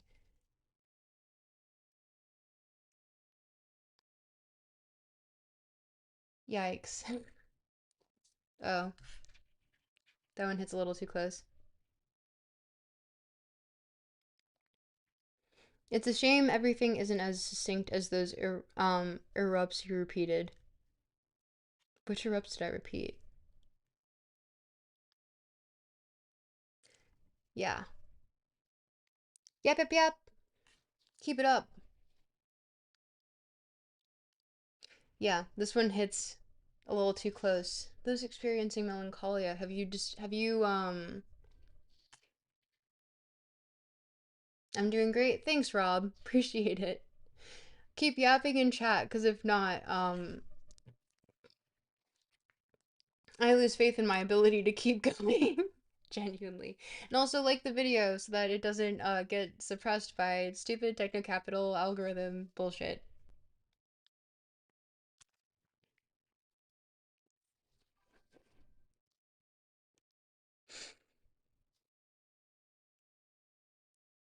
Um, da-da. It sees itself deserted by all protecting forces and lets itself die. Here, moreover, it is once again the same situation as that which underlay the first great anxiety, state of birth, and the infantile anxiety of longing, the anxiety due to separation from the protecting mother. These considerations make it possible to regard the fear of death, like the fear of conscience, as a development of the fear of castration. The great significance which the sense of guilt has in the neuroses makes it conceivable that the common neurotic anxiety is reinforced in severe cases by the generating of anxiety between the ego and the superego, parentheses, fear of castration, comma, of conscious, comma, of death, end parentheses. The id, to which we have finally come back, has no means of showing the ego either love or hate. It cannot say what it wants. It has achieved no unified will. Eros and the death instinct struggle with it. We have seen with um we have seen with what weapons the one group of instincts defends itself against the other. It is possible to picture the id as under the domination of the mute but powerful death instincts, which desire to be at peace and parentheses prompted by the pleasure principle and parentheses to put Eros, the mischief maker, to rest. But perhaps that might be to undervalue the part played by Eros. And then there's the appendix. We did it! We can read the appendix by James Shakey. Um, I. Ooh. Interesting. Ending there. You're dried out of yaps? That's fine. Um, Interesting ending there. And I think extremely succinct despite the terminology now being a little bit out of date. Appendix? All I need, I still need that thing, you know? You're referring to the organ.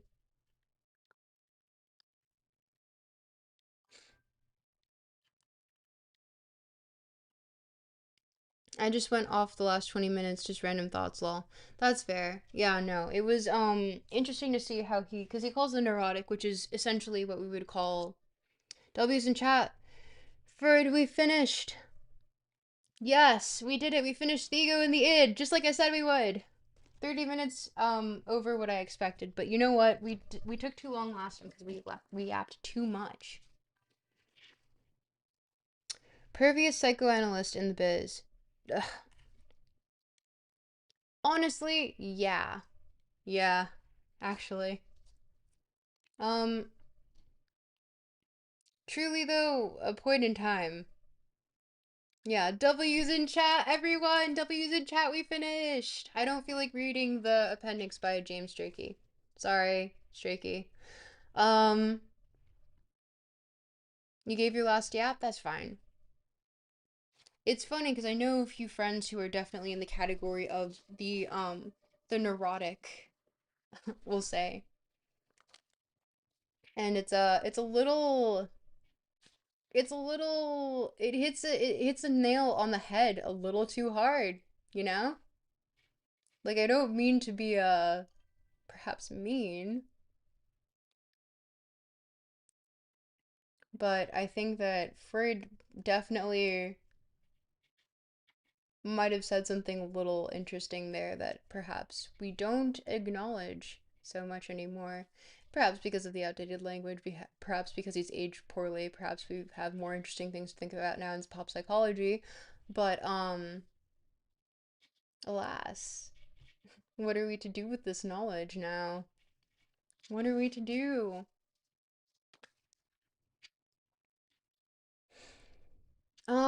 I found it very interesting the bits about the neurotic because though I don't identify with it, I have friends that definitely do, like the hyper neurotic. And it's funny or not funny, it's interesting because I'm sure he had patients that were like this to see that essentially someone rejects the concept that they are getting better because it is the superego imposing that it is they feel guilt in getting better.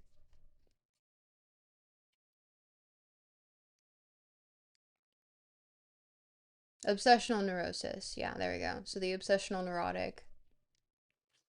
I think that's an incredibly interesting concept. Despite the fact that we barely address it anymore because Freud is barely in. I said some stuff in Reason Dictators Happen is because they read the Norwood scale and get insecure, really. Yeah, and how that ties into guilt. I've definitely seen it. I know someone who had an especially we'll say like male with an especially domineering mother, so much so that I would say they identified their mother as more of the dominant of their two parents. And not to say that I agree with this sort of mentality on most things, but I do think that they have the sort of understanding of their own familial unit, we'll say. And to see that this person is, I would say, easily probably one of the most neurotic people I've ever fucking met. And to see that the mother's domineering sort of aspects might bleed so hard into the harshness towards the ego, as well as the id's compulsions to aggression, making it also making the ego be in this sort of position, and it's in a catch 22 essentially. No matter what it does, if it acknowledges either, it cannot do it can do no right. And so how does one um how does one get a patient to acknowledge that perhaps both the id can be acknowledged and perhaps the superego, which has been imposed one's entire life, might not be as apt, um, or say their current understanding of morality might be in fact too strict to the point that it causes this neurosis. But yeah, I think that's just incredibly interesting. And then as it relates to melancholia, or as we would call it, depression or suicidality or what have you, non-alive desiringness. It's also incredibly interesting because the death drive overrides uh the death drive. I'm going to butcher this. The death drive works in tandem with the superego, in which the more essentially the superego dictates that the morality would lie within the ego, not continue, because the ego identifies living continuously with love. It it understands that it cannot go forward with that, and therefore sides with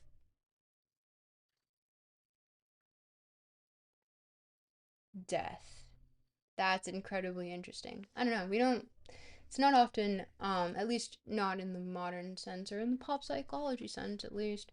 Um, I don't think it's ever really acknowledged as such a thing. So genuinely interesting. You know, Freud did cook. Did he cook with the correct words? No. I went on a rant about that last time though. But yeah. Chat. What do we think? Oh, thank you for the follow. Optimal Bingo. Thank you. Appreciate that. Yeah. Hello. I don't know how much you caught of that last win, but we did actually finish already. Um, a lot of philosophy has thoughts about these things as well. Yes, yes, we're love being by here. Cool. I'm glad you enjoy it. But I usually cover philosophy and or its offshoots that end up being sci-fi to an extent. Um, but yeah, I'm more so the philosophy, but we're hitting. I wanted to hit Lacan, so hitting Lacan, and I didn't want to go to the écrits, like his écrits, because I feel like it wouldn't make sense to do so immediately without hitting Freud first as a primer for a general audience, you know.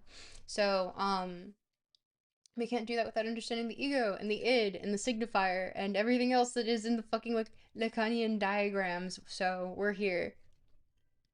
I think it's a shame by its I think shame by its nature is something people try to avoid. So the shame component to self harm is probably doubly as difficult to explore. True. Hey, how's it going? Hey, Market Zero, welcome, welcome. Hi. You missed. We just finished. Freud actually. So, oh wow, I'm only learning, says Optimal Bingo. Real and true. Honestly, I read this in high school. Like, I've read excerpts since. Chat going breezy. Yeah, for real.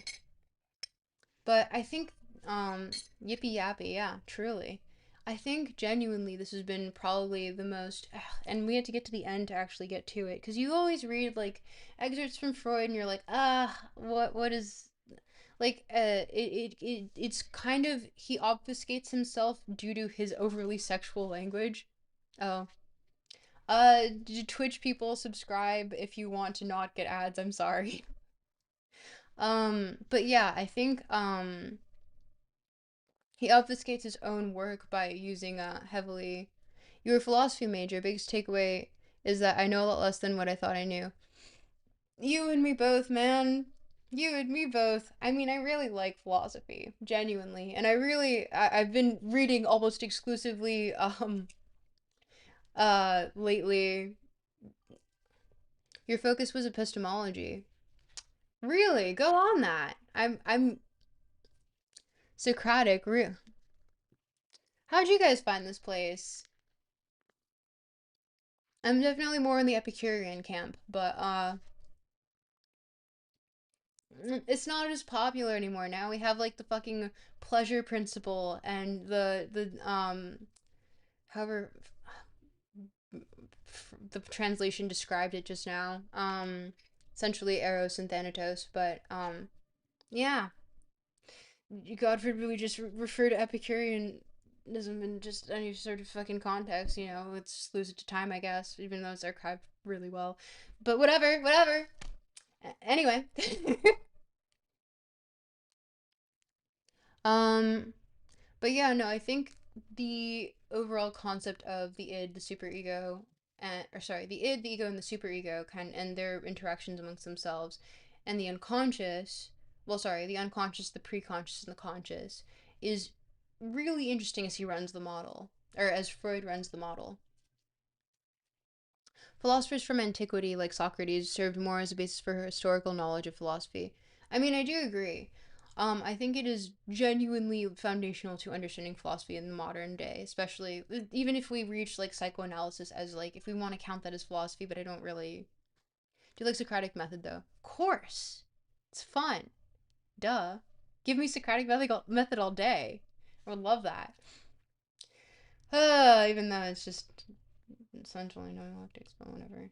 I really have gotten into so we haven't covered Adorno yet because I didn't think it was necessary. We're getting later on. Probably we're getting this is backwards for you, but this is Negative Dialectics by Adorno.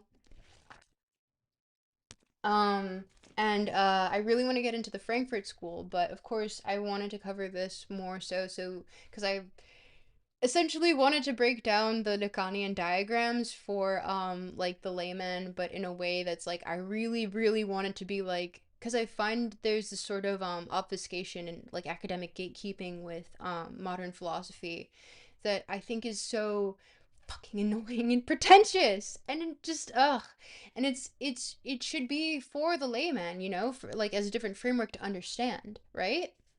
Favorite philosopher by far is David Hume. Based. Genuinely based.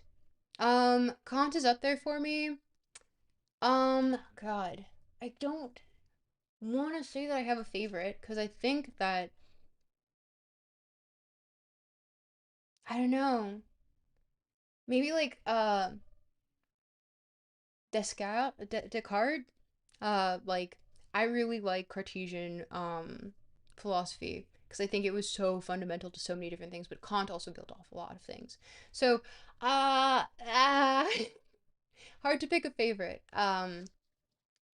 Hume is really up there for me though, I would say. But yeah, no, I do really want to hit the Frankfurt School because it would be fantastic and I think genuinely relevant to a lot of modern discussions. What's the difference between gatekeeping and gatekeeping, keeping the gate open? The only difference would be semantics. If you like modern philosophy, you should check out the YouTube channel Alex O'Connor. Oh man, do I have news for you? Pretty sure that's a mutual of mine, I think. His recent video on non-identity problem is fucking incredible. Haven't seen it. Anyone that I know in real life, I tend to not watch the videos of because I feel like it makes it like really weird and parasocial. I know a lot of people in real life. I don't know. Check out my links on Linktree and Descartes is definitely foundational to epistemology. Yeah, of course. But I I want to get through. Okay, the reason why I'm doing Freud first is because I want to go through Freud to have the foundational aspects of all of that, so that later on we can get into Lacan and his diagrams. Because my idea is essentially I saw this animation of Garfield, and it made me cry because it's this animation of Garfield with the song "John Take Me with You." You know Alex O'Connor IRL? Pretty sure, yeah. We're in the same Discord server. And also, I'm in Toronto with a bunch of other people in the same sort of. Well, I'm the only one that's like really philosophy pilled. Everyone else is more like political leaning slash conspiracy leaning. Oh, John. John, take me with you. Oh, John, take me with you. Yeah. Da-na-na-na. It's so I really like it. I don't know. But I saw it the first time and I cried and I was like, "Oh, why am I getting so emotional? That's weird." And I looked into JW Francis, who did an interview on the song. You love that vid? Me too. It's so cute. I love it. And it's like it's just an animation, but the song behind it, W. Francis explains that when he wrote it, he was originally he recorded it right before going on the Appalachian Trail, and when he got there and performed it, he had spent the entire time in New York really wanting to go to, because the song is like, John, take me away. I'm gone. I'm done for the day. I know you feel it. I feel it too. The ground is sinking. Fed up with you. Oh, John, take me with you. Oh, John, take me with you. And it's like about wanting someone to take you by the hand and lead you out of your situation. And cute art style is a huge part of the charm. Oh, absolutely. Just look up John Take Me With You on YouTube, and it'll be the first thing. I can't show it here or else I'll get like copyright strike or something. But essentially no matter what, like when JW Francis went to the Appalachian Trail and played the song, he had been in New York the entire time. And when he played it out there, he found himself wanting to be in New York again. And so the song is essentially like when the song in context now is essentially no matter what, um it's a state of sort of you will have this longing. And so I wanted to tie that into Lacan's like diagrams of desire and all of that and explaining that. So I was just like, what better way to dumb Lacan down for the general layman and make it so that everyone can understand it in a way that isn't like, I want it to be parsable for the average like high schooler, you know? And I want it to be funny and I want it to be nice and engaging. And it is not. It's fundamentally not. And we're going to go through not even les écrits, we're going to go through the seminars, seminars 4 through 6 just to get to his diagrams and explain them properly in stream, but I want to make a video on it explaining it through the lens of Garfield so that people can genuinely parse it and just make it like engaging. I think that we shouldn't like we shouldn't obfuscate what philosophy brings to the table just because we want to academically gatekeep and be essentially sophists. Like I think it's fucked up and I think it's dumb and I hate it and I think it's like pretentious bullshit. And I think philosophy should be for the layman. It's a different framework for multiple people to use to identify their own realities. So, yeah, that's what we're here for.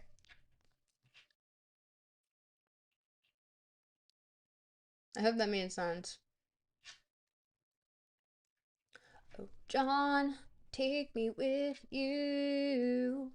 Oh, John, take me with you.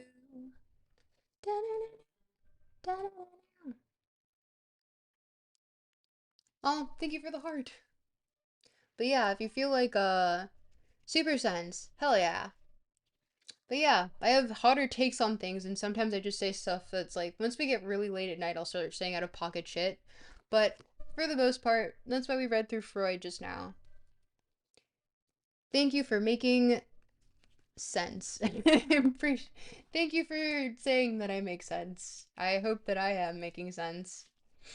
But yeah, no, it's so I have a gripe with like don't get me wrong. D&G, once again, we're cooking, Young cooking, Freud cooking, but obfuscation through language. And I think to some extent, I think Freud was doing it for a marketing perspective, because of course, what sells more than sex? But D&G, like I remember reading the fucking preface by Foucault, um, which was essentially saying, oh, we're just obfuscating it from the authoritarians through this language. And it's just like, no, the authoritarians aren't going to read this. You're just doing it like as autophilatia. What are you talking about? And like, genuinely, there are aspects of D&G that I really like. But it's just like, it's obfuscated by all this fucking pretentious ass, like, or I shouldn't say stupid, but these metaphors that are so complicated that it's just like, where do you even start? And even reading it in French, it's not it's not meant to be easily parsed, and I think that that is. And also, anyone that says that they understand D&G, no, you don't, because I don't even think they understand themselves sometimes. And I think that's it's funny and fantastic and very goofy, but like,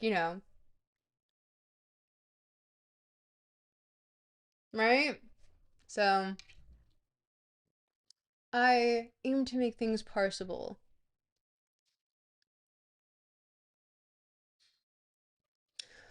But yeah, with that, I don't know. Do you guys have anything else you want to yap about before we call it a night? Heart. We're ending on a sweet note tonight, and not a weird rant about something that I have feelings about that I actually don't tonight.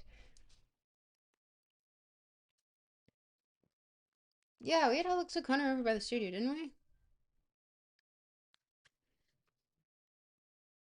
Analytic strategy that is too much connected with its analytic strategy that is very too much connected with its contemporary era. Yeah, spent my yapping time. That's fair. Um, Eating shit is all very well, but you can't always eat the same shit. So always try to get a hold of some new shit. Stop. What do you mean by this? Oh, Foucault. Yes. You yapping about stuff like mythology and nature is fun, not mind numbing. That's fair. I had my entire rant about mythology and Minoan culture and Floridian ecology earlier in here. I too am uh typersed out. Fair. Real and true. Yeah. To be fair, this is where I can get into my philosophical ramblings, but which are all based. That was a Lacan quote. Very true, I think. Is it actually? That's kind of funny. That's the first I've heard him ever be not the fucking most yappy motherfucker on the planet. To be fair, Hegel's worse. No, D&G is worse. Um, just a goofy little guy from Japanese mythology, real and true. Minoans, Everglades mythology, etc. Yeah, no, I had that little rant earlier. You guys want to go back in the stream and listen to that? I'll yap your ear off about it. I have so many opinions about that. But I would say that we have come upon almost 5 hours straight of streaming, and stop ended up coming when we finished already. So where were you? Well, to be fair, you said you wouldn't be here until later, but that's fair. But like Kappa, I mean, why specifically Kappa? Kappa. Bisexuality. I am sure you are right about it, and I am accustoming myself to regarding every sexual act as an event between four individuals. The thing is that we got into Freud's interpretation of Freud's interpretation of bisexuality within this. They goofy. True, they are goofy. You've been having a migraine? Oh, I'm sorry. Stop. What the heck? Are you okay? Hopefully it's not from stress. But yeah, no. We got into the Freudian concept of bisexuality, which was very funny. As well as the Oedipus as it relates to both identifying with the male and female, or sorry, not the male and female, with the mother or father figure. So that was very interesting to read with everyone. Mostly just me going like, oh fuck, here we go again. But yeah. I think it was necessary and genuinely was like not the worst that he is in a lot of texts. So, you know, but we need to talk about this so that we could get to the signifiers, because when we get to the signifiers, we get to Lacan and his fucking La femme n'existe pas, and castration, and the female signifier. Anyway, yeah, you can tell it grinds my gears, gets my goat, if you will. Le femme n'existe pas. Bitch, you don't exist. No, I said what I said. Le cas doesn't exist. Le cas n'existe pas. Uh, who the fuck is that?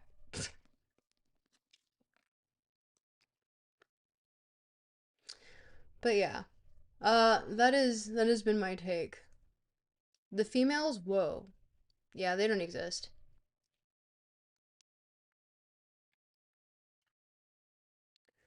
Pont du caption. Yeah. So I think with that, unless we want to do some more GeoGuessr or we want to talk about Freud, but I think for the most part, everyone who's actually into either philosophy or psychoanalysis came too late in the stream. So I don't know. Join for next stream when we do. What's it? Stop. What's the next one on the list?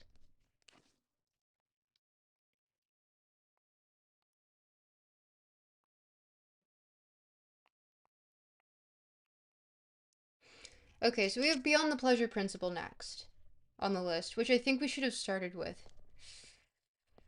And I think we can skip over interpretations of dreams unless we want to.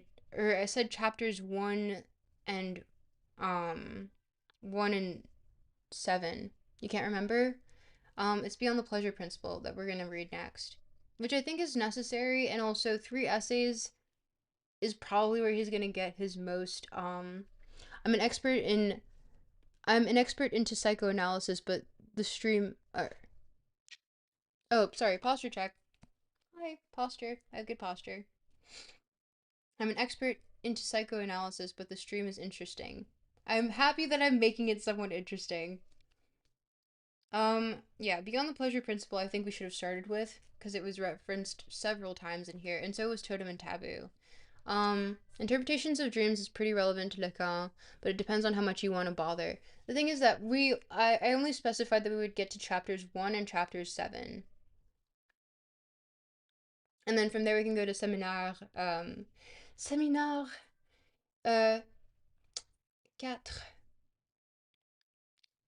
La relation d'objet. But I'm not an expert, autocorrect. Real and true. But yeah, we can go into seminars 4, 5, and 6. So from Lacan, which would be the object of desire, the formations of the unconscious, and desire and its interpretation. Because I feel like if we read écrit, it's not, it's going to be like kind of trying to read Nick Land again, in which like you take the concept and you oversimplify, or just you try to condense it so much that it's like just absolutely garbage to read through. Like it's garbage for the layman, at least if you don't have the proper foundational knowledge with it, in which we're providing that context, hopefully. Oh, thank you for subscribing, Matthias. Appreciate you. But yeah, we'll get through all of those, and from there, we'll have a little bit more to work with as it relates to anyone who wants to understand this. And if you didn't watch the stream but you wanted to get through this or hear my opinions about mythology and or the Everglades in Florida and the ecology there, watch the stream back at 2 times speed. But I think I don't know. Are we hitting any other notes? Or like are we just going to I stream Tuesdays and Thursdays, so next Tuesday let's hit Beyond the Pleasure Principle or Totem and Taboo, because it came up multiple times when we were reading this, and also we're speed reading now, so we can probably do we can do interpretations of dreams, chapters 1 and chapter 7, because they're the most relevant to Lacan specifically. And then if we feel like going back for maybe we want to read like Ernst Becker, I don't know why we would read that on stream because it's literally just depressing, but terror management theory, we can do that. I'm not even in like psychology, but here we are. Sure, fuck it, let's read. But yeah, I don't know. Chat. What do we think? Actually, feel free to join the Discord if you want to actually know when I'm streaming. And also you can have an actual say in what I read next. But I'm planning on also doing videos on it because I like doing videos and I want to do a stupid video on Luca and Garfield cuz hell yeah. But yeah, with that, I think I'm going to say fuck you.